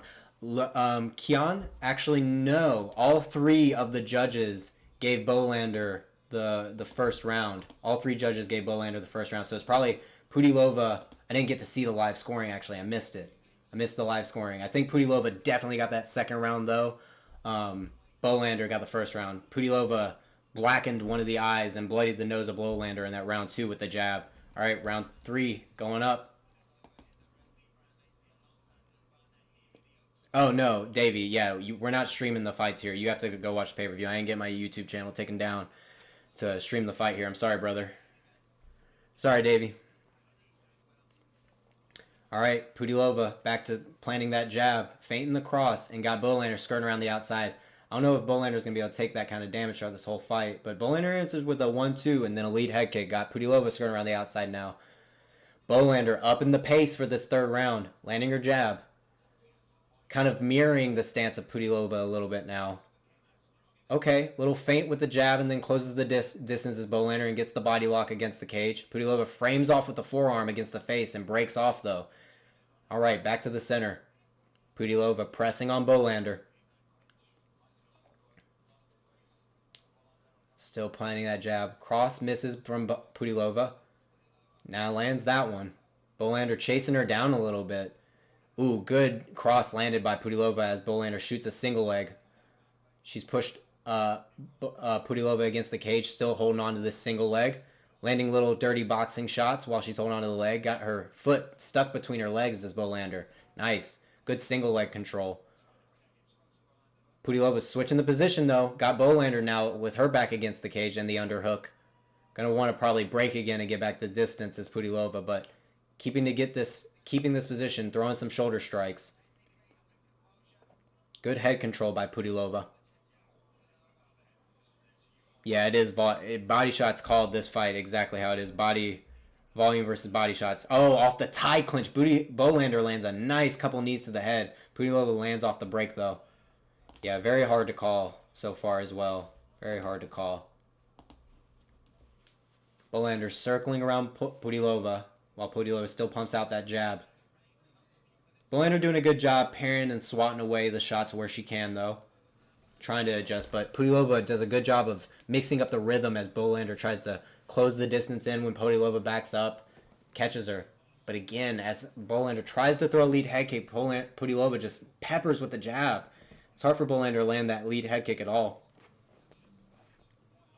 Ooh, nice overhand landed by Bolander. Okay, Bolander stamps in with a couple of hooks, lands a nice lead hook off the break, then a hard straight. Pudilová trying to press on Bolander a bit. Misses the body kick, does Bolander. First body shot of the fight. Jab by Pudilová as Bolander skirts along the outside of the cage. Bolander doing a good job of not to skirt into the power hand of Pudilová as well. Pudilová using great footwork to stay at range, but Bolander landing a nice 1-2 body kick now. Going to Pudilova's body finally. Bolander landing a nice outside leg kick. Pudilová countering with a straight.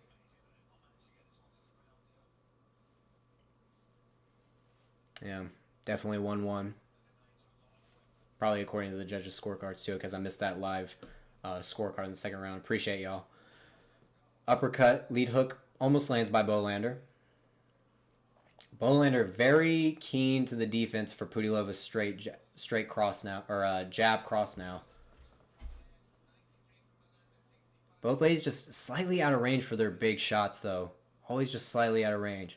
Pudilová just really relying on this jab, but Bolander countering with an overhand off that jab. Oh, Bolander coming with her chin way up in the air, and Pudilová catches her with an overhand. Now peppering again with the jab. Ooh, body kick. Lands by Bolander, but Pudilová gets a little jab in there. Ooh, as Pudilová circles into the lead hand of Bolander, she lands a good lead hook overhand. Follows it up again. Showing some level change feints. Lands an overhand as Bolander. Pudilová shoots a little bit of a takedown and gets stuffed. He's trying to stop the pressure from Bolander. They separate out in the middle of the cage. Bolander with a nice little overhand. Pudilová still peppering with the jab. Okay. Pudilová with a nice 1-2. Double jab after that. Catches the kick from Bolander. Pushes her up against the cage and lands some good dirty boxing shots. I think you got to give that third round to Pudilová. I think you got to give that one to Pudilová as well. Just because Bolander's power shots really weren't doing too much damage. And Pudilová re-bloodied up the nose and cut. I think I even gave a little cut to Bolander on the cheek. So, looking like a Pudilová third round. We'll see. Go ahead and get into round 4 coming up.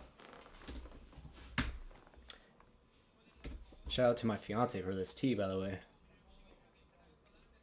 Voice is getting hoarse. Oof, man. So, probably 1-2, right? We'll see. What's this live scorecard going to look like? Because Pudilová, oh, there it is. That counter straight off that flurry that Bolander came in with was beautiful. Pudilová really good at pulling her opponents into 1-2s, but it's her only weapon. Okay, we got the scorecards, 28-29. So Bolander getting that third round on 2 judges' scorecards, 29-28 on 1 judge scorecard for Pudilová. So 2 judges have it in the favor of Bolander. 1 judge having it in favor of Pudilová. 2 judges giving Bolander that round. Very surprising in my opinion. Very surprising. I would not have given her that round. 2-1 Pudilová. on well, actually, I mean, Abadayo or Adebayo, the judges got, at least the judges got, two of them got it for Bolander right now. One of them got it for, Bolander lands a nasty straight counter on Pudilová as the start of the fight. Sorry, I didn't start it. 443, 442, 441. Let me get that timer fixed real quick. Oh, man. Both ladies exchanging heavy in the middle now. Bolander landed a heavy overhand when the fight started. 431, 430. All right, we're back. Round 4. Okay, Bolander establishing her own jab now. Hard step-in piston jab now. Bolander up in the power now with her shots. Lead head kick coming a little bit faster from Bolander too. She knows she's going to have to turn it on. Her coaches may have thought, you know, it wasn't looking good for her. She feints the single leg as Bolander. Follows up with an overhand. Pudilová trying to put pressure on her now and get the beginning of this round back because Bolander came out hot. Bolander landing another nasty overhand on Pudilová. Pudilová having to retreat. But Pudilová still wanting to pump out her jab and get her overhand, keep Bolander at bay. Yeah, this is scary now. Yeah, these two are exchanging heavy in this 4th round. Outside leg kick landed twice by Bolander. Yeah, Pudilova's leg looking a little red, looking a little damaged deep into this fight now. It's gonna be hard for Pudilová to pursue Bolander and land counters. Pudilová backing up, pumping a jab out. Bolander though stalking her. Trying to land a big shot somewhere. 1-2 landed by Pudilová. But these shots not affecting Bolander as much as they were in the beginning of the fight. Bolander now looking like she can walk through him. Lead hook landed by Bolander. Trying to work around Pudilova's jab that's constantly out there. Oh yeah, but we're going 5 rounds, baby. We're going 5 rounds. Ooh, big hook flurry landed by Bolander against the cage. Pudilová ducks under that offering from Bolander. 1-2 landed by Pudilová. Turns the chin of Bolander. Now we see a little blood on the lip of Bolander. Doing a good job of trying to parry in Pudilova's shots and counter though. Bolander pressing. Pudilová using her footwork to get an angle. Feints a shot to Bolander and lands a knee as they come back up. Good rear hook landed by Bolander and then a head kick blocked. Yeah, dude, this 4th round, Emiliano, Bolander's turning it on for this 4th round. The volume and power has gone up. 1-2 landed by Bolander. Oh, Pudilová puts the head back of Bolander, though, as she's coming in. Bolander felt that one. Body kick landed by Bolander. Pudilová starting to swarm her against the cage. Couple shots landed. Jab by Pudilová.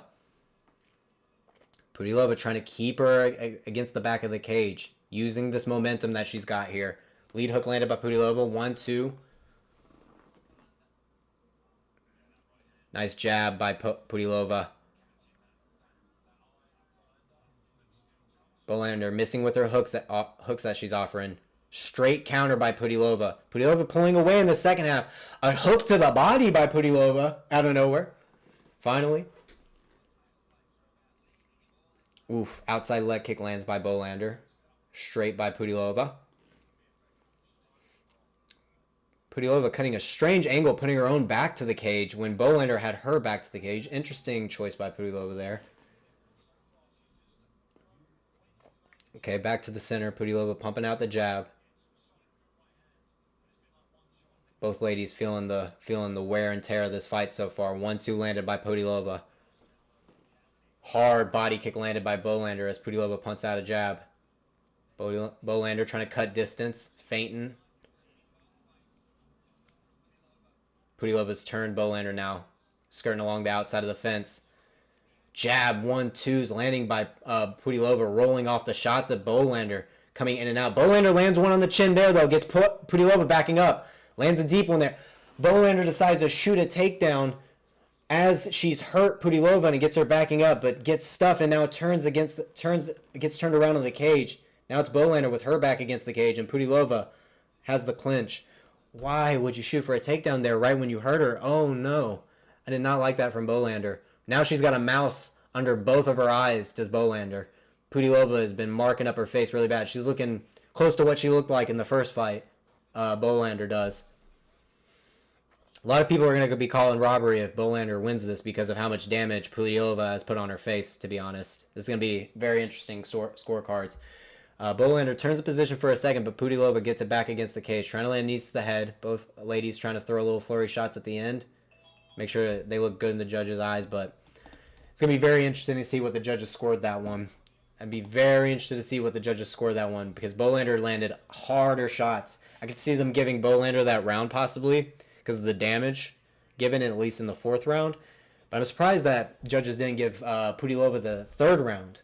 So we're going to see a lot of mixed up scorecards here. I will say that. But we are going to be getting into round 5 here soon. Let me switch my timer before it starts as well. Okay.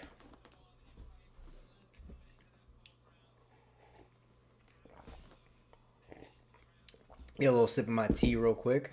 Appreciate y'all coming. Don't forget to leave a like. Drop some chats on who you think's winning this fight so far. Oh my gosh. So 2 judges have it tied 38-38. And another judge has it 39-37 Pudilová. Pudilová is now officially pulled ahead on the scorecards.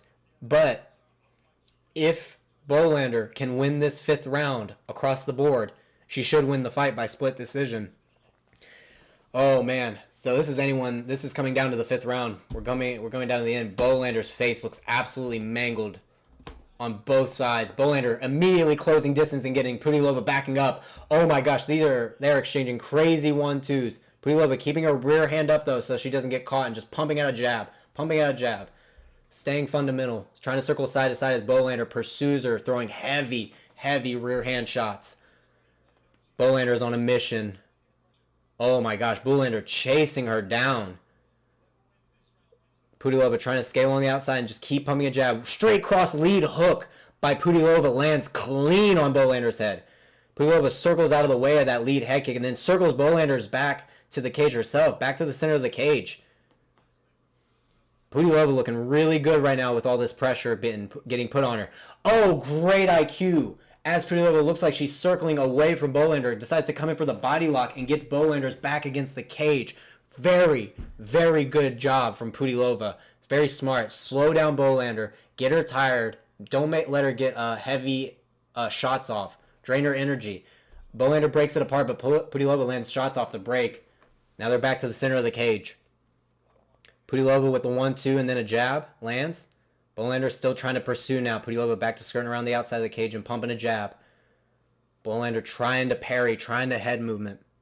Yeah, Emiliano, I agree with you completely. It should be 3-1 Pudilová. It should absolutely be 3-1 Pudilová. That's how I had it, honestly. I think Bolander got that 3rd round, in my opinion. Oh my gosh, hard knee to the hand led by Bolander, but off the break on the clinch. Pudilová lands a crazy combination. Bolander still just chasing her down, landing a body kick.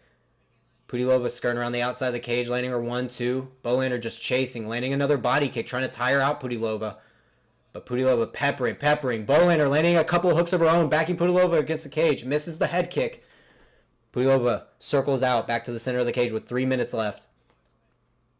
Lead hook overhand misses by Bolander. Tries to tie up. Lands a couple of knees to the head on Pudilová. And then an elbow. They break. Bolander comes in with a jab. Lead hook. Straight. Misses by Bolander. They tie up. Pudilova's got Bolander's back against the cage in the over-under. Oh, Bolander does a good job to spin off. Lands an elbow overhand by Bolander. Hurts Pudilová. Oh, Bolander senses that she's hurt. Tries to land a flying knee, but misses. Pudilová not giving good body language right now. Did not like that shot. Pudilová lands a straight. Big overhand lands by Bolander. Pudilová forced to tie up to try and stop the damage. Bolander now. Big knees to the head by Bolander. Oh, big knees to the head. Pudilová did not like those. Bolander now tied up against the fence with double unders. But now she's getting back to the center of the cage. Still tied up in the clinch. Big knee to the head by Bolander. Pudilová is definitely hurt at the moment. They separate. Pudilová is leaking blood out of her nose right now. Oh my goodness. Bolander walking her down with her hands down, just trying to find the big shot to end Pudilová.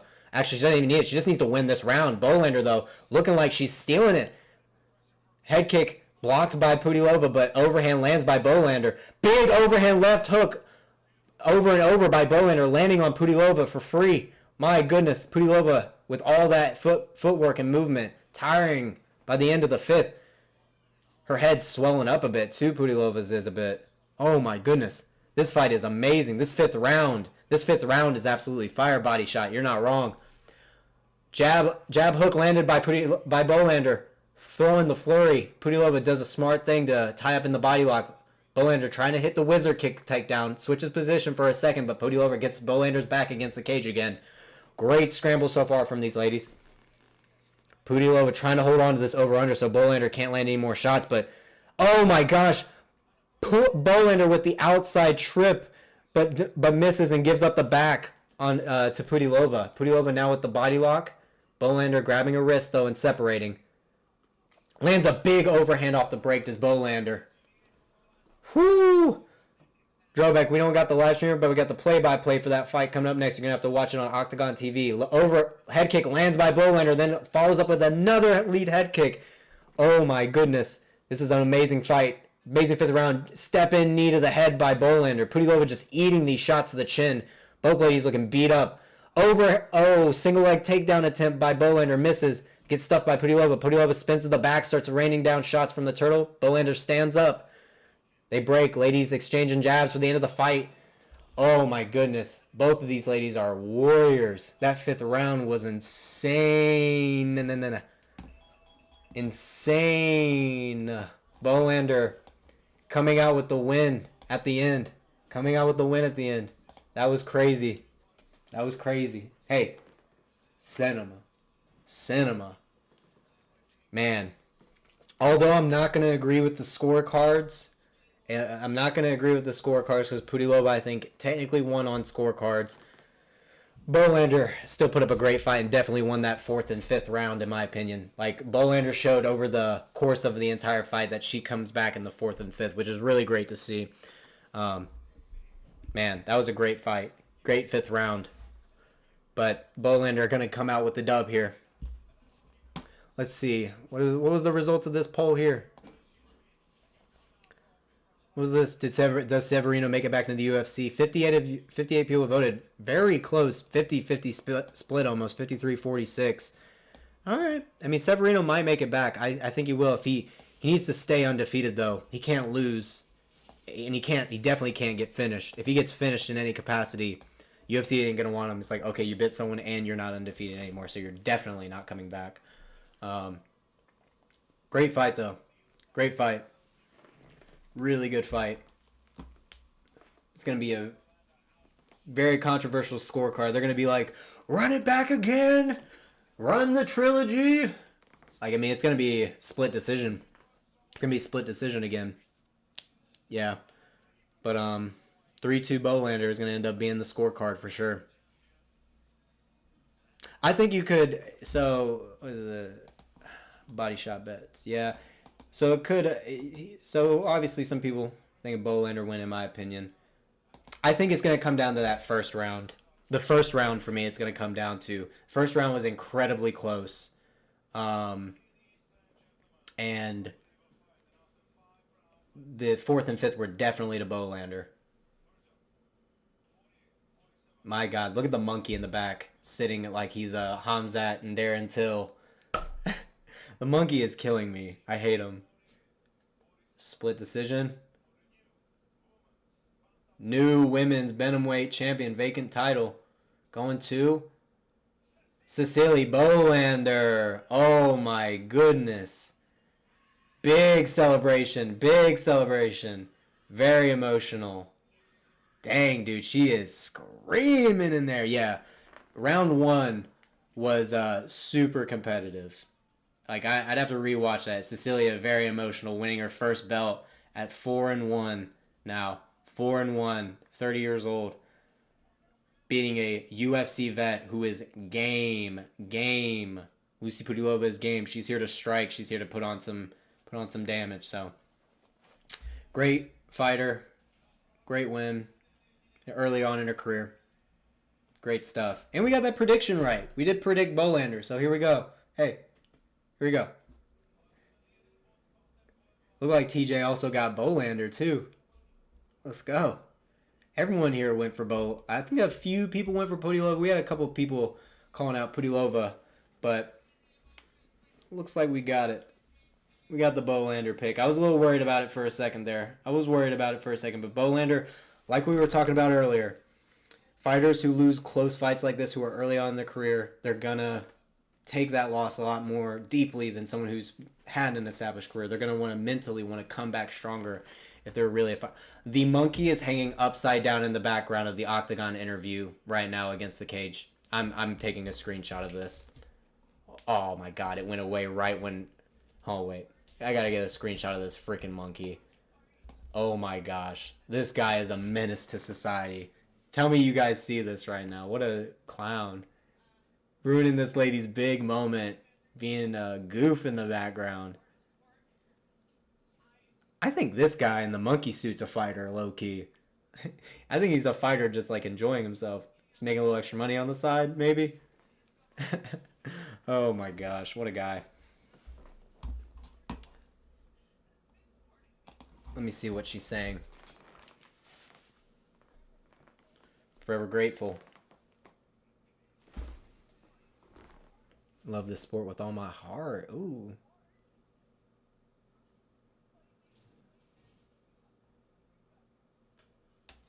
Wow. Very dedicated to the European fan base. Like, these people love their fans so much. I mean, this is a huge crowd for European promotion. Their biggest card of the year. But, man, good for her.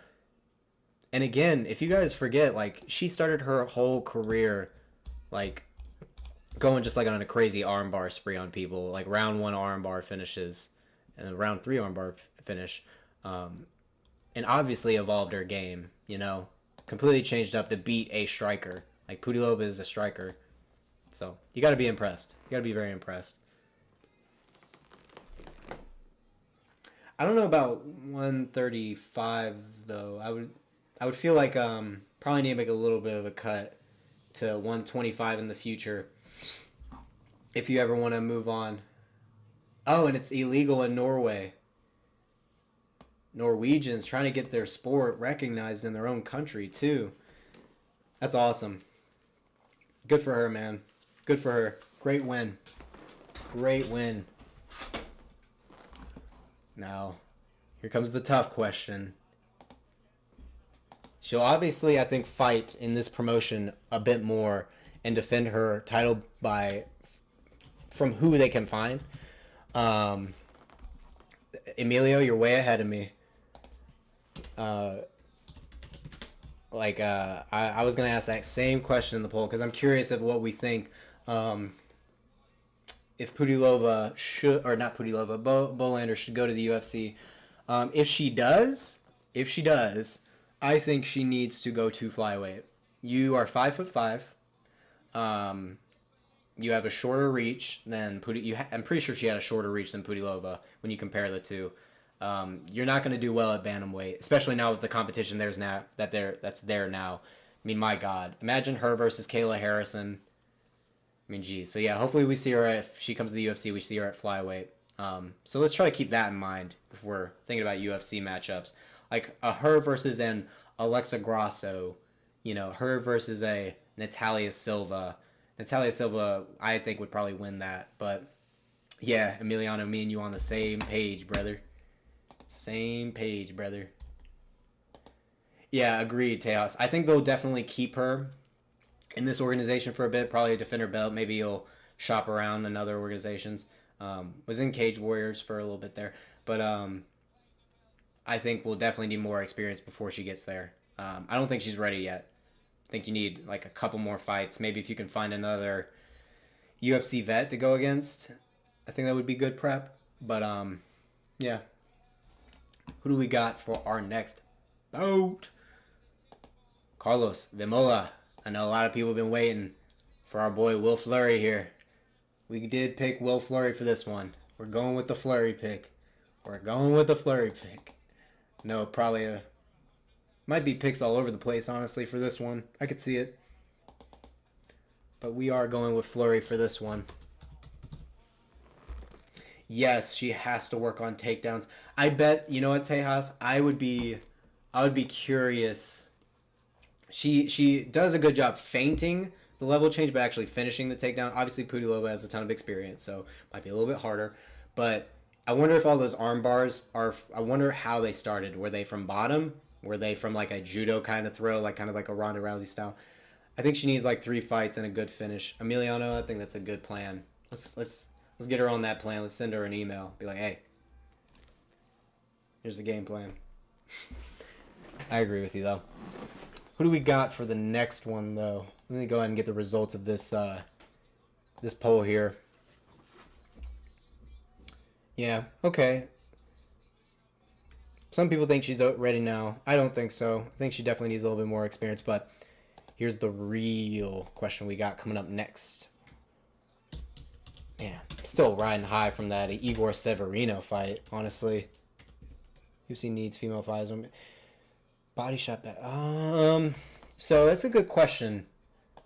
So, in the bantamweight division, they definitely need more fighters. Bantamweight, they need some more. Flyweight, already kind of popping off right now. Flyweight's already looking a little decent. If they bring her in, you know what's a good idea? I bet it would be a good idea to bring her in for some maybe unranked bantamweight fights, to kind of ease her in, and then she can cut down to 125, take a better fight there. Body shots. Pudilová has already been in the UFC twice. She did have 2 UFC stints that did not go great. But you know, that's what happens when you have her kind of style, where it's, you know what she's gonna do. You know the shot selection she's going for, so it's kind of easy to counter, sadly. Not to crap on Pudilová, but that's what we got here. Okay. But yeah, I think get her in with some unranked bantamweights that she can maybe match up well against, and then get her into the flyweight. If you want to get her in early, if you want to get her working, and bantamweight needs some matchups, so might as well. I don't know. That's so tough. It feels like the female talent is so widespread across. It's hard to make like a good women's division in the UFC. Let me get this next poll up though.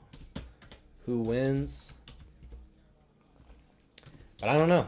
That's a tough question on when to bring in like a female prospect. Because Natalia Silva was so good when we first saw her, and it was like, okay, off the Contender Series fight.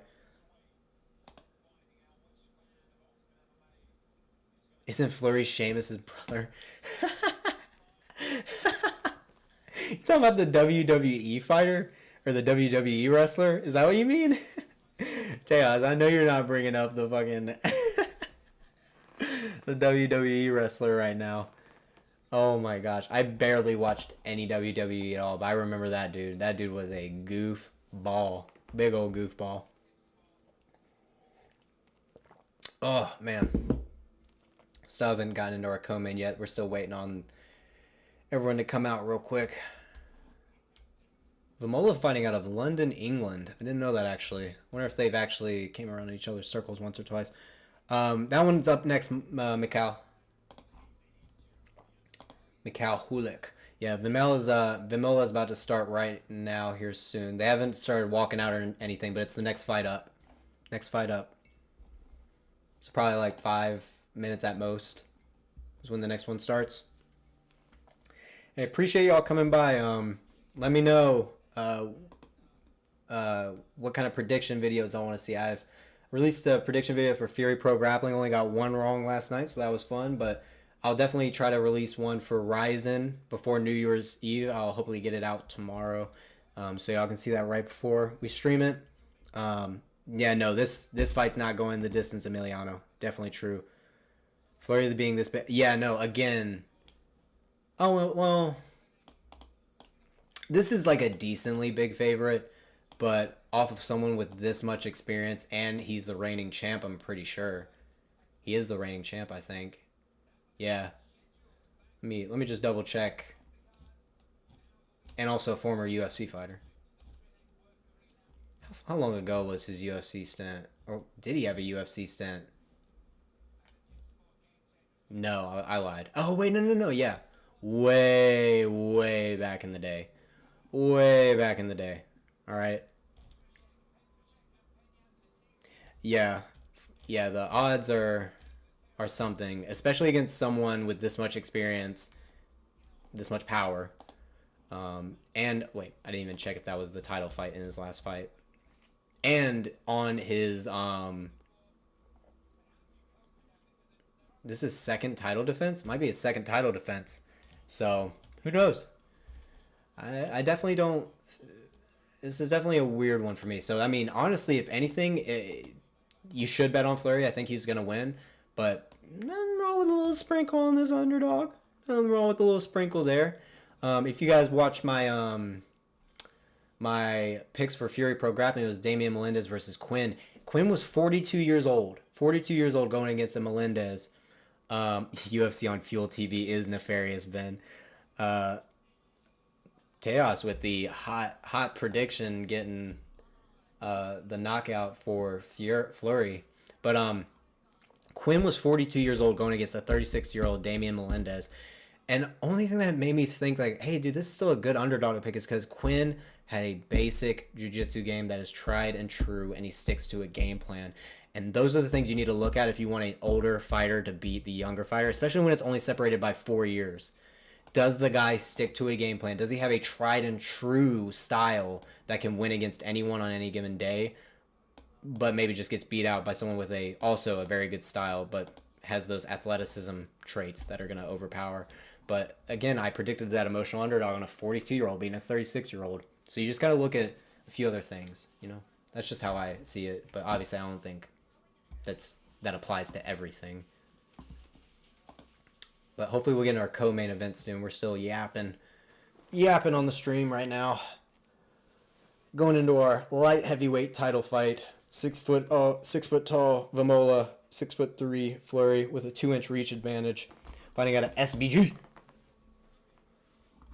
My boy, hopefully, gonna have that pull counter. You think we're gonna see a pull counter? Unk versus Unk? Dang, so if you get past 35 now, is this an Unk? You an Unk now? Oh, damn. Not even the 35-year-olds are safe now.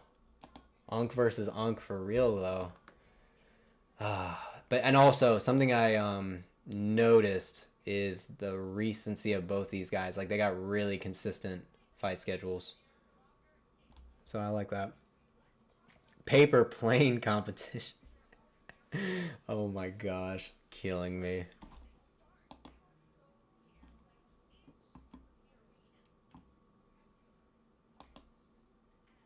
Oh my goodness. We are taking forever for these next ones.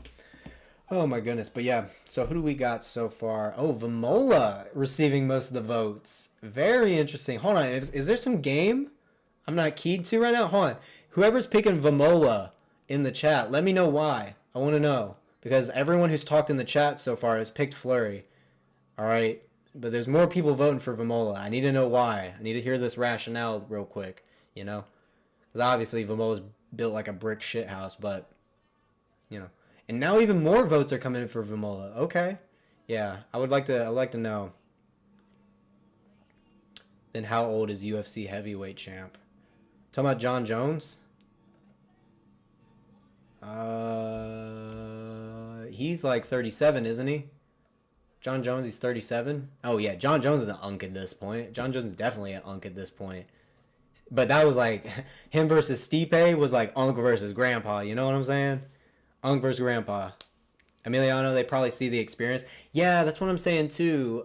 He does have the experience factor, but 13-3, and you gotta look at the momentum. What kind of momentum is Fleury riding right now? Okay, he's riding 1, 2, overturned to no contest. Oh, this was in PFL. Anyone? Oh, against Jotko. Who won this? Who won this? Like in actuality. Like, obviously it was overturned to a no contest, but was someone who was winning this? Because Jotko isn't bad. Jotko's a decent fighter. Anthony Salmo, and then coming off decision. Okay. Yeah, Steve is OG status. Yeah. Okay, Drobeck, you got Vémola win. Vémola windows, bro. You cracked me up. That was a good one. Probably they see experience. Bro's plane was up for 3 seconds. Oh my god, dude. These plane competitions. I'm not even watching it because I just don't care. Just imagine someone's plane drills someone in the back of the head. Just poke someone's eye out, someone gets a massive lawsuit settlement because they decided to do this. Oh, this is what all those pictures of the people were up for. I cannot believe your plane was up for 3 seconds. It's hardly even a paper plane. It's like a foam looking plane. How much money you win if you win this paper plane contest? Very interesting. If Vémola gets on top. Dang, Drobek, we get it. You quit. Hey, Drobek, quit spamming in the chat now. I mean, you can't be spamming the same thing. I want to have to come down with a hammer, but I will come down with a hammer.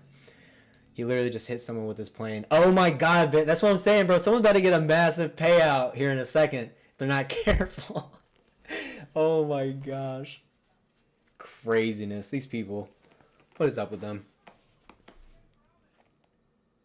Oh my god, here we go. I guess I'm doing play-by-play for the plane now. Okay. I guess we're doing play-by-play for plane throwing. But yeah, like this is a lot of great momentum to be coming off of, is my point. Anyone on a win streak like that, you got to give them a little bit of that edge. But looks like Vémola getting on top, obviously he's built like a tank. And that kind of body type on top of you is going to drain you. All right, our boy's about to flow it.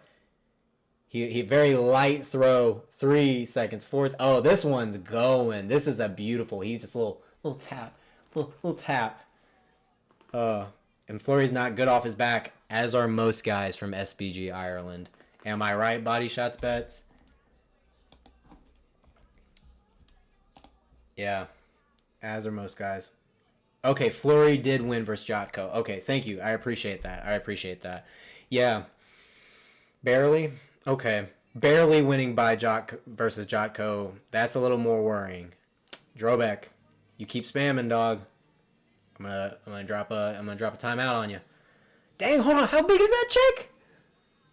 All right, I don't know the currency, but 2.5 million of whatever currency that is that a lot? Is that like a Czech Republican currency? Because if so, is that a lot of money? What's 2.5 mil in Czech money? Because that's crazy to win off a paper plane contest. What are we doing here? Oh my lord. Vémola is a champion. Oh, Tomas, we got a... You repping Czech right now, Tomas? Ben, I hate you so much. How dare you? Oh, we got a couple Czech guys in here. Okay. Oh, we just got a lot of Czech fans in here. That might be why the voting's a little skewed at the moment. Okay, yeah, Vémola's at a 71% clip in the poll right now. Just want to let y'all know. A lot of people riding on Vémola. Tapology seeing the opposite, though. Very interesting to see the differences, honestly. I'm wondering how many votes from our fellow Chechen, or Chets. I almost called y'all Chechens. I'm so sorry. You guys are not Chechens. My bad. He's hired at the O2 Arena as a security job. Oh, I'm sorry, Ladislav. I can't give live video, man. Sorry. 2.5 million in Czech money is like 100,000. You got $100,000 for that paper plane contest. What kind of money did Netflix give these people for this Squid Game sponsorship? Giving out $100,000 paper plane prize money. That's crazy. Oh my goodness. All right, Emiliano putting his prediction in. Fleury round 2, 3, 4 KO. Dropping y'all's Czech chats in Google Translate real quick, because I'm actually curious as to what y'all are saying. See if y'all are giving me game on on Vémola.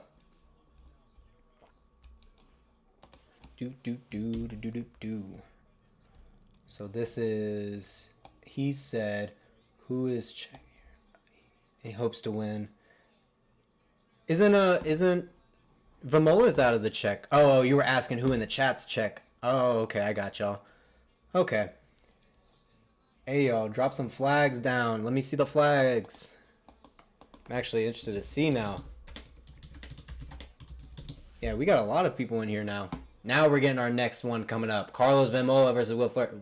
Vémola looks like a beast, dude. I would never want to see that. See that in an alleyway. By the way, guys, I am not showing the actual stream here. That's just play-by-play commentary. If you want to buy the pay-per-view, Octagon TV, go check it out. Otherwise, leave a like, subscribe, check out the prediction videos that I'll be releasing here soon for Ryzen. It's gonna be good. Let me see. Let me get, I can't even find an American flag on here. Okay. They can't even do it on this. Okay, whatever. But, alright. Gonna get going here soon. Now they're starting to introduce our fighters. Crowd's going crazy. My God, this is the widest crowd I've ever seen in my life. My Lord. Fair, though. I mean, it's in Czech Republic. What do I expect, to be honest? Ben, you're not Brazilian. My man, Ben trying to disguise himself.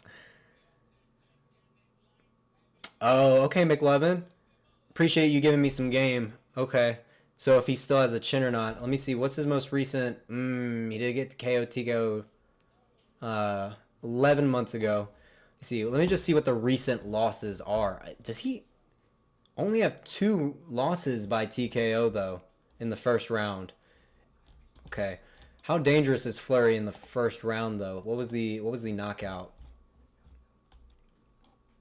Oh, okay, 2 TKOs in the first round, 1 in the second. Interesting. Okay. Ooh, Colino calling the round 1 KO. Easy money for Fleury. Okay. All right, now we're getting a little contentious here with some predictions. We got a lot of stuff. Alrighty, let's go. Appreciate everyone coming through with the worldwide international chat right now. Coming in from Czech Republic, Australia, Mexico, Brazil. If you guys missed the Igor Severino fight, all my Brazilians went in there tonight. Rising tonight? I'm pretty sure that's tomorrow night. Oh, well, Ben, I keep forgetting you're on the opposite side of the world as me, dog. We're on different days right now. For me, it's technically 2 days from now. For you, it's probably 1 day, or probably the same night that you're on right now, dude. Holy moly! But yeah, I'm gonna definitely be watching Ryzen. I'm gonna stream that one as well. That is too funny. That is too funny. Oh my gosh! But now they're introduced. Oh, Vémola is actually also a commentator on the desk too. Okay, I see him. He comes in every so often. Dude, Fleury. Gosh, he's got a nasty scar on his face. Did Fleury get like stabbed in the face at some point or cut really bad in a fight? He has a gnarly scar on his face. My goodness. From SBG Ireland, though, we finally got Fleury coming out. Appreciate y'all coming through. Hey, drop some likes. Drop a sub. I'll be dropping a prediction video for Ryzen tomorrow. Appreciate y'all coming through. All right. First fighter from Ireland to fight for the title in Octagon as well. First Irish title fight. Here we go. He appeared on Octagon 3 as Paul Burns' coach. He was a coach first before he came here. 1,555 days undefeated with a 6-fight win streak. If you're watching comments, I generally know what time it is in every country. Ben, I'm telling you, now that I'm getting more into regional MMA and I'm having to like think about these time zones, it's driving me crazy having to figure it out sometimes. Jose Shorty Torres fights on Rise and remember the name. Okay, I got you, Emiliano. Whenever I'm making the predictions tomorrow, I'll be sure to look deeper into him. Jose El Shorty Torres. The Shorty Torres is so crazy. What a good nickname. I'm going to have to also think of it from a different rule set, too, with like the soccer kicks and knees to the grounded opponent. I'm going to have to change my mindset a bit for those picks. Those are tough. Hey, Harry. We have not gotten into the fight yet. Will Fleury and Vémola is about to start. We have not gone in yet. Let me just type it in for you. All right, Harry. You gonna start spamming? I'm gonna drop a hammer. All right, our boy Fleury, get into the cage now. 8 hours ahead, and West is 5 hours ahead. Oh, well, that's makes a little easier. See, I'm on the East Coast, so even still, with every Las Vegas card, it goes into like 2 in the morning every time. So that's kind of annoying, being on the East Coast. Even when they do bring it over to the East Coast, I think they still do it on the weird Las Vegas time, which I hate. And then what they did to, if there's anyone from the UK here, what they did to y'all English fans, oh my lord. They did y'all dirty with that start time. My boy Vémola coming in with the cyborg mask. Oh, well, the Terminator, excuse me. Duh. My man, the Terminator, making his way out now. Looking like a savage walking back and forth with the hood on. Looking mean, mean, mean, mean, mean, mean. Okay. Man, I think we're going to get a good scrap out of this no matter what. No matter the winner here, we all win. It's a good bout. Very good bout. All right. Our champion, Vémola, coming out to the cage. All my Czech fans. All my Czech fans. Let's go. Stand up. Ooh, let me see. Drobek, what'd you type here? I'm actually curious. Got my Google Translate up and ready, all right? I'm ready to communicate. But appreciate everyone coming through. This has been a really fun card. If you have not seen the card, go back and watch it. If you've missed some of the earlier prelims, it's been fantastic up and down. I think not really any boring fights. I mean, some lulls here and there. We'll keep our fingers crossed. I think Fleury will win. Oh, dang, don't say that. You got to have some hope from your guy. But, of course, I'm rooting for Karlos. Drobek, I hope he gets it. I hope he gets it, Drobek. You know what? We're predicting Fleury, but we want our hometown Czech guys to win. We want to see... Yeah, dude. Body shots, you're so right, dude. It's a gold mine for entertainment and bet. It is a gold mine for betting. Look, if you want to find the underdogs that can actually cash, watch regional MMA. Watch regional MMA and watch grappling. Watch grappling. Any like the UFC Fight Pass, Fury Pro Grappling, watch those. Those are where your underdogs are. OKTAGON's probably your favorite. This is my first OKTAGON card, so I'm very, very excited. Ben, I got you. Hold on one second. We're going to go ahead and end our poll here for Vémola, get our final predictions in. 99 votes. Thank you guys all for participating. Huge skew towards Vémola, though. Huge skew toward Vémola. Oh, let me fix my round counter here. Starting out at round 1 here soon. Got both guys in the cage. All right, Ben put out a banger question.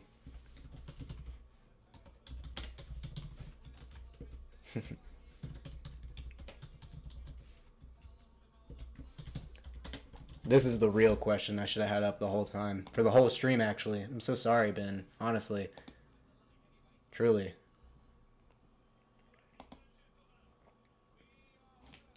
Alright. We're going to be getting into our event here soon. Championship fight. Here we go. Oh, hold on, Katarina. Let me translate that real quick so I can answer your question. Unless one of the other people in the chat, one of our Czech friends got you. Body shots coming in to agree with Ben here. Let's go, of course. Why not? Let me see, Katarina, if I can help you out here.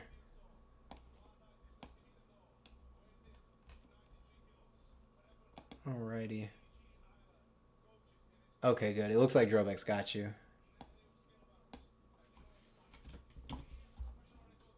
I'm learning Czech, guys.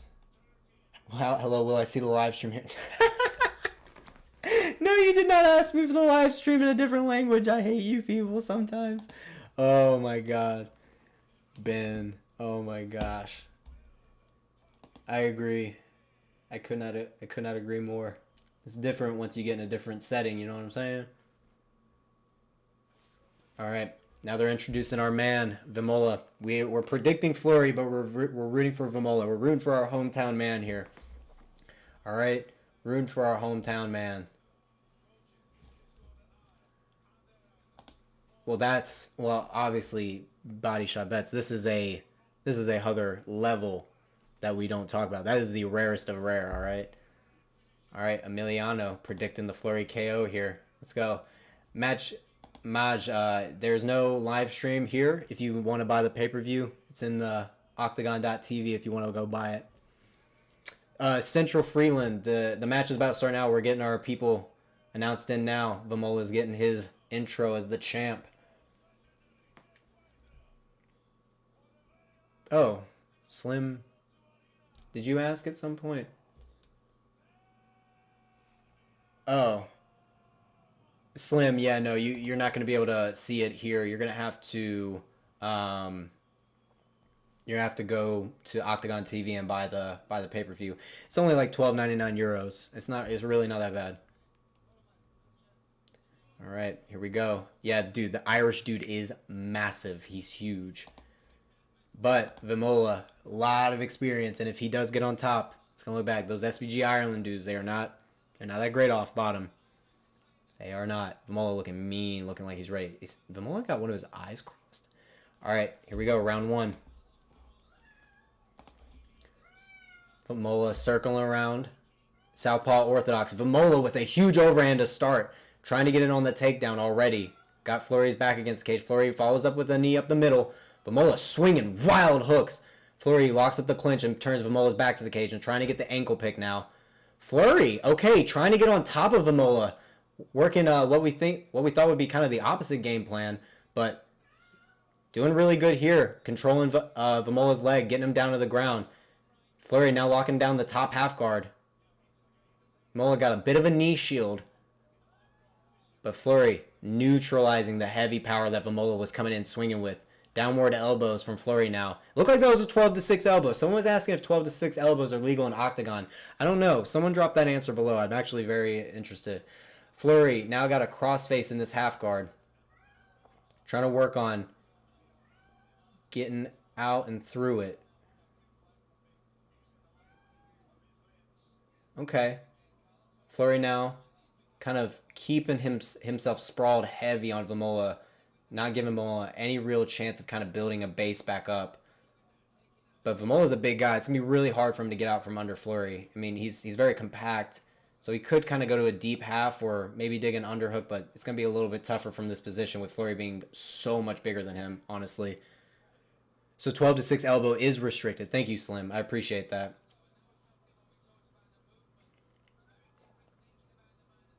Okay, here we go. Fleury bracing his forearm off of Vémola's neck, trying to posture up and get some little hammer fist shots in. Vémola not really able to make any sort of momentum shift from the bottom. Fleury just stuffing with this chest-to-chest pressure. Vémola needs to do some sort of move to create some sort of space, but with getting to his side, either shooting an underhook, clearing that cross face and forearm off the face. Some sort of movement needs to happen. I know he's kind of shot for that deep half a couple times. Okay, Vémola now has control of the crossface arm of Fleury. Trying to work onto his side. Okay. But Fleury counters again, just gets another crossface. Riding out Vémola. Trying to push the knee down and advance into full mount. Moving over to the three-quarter mount. Okay, Vémola uses the transition to the full mount to stand back up and push off of Fleury. Nice, good explosive movement from Vémola. Now they're tying up against the clinch on the cage, and Vémola's trying to separate and get his underhooks. Double unders for Vémola with his back against the cage. Trying to turn this position on Fleury. Fleury now has his back against the cage. Fleury trying to dig an underhook. Turn this position back. Vémola digging Fleury into the side of the cage. Vémola pulls out the single leg. Misses, but breaks and throws the overhand. Fleury with crazy uppercuts off the break, though. Lands like 3 in a row and then lands a few hooks on Vémola. Vémola stumbles down when he tries to panic shoot. Fleury ends up on top in the turtle position, throwing hook shots as Vémola stands back up. Big overhand from Fleury. Fleury now getting the distance with a jab. Knee up the middle to the head. Big kick to the body by Fleury, and then following up with more shots. 1-2 by Fleury. Big uppercut by Fleury. Another big uppercut by Fleury. Lead hook, back hook by Fleury. They tie up into the clinch. Fleury with over 100. Now coming down to the ankle pick again, gets the same takedown. Vémola tries to shoot a guillotine, but Fleury getting to the opposite side, mitigating it. Vémola lets go of the guillotine and starts working to try and stand up again, but Fleury gets back into this half guard. My goodness, I'd say Fleury needs to just stand up, let Vémola up. You have it on the feet, and Vémola is already tired, it seems. Yeah, no, Ben, that's what I'm saying. It looks like Vémola's already gassed a decent bit. He's already breathing really heavily out of this bottom half guard position. And now Fleury covering his mouth, trying to smother him, mess up the breathing. Oh my goodness. Vémola holding this bottom half guard with overhooks, trying to just stop Fleury from posturing up and raining down shots.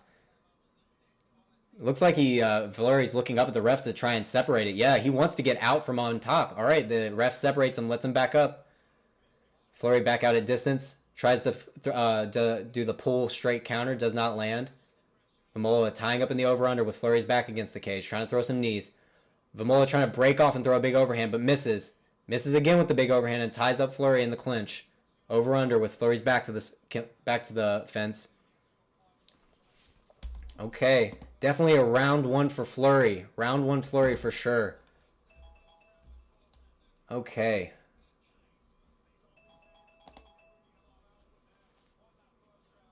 Yeah, no, Vémola is just swanging. Swanging. This is no technique thought in a lot of this for Vémola. Very much swanging, switching stances with the swangs, maybe coming down into a double leg. You know, it's not a ton of technique on Vémola's side. I'll be completely honest. I'm going to be honest with what I'm seeing. If I'm wrong, y'all can point it out and change the opinion. But round two definitely went to Fleury. Yeah, no, I agree, Ben. That was a little rough. That was a rough round for Vémola. But maybe it's because he knows the danger of Fleury, so he's just very desperately trying to cut the distance. But Fleury doing really well with his takedowns. Really well. I like that little ankle pick off the underhook. Dang, dude. Those three uppercuts that Fleury landed in that dirty boxing, that literally looked like it was... Yeah, no, Vémola's striking defense is not good. But the remind me of Gustafsson, Glover Teixeira, where he just spammed it over and over. All right, round two. Here we go. Vémola immediately closing distance, swinging wild, and going into the single leg. And he gets Fleury down immediately. Immediately gets a takedown. Mr. Florin, that fight's up next. And Fleury scrambles his way up to the feet and gets an underhook. But Vémola jumps a guillotine from that takedown attempt from Fleury as he gets back up. And Fleury is trapped in the full guard with Vémola holding this guillotine, but Vémola has to let it go. No way Vémola has the gas to finish that guillotine. Fleury on top now from this position. Oh, timer's a little off. There we go.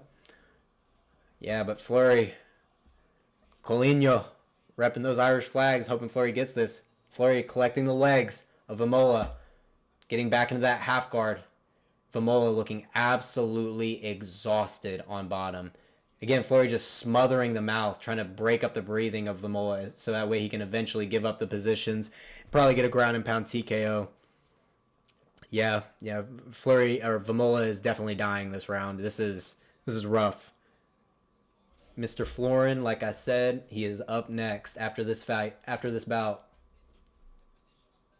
Fleury getting caught in a lockdown in this half guard position, so can't advance at the moment, but was able to posture up and land a couple shots. But just keeping this chest-to-chest pressure, Vémola really not... Yeah, body shot bets. He definitely looks like he's 39, sadly. But Vémola, like I was explaining for the older guys, you can pick them as underdogs if they have like a tried and true game that's like, you know, like a body lock pass to a side control, to the knee on belly, to the full mount, to the back take. Like, you're very calculated, technical. Vémola is not that at all at this point in his career. So it makes it a lot harder to win against these massive athletes that are just way, way stronger, way more technical at this point. So now Fleury getting the double underhooks in this half guard, trying to peel his leg through, using his other free leg to kind of pull that knee out with 2.5 minutes about left to go, 2:40.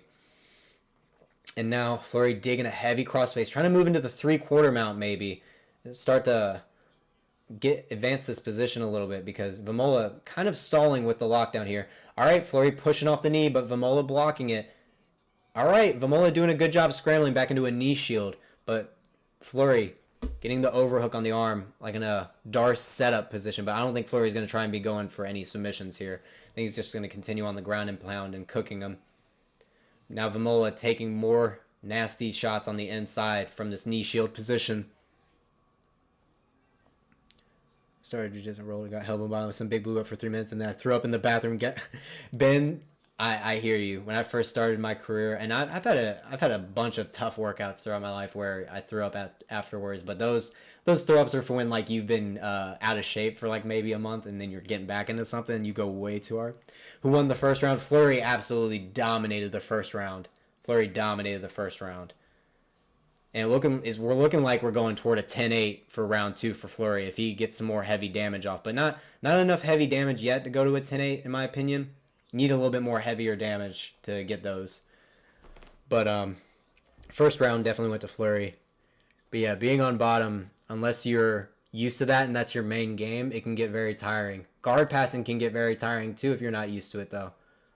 Oh, nice. After the little hip switch from Vémola, Fleury switches to the knee cut to counter it. That way, Vémola doesn't have really any space to continue with his get up. And Fleury passes the guard into this scarfold position. Vémola using this chance in side control to reverse it, though, and gets on top of Fleury. Beautiful reversal. Yeah, no, it's crazy in MMA, and you got a guy who's more compact and smaller than you. Immediately when you go to side control, they have the ability to get up. That's why half guard is the place to stay. And Ben, I don't think Fleury was getting complacent. I think Fleury just made a tactical mistake. He went to side control, and it's just much easier to get up from side control than it is from half guard in my opinion. Montej, Fleury is our prediction. We got it over here next to the timer. Vémola going to end the round in the clinch here with Fleury's back against the cage. No shots landed yet, but still going to be a Fleury for round 2. Still a Fleury round 2. Yep, that's what it's looking like. 10 seconds left. Vémola really not able to do any action in this position. Trying to switch and maybe go to some sort of single leg, double leg, maybe break off and throw a shot. But Fleury ahead of him in all these transitions. Good round by Fleury. Going into round 3 now.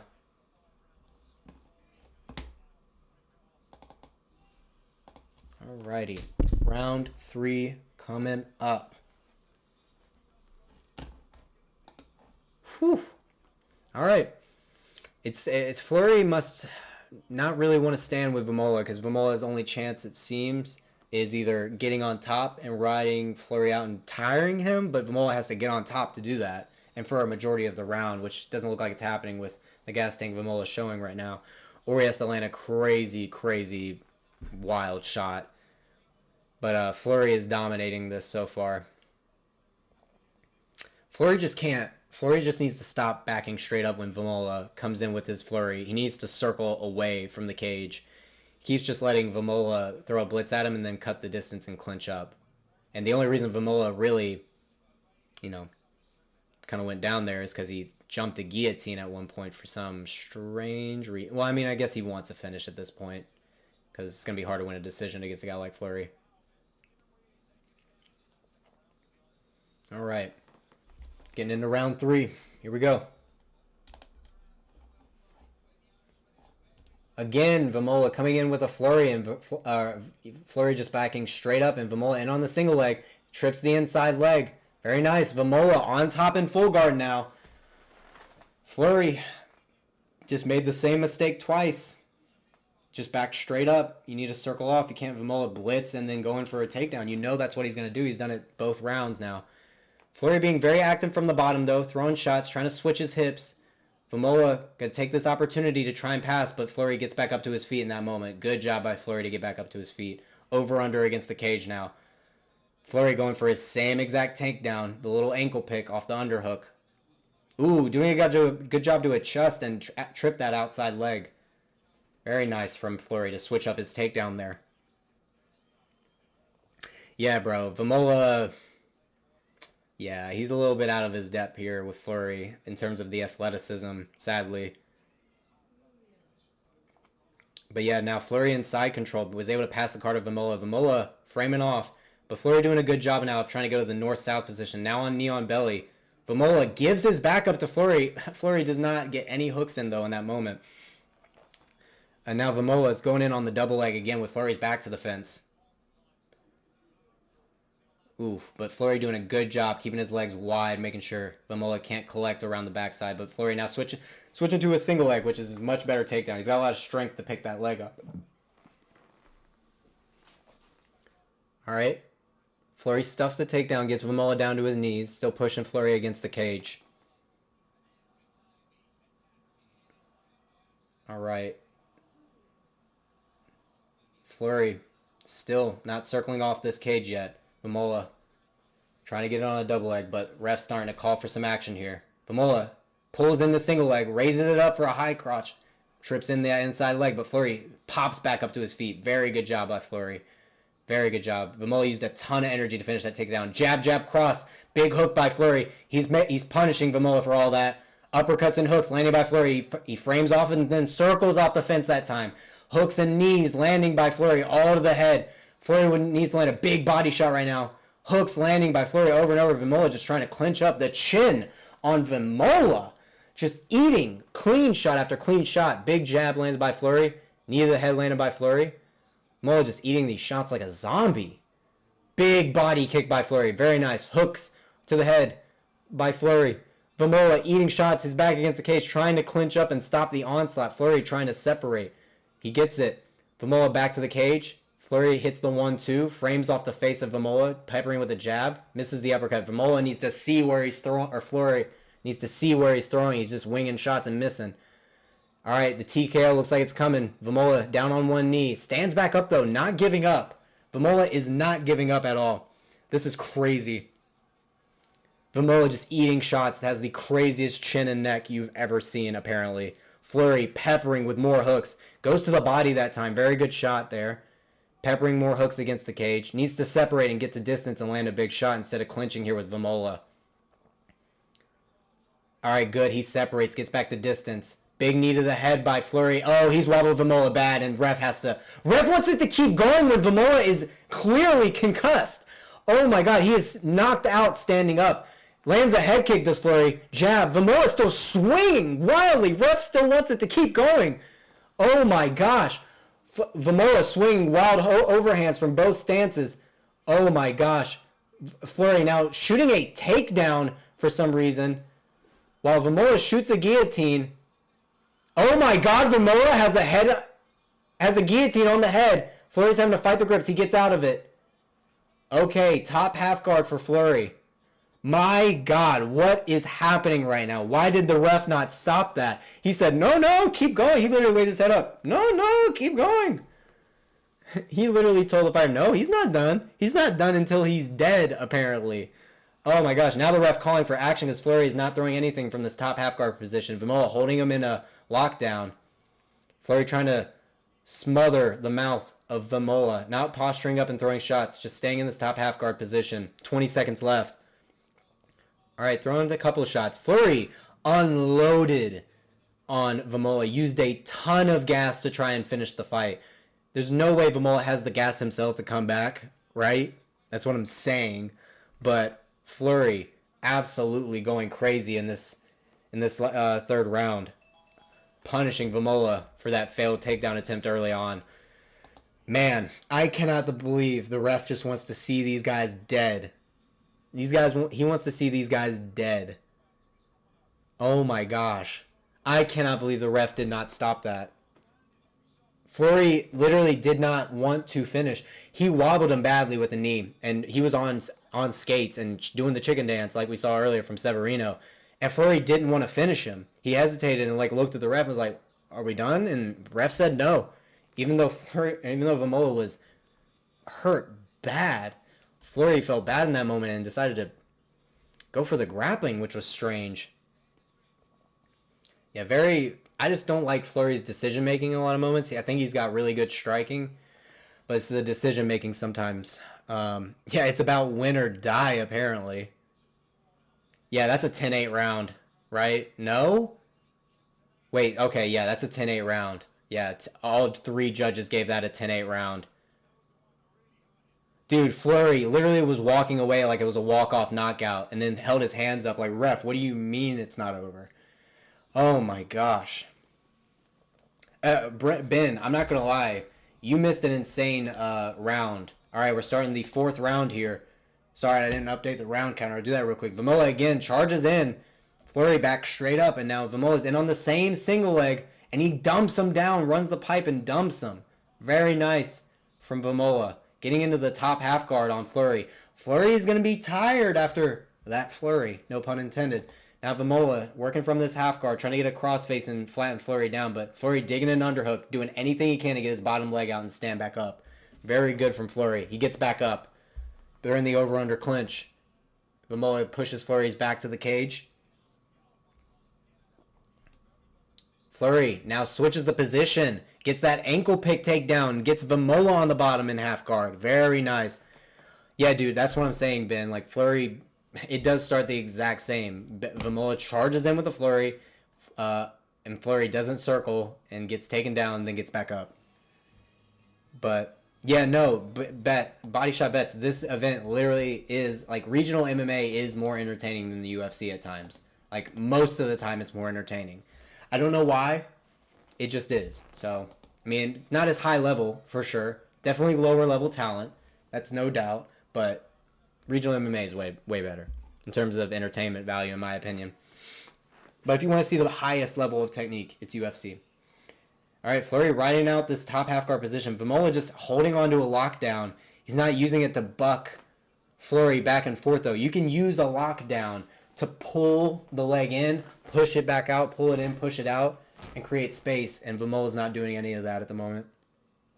Exactly, body shots. Not the most technical fights, but really fun. Really fun. Always giving their all, too. They give their all. Because this is their life, man. Like, this is what they do. Outside of the UFC, so you know they love it. I mean, dang. Fleury using good head control in this top half guard. Keeping Vémola flat the whole time. Very nice. Okay, posturing up a bit is Fleury, trying to drop down some elbows. Man, I can't believe we're not going to get a finish possibly because Fleury just doesn't want to give Vémola a chance to keep standing. That's crazy. Yeah, Fleury now getting out of that lockdown a little bit. Hopefully we'll transition to a full mount or something. Yeah, no, Ben, full respect of Vémola. I think all of us in the chat and watching this would have been slept. Appreciate all y'all. 121 concurrent. I appreciate y'all coming through. Don't forget to drop a like, drop a sub. I'll be dropping picks for Ryzen here soon for that event coming up. So I appreciate everyone coming through. I think we only missed 2 picks so far on this card. 2 picks. So very good so far. Vémola still working from this top half guard though. Just throwing nasty shot. Or excuse me, Fleury is working from this top half guard. Throwing nasty shots from this position. Really good. Really good stuff. Vémola, so Adamos, I agree that getting up from bottom, like the thing is about half guard in MMA, it's so easy to lock that down and just stall out that whole round, honestly. But we're looking good here. Fleury looking like he's going to end this one on top, playing it safe. But Adam, you're not wrong because every time Fleury would advance to a full mount or a side control, Vémola would get up. And not like he's doing right now from the leg drag position. He turtles, Vémola gets to the cage. But Fleury doesn't want to throw any hooks in for the back take is what's crazy to me. He doesn't want to throw it in at all. No back takes from Fleury. Very interesting. Yeah, dude, no, this is literally identical, Ben. The round 3 and 4 are identical. It's crazy. Okay, now Fleury's starting to work a hook in. He's got one hook from Vémola, turtling. Staying low on the hips, though. He's staying low on the hips. That's smart.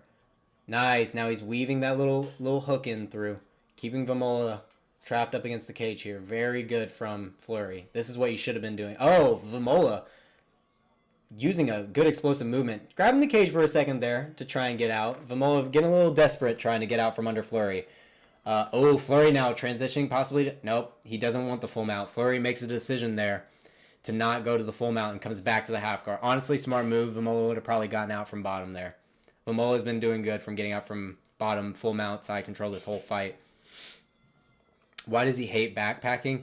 Probably Fleury probably hates backpacking because if you think about it, a 6'3" guy on a 6 foot tall guy, backpacking him with Vémola being so big, it'll be hard to keep those hooks if he tries to tripod and buck him over the top. It makes it much easier when you got these body types for Vémola to buck him over the top, which I imagine Vémola's got so much good grappling experience that Fleury maybe expects it.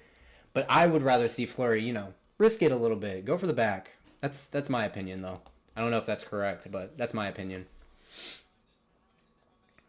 We're going into round 5, though. Round 5. I cannot believe we actually made it to round 5 for this fight.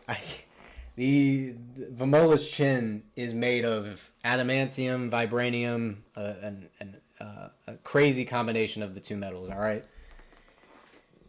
Who's winning Krupis? Krupis Fleury is dominating Vémola probably 40 to 20, 40 to 36 right now. 40 to 36. Or 40 to 35 maybe? Yeah, 40 to 35, excuse me. Yeah. If that's what you needed to know, Krupis. Yeah, 40 to 35 so far. Yep, and that's what the judges have it at. 40 to 35 for Vémola. What's nice about this is we've got open scoring, so we can actually know what we're talking about halfway through. All right, 5th round of our co-main event. Here we go. Title on the line. Fleury looking like he's trying to shut him out. See if he can get a finish. Fleury, again, getting backed up by Vémola's shots, not ducking under any of these, not trying to pull back and circle. Okay, he circles off the cage that time. Trying to hit that pull back straight. Getting an uppercut does Fleury. Head kick barely misses from Fleury. Get off that back side of the cage. Nice. Hard straight to the body from Fleury. Nice body kick from Fleury. Backing up with the jab. I can call the striking a bit. Jabs peppering out by Fleury. Vémola not having a lot of steam on his hooks. Fleury circling off the cage again. Very nice. Pumping a jab. Not doing anything to overextend himself. Big cross missed by Fleury. Vémola ducked under that one. Vémola getting Fleury backed up to the cage again. Going for the single leg. Trying to dump him. But Fleury doing a good job of oil checking him. Good oil check from Fleury. The oil check is key in this position. That's how you needed to stop him the whole time. A ref slapped Fleury's hand like, hey, you better not be putting a finger up there. He literally did check to make sure he wasn't. Good stuff on the single leg by Fleury. Actually stayed balanced that time. Good takedown defense there. Yeah, dude. Vémola's got nasty single legs, though. They're great single legs. For his body type, too, that's exactly what you want him to do. Oh, but Fleury with a little dump on the single. Very nice. Very nice overhook single. I haven't actually been watching the ref cam. How's the ref cam been looking here? Is he actually watching the fight? Okay. But yeah, Fleury's back in this top half guard now. With Vémola opting to just do the bottom lockdown. Yeah. Oh, sorry, Chechchi. Vémola is probably not winning this match. We are into round 5, and we're into round 5, and Fleury has taken every round so far, and now is in top half guard with 3 minutes left in round 5, pelting Vémola with nasty shots. Fleury, I love that he tries to smother the mouth of Vémola. Like, you got to just keep him gassed as long as possible. God, I'm sure his knee feels awful in that lockdown, though. Just staying in that the whole time, I'm sure that sucks. For Fleury trying to posture up now. Every time he postures up, though, Vémola immediately tries to get to his side and get a knee shield, start standing up. But at this point, Vémola's so tired, Fleury just does need to unload and get more damage on him. Very nice. Central, Freeland, nah. The only way Vémola wins at this point, is standing up and hitting a crazy overhand or a submission. Like, that's the only way at this point. And I don't even think he has the gas to finish a submission like a guillotine or nothing like that. Fleury posturing up in the half guard now, raining down heavy hammer fists and hooks. He wants to get a finish, honestly. I'm sure he's frustrated of not finishing Vémola in that second or third round. I can't remember. I think the second round. But yeah, Fleury being a little bit more risky now, trying to posture up and actually land some damage. Vémola trying to open up his bottom guard. Fleury pushing over to the third three-quarter mount. Vémola gives his back. Fleury opting not to get hooks again. Very interesting. Just trying to get the one hook along the side of the cage as Vémola crawls to the side. But Fleury trying to make Vémola carry his weight. Gets one hook in. One hook in for Fleury so far. Not doing a good job of breaking down the wrist and like collapsing Vémola though. Fleury definitely needs to work on this offensive grappling just a little bit more. But I like his decision making. He doesn't want to overdo it with the hooks and get bucked off the top. I mean, I'm sure he's just aware of his skill at this point. Vémola stands up and reverses position. Over under against the cage though with a minute left. Can Vémola land a Hail Mary overhand to come back? I don't know. Probably not. I don't think so. But Vémola going in on the double leg now.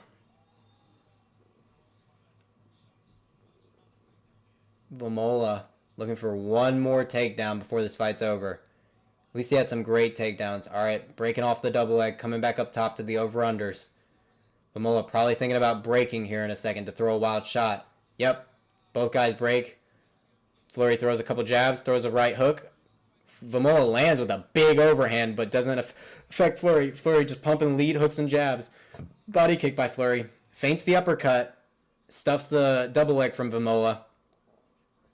Vémola tries to transition to the single. Vémola just falls over into his guard and starts scrambling as Fleury tries to posture up and land shots at the end of the fight and get a finish. But we're going to end the fight there. Round 5 ending in a lot of action from Fleury. Good job to both men. Vémola.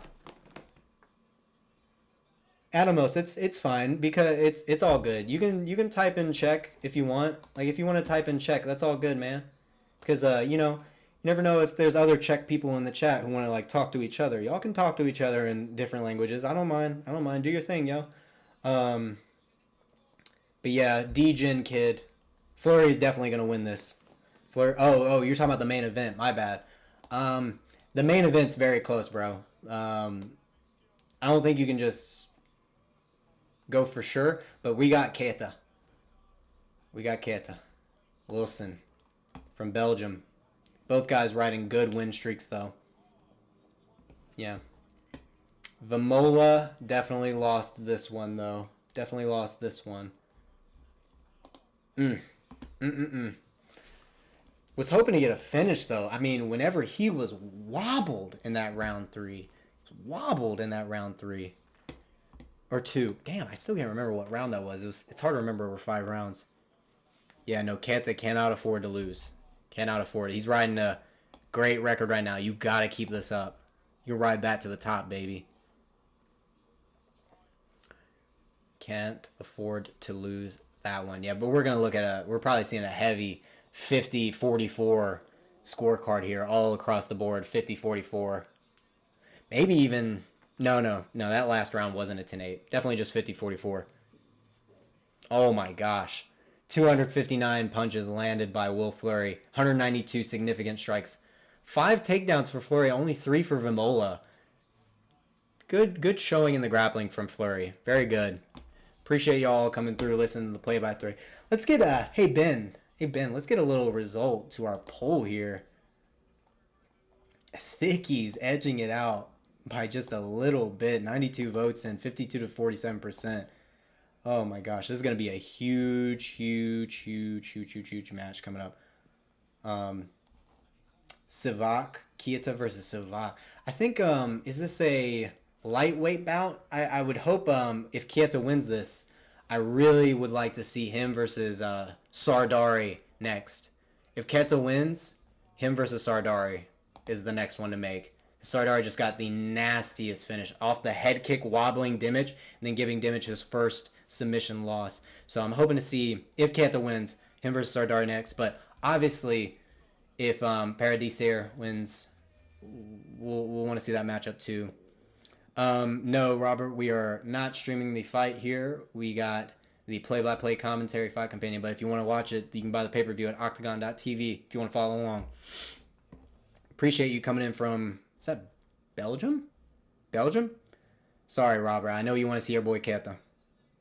But yeah, Fleury, Irish representing. Let's see what our boy's saying. He just won the 205 title at OKTAGON. What is he feeling? Yeah, he's getting pretty emotional, honestly. And the monkey in the background's ruining the moment once again.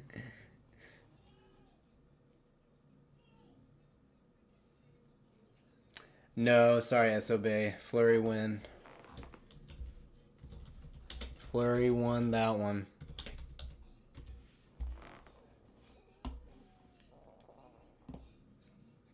Sivak, Adamos. What's his full name? Sivak. Hey, Sivak. This guy? What is this? He didn't have any record up right now. These like amateur. Why isn't his record popping up here? That's kind of weird. Oh, it's all kickboxing. It's all kickboxing. Yeah, who are we talking about? Vasek Sivak. Okay, thank you. Let me see. Vasek.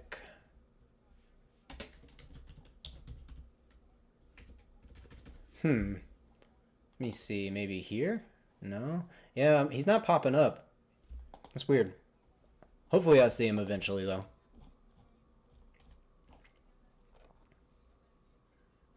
Alright. But we're getting into our next bout. Ronnie Paradeiser versus Losene Black Panther Keita. It's the same person. Oh, okay. Gotcha. Alright. Well, I mean, he did have a really good looking, it's Vaclav. Okay, thank you. Yeah, let me look back at that. But he looks like he's mainly kickboxing based, right? Muay Thai kickboxing, yeah. Oh, dang. Ineligible to retain the belt. Must have missed weight. Oh, okay. Gotcha. Thank you, Alamos. I get it now. Modified MMA rules in his very first bout. So, this was an OKTAGON Underground. Oh, we got the face-off going here at 185 champ versus the 205 champ. Fleury wants to go... Fleury and this guy are going at it right now, facing off in the cage. I don't even know this guy's name, actually. Okay, a little bit of respect shown there. They were talking some crap, but handed in a handshake. It's all business.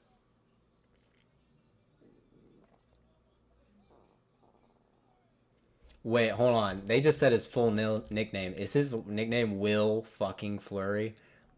You ain't gonna be able to have that nickname forever. They ain't gonna say it. Bruce Buffer wouldn't let Jim Miller be called Jim fucking Miller.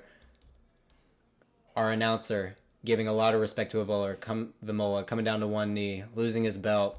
Vémola, you still gotta give him a ton of respect, man. He took some crazy shot. See you, Body Shot Bets. Hey, I appreciate you coming by, man. Thank you. Definitely come back. We love having you around. Friendly little beef there for sure, Ben. But yeah, Body Shot Bets. I'm definitely gonna subscribe to you too, bro. I'm definitely gonna catch you. All right, main event coming up, boys. But yeah, I'll be definitely interested to see this guy next.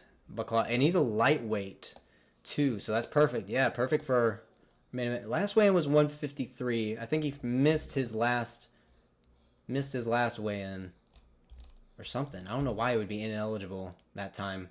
I'd have to look back at why. But we're gonna get into our main event coming up here soon.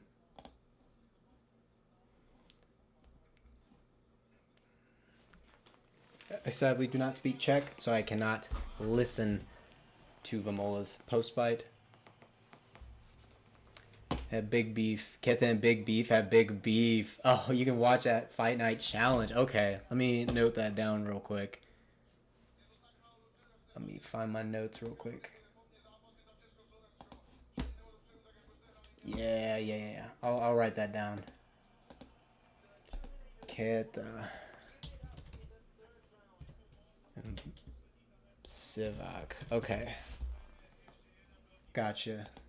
Thank you for that game. Appreciate it. Who won between Vémola and Fleury? Fleury won, gamer. Yeah, Fleury won. Dominated throughout all 5 rounds. It's absolutely disgusting. Absolutely disgusting. Appreciate everyone coming by. Drop some likes. All right, check out the prediction videos that will be coming up soon for Ryzen. I'm going to be streaming that event as well. That one's going to be really fun. It'll be my first Ryzen event. I'm going to have to readjust my predictions to include the knees to the head on the grounded opponent and soccer kicks and all that. I got to process that. Fleury and the 185 champ are back to talking to each other in the middle of the octagon, chirping at each other. I can't believe they still have this guy in here. What's the security doing? This is crazy. A little bit off the rails here. Oh, nah. They show a ton of respect, though. They show a ton of respect. I like that. I like a little bit of respectful beef. A little bit of respectful beef. All right. Hey, everyone, I appreciate y'all coming by. Leave a like, leave some chats. I'm going to be right back. I need to use the bathroom. I have not used the bathroom this whole time throughout before our main event, so that way I can be fully focused when I'm calling it. But I'll be right back. Do not go anywhere.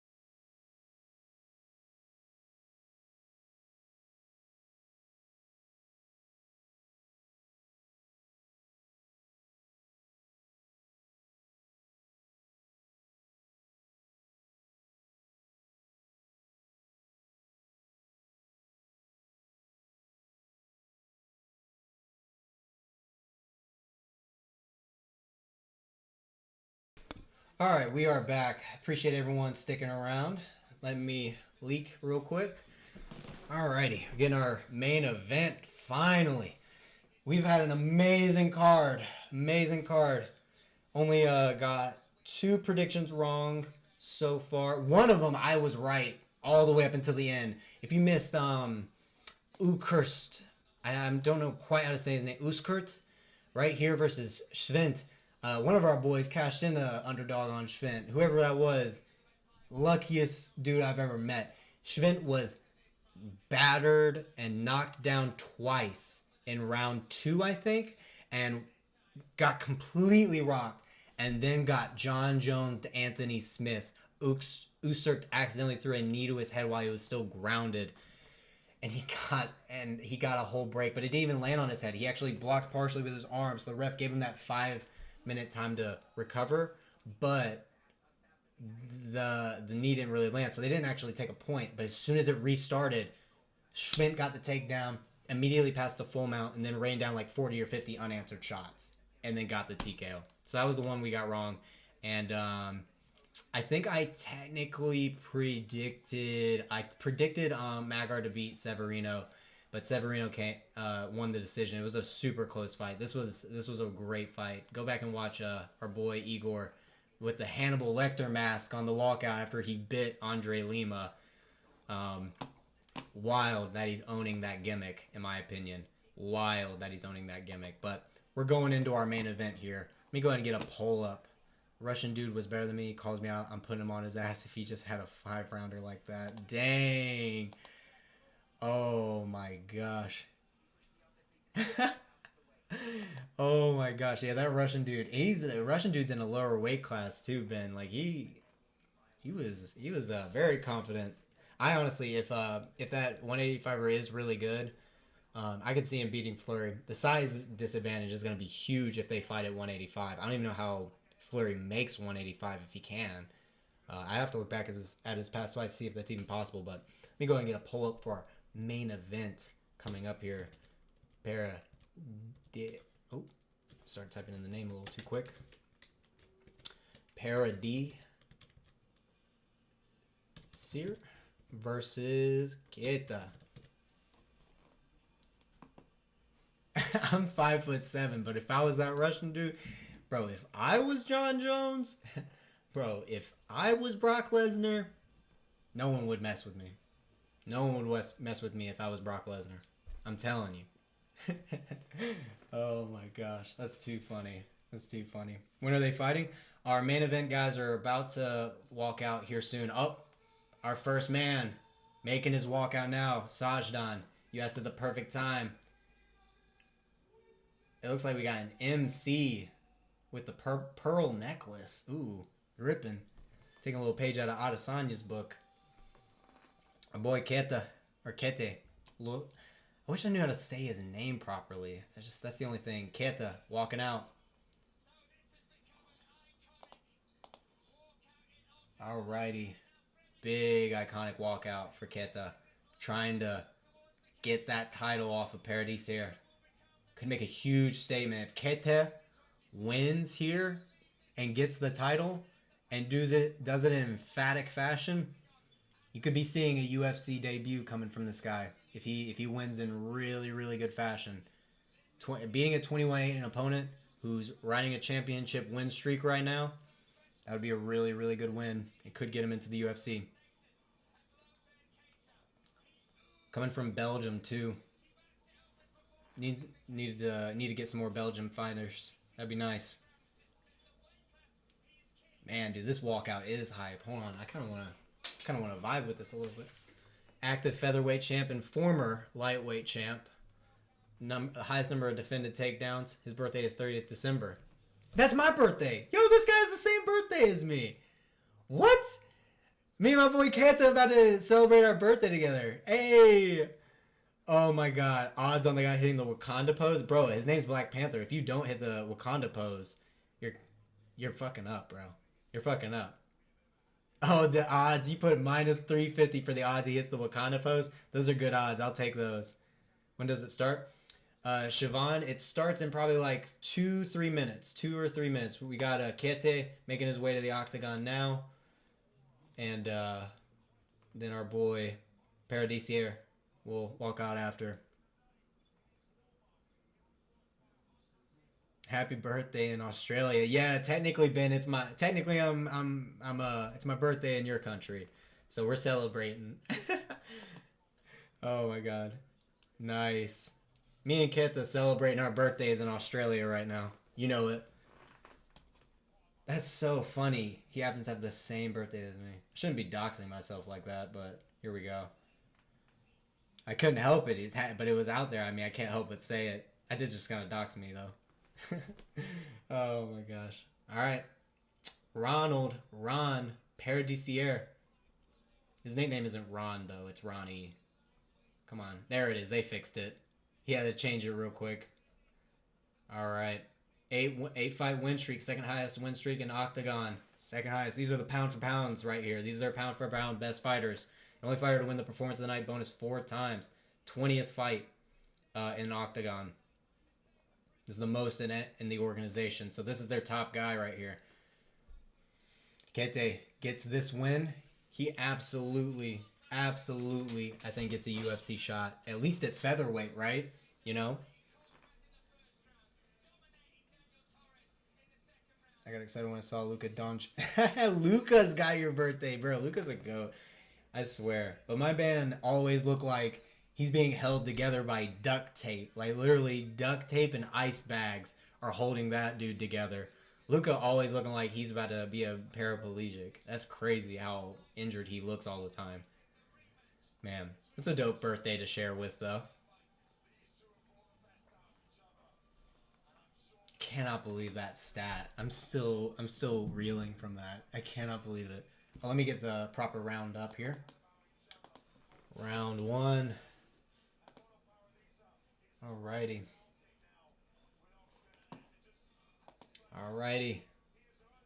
Paradeiser making his way inside the octagon, looking like he definitely has a decent little size advantage versus Keita though. 6 foot tall or 6'2". Whoo, 6'2". That's a decent little bit of size. I think Tapology may have it a little bit off, though. Got 188 centimeters to 176 according to the stats from Octagon, though. Let's check his 30th. Hey, there you go. In Czech Republic is the 30th right now. So in Czech Republic, we're celebrating our birthday, too. Love when he stops walking mid-game and forces coach to call a timeout because he hurt. Ben, stop. That's exactly what Luka does, though. Oh, my God. He's so, like, for the rules. Like, hey, guys, can we just stop real quick? My knee hurt. That's so funny, though. Oh, my God, Ben, you're killing me. Stop. I gotta focus. Who do you think is going to win, Siobhan? Siobhan, I think we got... Oh, that's right. Let me update my... We got Keita.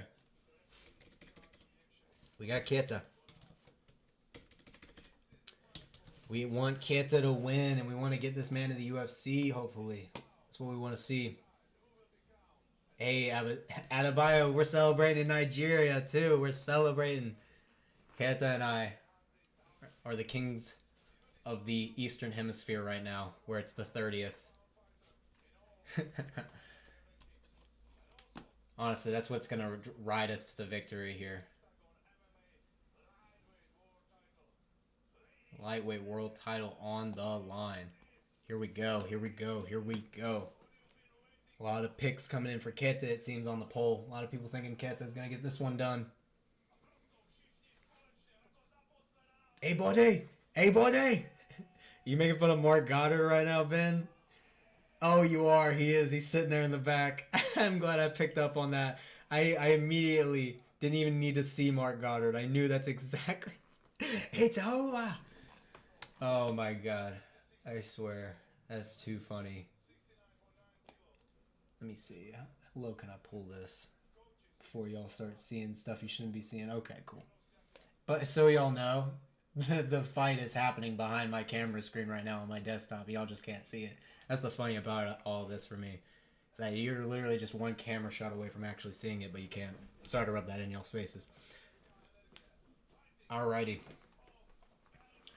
Man, Keita, what a beast, though, for fighting a guy this much bigger than you at lightweight when you're the featherweight champ first. Brusky, you said that it's going to start in 2-3 minutes, or did I hear that wrong?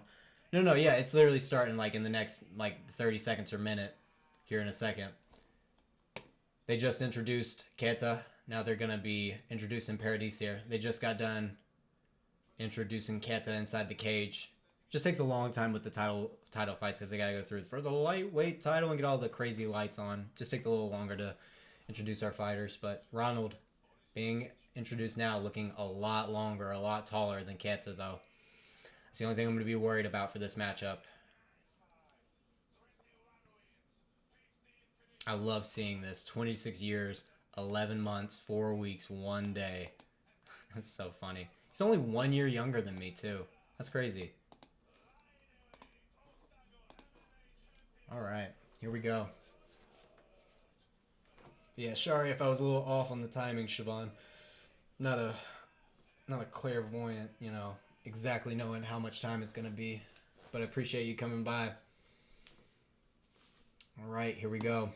Got both of our fighters introduced. They're closing the cage door. Our Squid Game bodyguards are making sure no one gets in or out. Okay. Fighters have tap gloves in the middle. Mark Goddard's giving them the rules. Cage door is now closing. Here we go, folks. Main event. Lightweight title on the line. Featherweight champ Keita trying to move up, get that double champ status back. All right, here we go. Round 1. Starting in the middle of the cage. Paradeiser already looking much, much longer than Keita. The size is very obvious to see. Starting in that southpaw orthodox stance. Southpaw for Paradeiser. Both guys being very tentative at the moment, just trying to figure out the distance. Paradeiser jumping in and out, trying to find a reaction to Keita. Body kick blocked by Keita. Staying very defensively sound. Big hook to the body misses by Keita. Paradeiser trying to skirt around the outside of the cage. Keita very, very good with his pressure, though. Keeping Paradeiser backing up and circling, though. But Paradeiser kind of circling into the power of Keita, which is interesting in this southpaw orthodox style. Another body kick blocked by Keita. Sorry, Siobhan, I cannot show the fight. That would make my YouTube channel go bye-bye. So I will not be doing that. But if you want to buy the pay-per-view, it's only $12.99 euros. Keita lands a big overhand as Paradeiser is still circling into that power. Keita blocks the head kick. Keita definitely trying to start with his jab and then go to the body down low or up top to the head. So far is what I'm seeing. Paradeiser constantly moving. Ooh! Paradeiser tries to feint with the hook, but Keita stuffs the feints and comes in with a hook combination. Very nice. Keita very explosive. Leads his chin up once he starts throwing his combos, though. He's got to be careful. Keita very keen to the feint on the head kick from Paradeiser. Paradeiser still having to skirt around the outside of the cage. Not throwing any body, like front kicks to the body. Not doing any, I don't know any Siobhan. We're not going to be able to do that here. Sorry.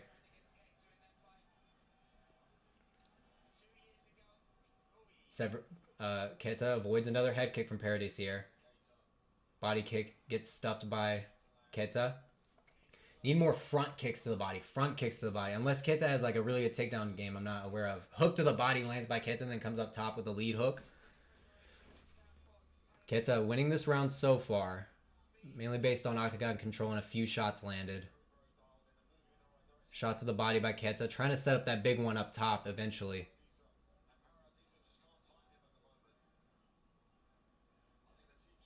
Ooh, big overhand misses by Keita, but he follows up with 2 more hooks and lands those. It's those follow-up shots that whenever they're close in after he misses, that lands. Ooh, big 1-2 miss, but Keita lands the head kick, partially blocked by Paradeiser. Nice. Keita's very good at answering with the end of his combination with that 3rd and 4th shot. I like it. Okay. Ooh, nice shot to the straight to the body by Keita. Both guys exchange some hooks in the middle of the cage. Keita barely misses that grazing overhand. Leaving his head open whenever he throws his rear hand, though. Ooh, big overhand counter off the body kick from Keita.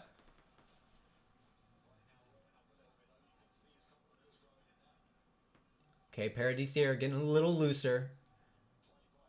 Lands a nice jab on Keita. Nice cross on Keita as he fades away.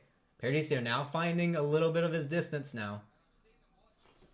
Ooh, body kick lands a bit better. Keita catches it and then spins off of it with a spinning back fist that's blocked by Paradeiser. Very nice from Keita. Lead hook to the body from Paradeiser. Body kick blocked by Keita.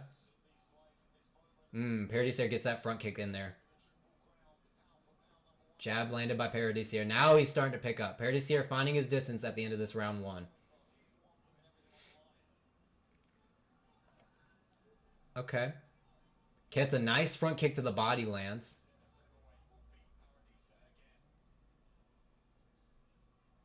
Okay. Paradeiser now moving in. Lands a nice clean head kick off the 1-2. Woo, Paradeiser is very nice. Theo Trap, it's on OKTAGON.tv. You can just buy the pay-per-view if you want to watch it. Body kick again lands by Paradeiser. Tries to come up with the lead head kick, but then Keita catches it and stomps on the other leg. Very nasty by Keita. I love the creativity. Okay. That was really sick. I like Keita's style.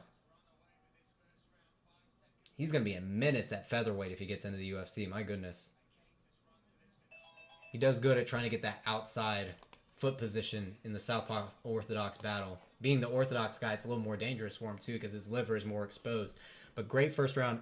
I think I'd give that one to Keita just because his head kick that he landed was way cleaner than any of the kicks that Paradeiser landed. But it was like razor thin. I think Paradeiser was finding his timing and distance in the end of the round. But Keita, I think, barely edged that. Let's see what the live scoring says. Yeah, dude, Adebayo, Keita is really good, especially since this isn't even really his normal weight class. He should be a featherweight, you know. So that was a great round. Oh, good. I didn't even notice the step in knee from Paradeiser at some point. All 3 judges giving it to Keita. All 3 of them. They think he edged it out, and you know what? It helps because he was trying to get big moments, maybe not fully landing with them, but he was also the one pushing and getting octagon control. So even though the striking was razor thin, I think that octagon control and pressure, aggressiveness, gave him that little slight edge. All right, we're going into round 2. Here we go. Keita immediately opening up. Let me fix the round thing. Keita's trying to big swing hook to the body. Now these guys are opening up. Paradeiser tried to count him with some hooks but missed. Big straight to the body by Keita. Getting that outside foot position really, really well. Oh, Mågård has to stop it for a second. Okay, a little bit of an eye poke situation maybe. All right, we're restarting. We're good. Right. Paradeiser back to skirting around the outside of the cage. Throwing a couple kicks. Ooh, big overhand. Barely missing from Paradeiser. And Keita makes him pay for it for the uppercuts and overhands. Big step in knee by Keita. Catches Paradeiser against the edge of the cage and follows up with some shots. Paradeiser has to circle away. A little bit of lead hand traffic from both men.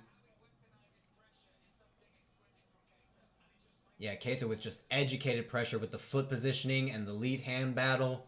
Keita is doing so well right now. This is the highest level fight we've definitely seen thus far. Probably Igor Severino and Mågård was probably the second highest level one here. But Keita with a fast jab catching Paradeiser with the shorter reach too. Big shot to the body again by Keita. Just keep piling up shots to the body. Big overhand landed by Keita. Getting Paradeiser thinking about the body, and then he comes up top. Oh, they both crash in and slam each other's heads. It happens a lot in that Southpaw Orthodox, but Mågård doesn't step in, almost does. Keita having to recover a little bit from that head clash. All right, misses his overhand and dodges out of the Paradeiser's counter shots. Jab, beautifully landed by Keita, and then moves out of the way.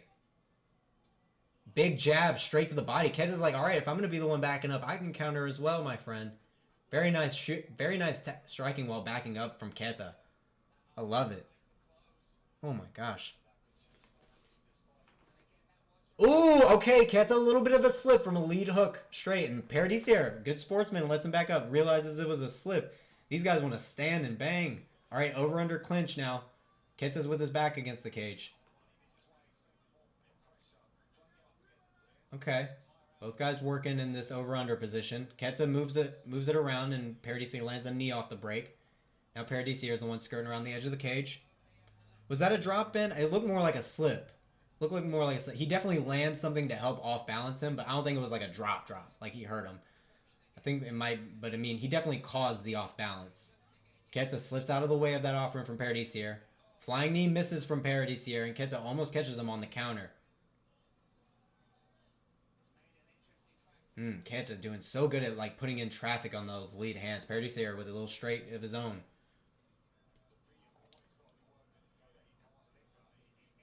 Paradeiser and Keita are at the center of the cage.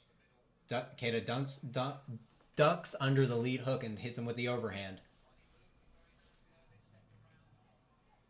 Okay, Paradeiser pushing forward a little bit. Keita doing a good job just stalling that lead hand so Paradeiser can't get going.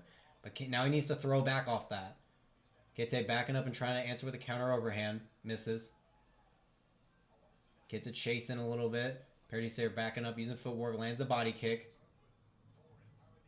Keita using a lot of big movements, honestly, with his head movement. Needs to tighten it up a little bit. Straight landed by Keita. Straight again landed by Keita. Very nice. Paradeiser with his back against the cage and backed up. Big knee to the head landed by Keita, and he hurts Paradeiser. He has to panic shoot on the single. Big hammer fist landed by Keita as he stuffs this single leg. Paradeiser definitely got hurt by that knee. Definitely got hurt by that knee there.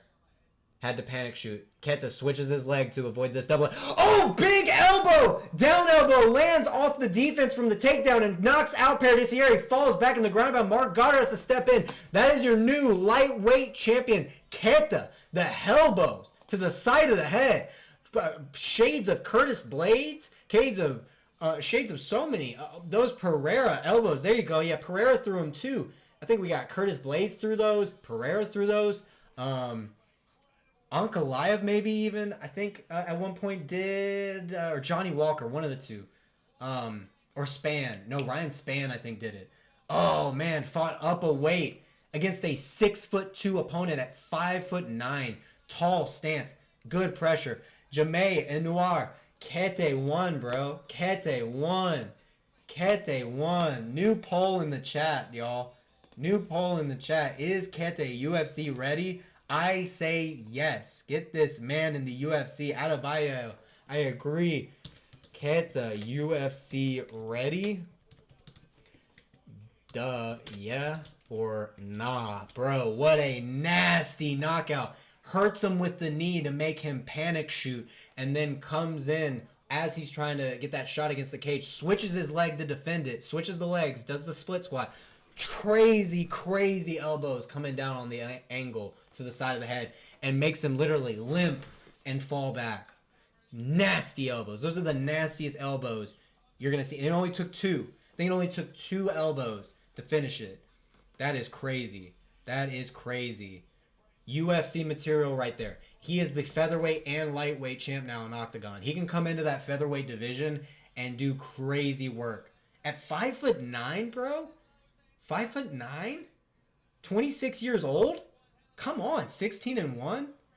That is amazing, bro. Regional MMA is so fun. Oh my god, regional MMA is so fun to watch. He is all action. Adebayo, he's not also all action. He's also educated as hell in his pressure. I think his striking defense in terms of his him leaving his head a little bit up as he throws, that is a little bit questionable. I need to see him keep his chin a little more tucked when he throws those. But other than that, bro, I loved everything. His pressure is so educated, where he uses his footwork and his positioning and the lead hand battle to finish it all. Yes, Apopaias, it just finished. If you want to go back and watch it, Keita just got the crazy elbow defending the takedown to finish it in the TKO. Elbow to the side of the head off of the crazy knee. 5'9" opponent bringing his knee all the way up to his 6 foot tall opponent and rocking him, making Paradeiser panic shoot, and then defending the takedown and throwing elbows to the side of the head. Beautiful finish. Beautiful finish from Keita. That was absolutely amazing. This card was fantastic. I give this card a 8 out of 10. 8 out of 10. There was a couple, I think the first 3 rounds of the bantamweight fight was, bantamweight championship fight was okay. And then in 4th and 5th round went off. And all the other fights, we had great finishes, great decisions. Keita did win, though. Keita did win. Yeah, Keita definitely won that. Yeah, big TKO. Man, some people are saying no, he's not UFC ready. You guys understand, he went up a weight class against a way bigger opponent and knocked him out in the 2nd round. Like, insane athleticism with how he did it, too. This man, the man to retire Ilia Topuria. Adebayo, yo, chill, bro. Chill, bro. Adebayo talking crazy over here. All right, so slow the roll here. We gotta slowly build this hype train. Oh my god. Oh my gosh. Before he didn't finish barbershop. Sorry about that, Adam. This man is to retire Ilia Topuria. That's such a crazy chat to get. Appreciate everyone coming by. Definitely would be a UFC. Yeah, no, this guy's got to get in the UFC. Like that, you can see the knee actually caused swelling and a cut under the left eye of Paradeiser, and that's exactly where it landed. Dude, that was a great finish. The dexterity in the hips of Keita to get that knee all the way up to the head. Oh my god. It was the elbow that broke the orbital? I'm trying to think where his head was facing. Yeah, you're right. It could have definitely been that elbow, actually. You're right. It could have definitely been that. Double champ status, bro. Getting his chance to hold up both those belts in the octagon, or in the cage. Him versus Ilia would be a crazy fight. Hey, man, I appreciate everyone coming through.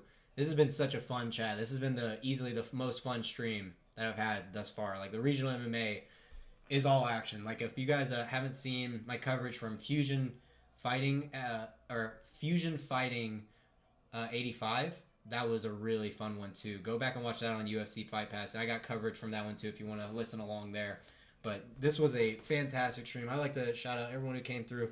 Adebayo from Nigeria, Ben from Australia, Body shot bets from Sweden. We had our Brazilians coming through. We had our the people from Czech Republic coming through. Thank you, everyone. This was a really fun one to call and really good fight. Really good fight. But like I said, the double champ does what he wants, Ben. The double champ does what the fuck he wants. Oh, man. Thanks, Ben.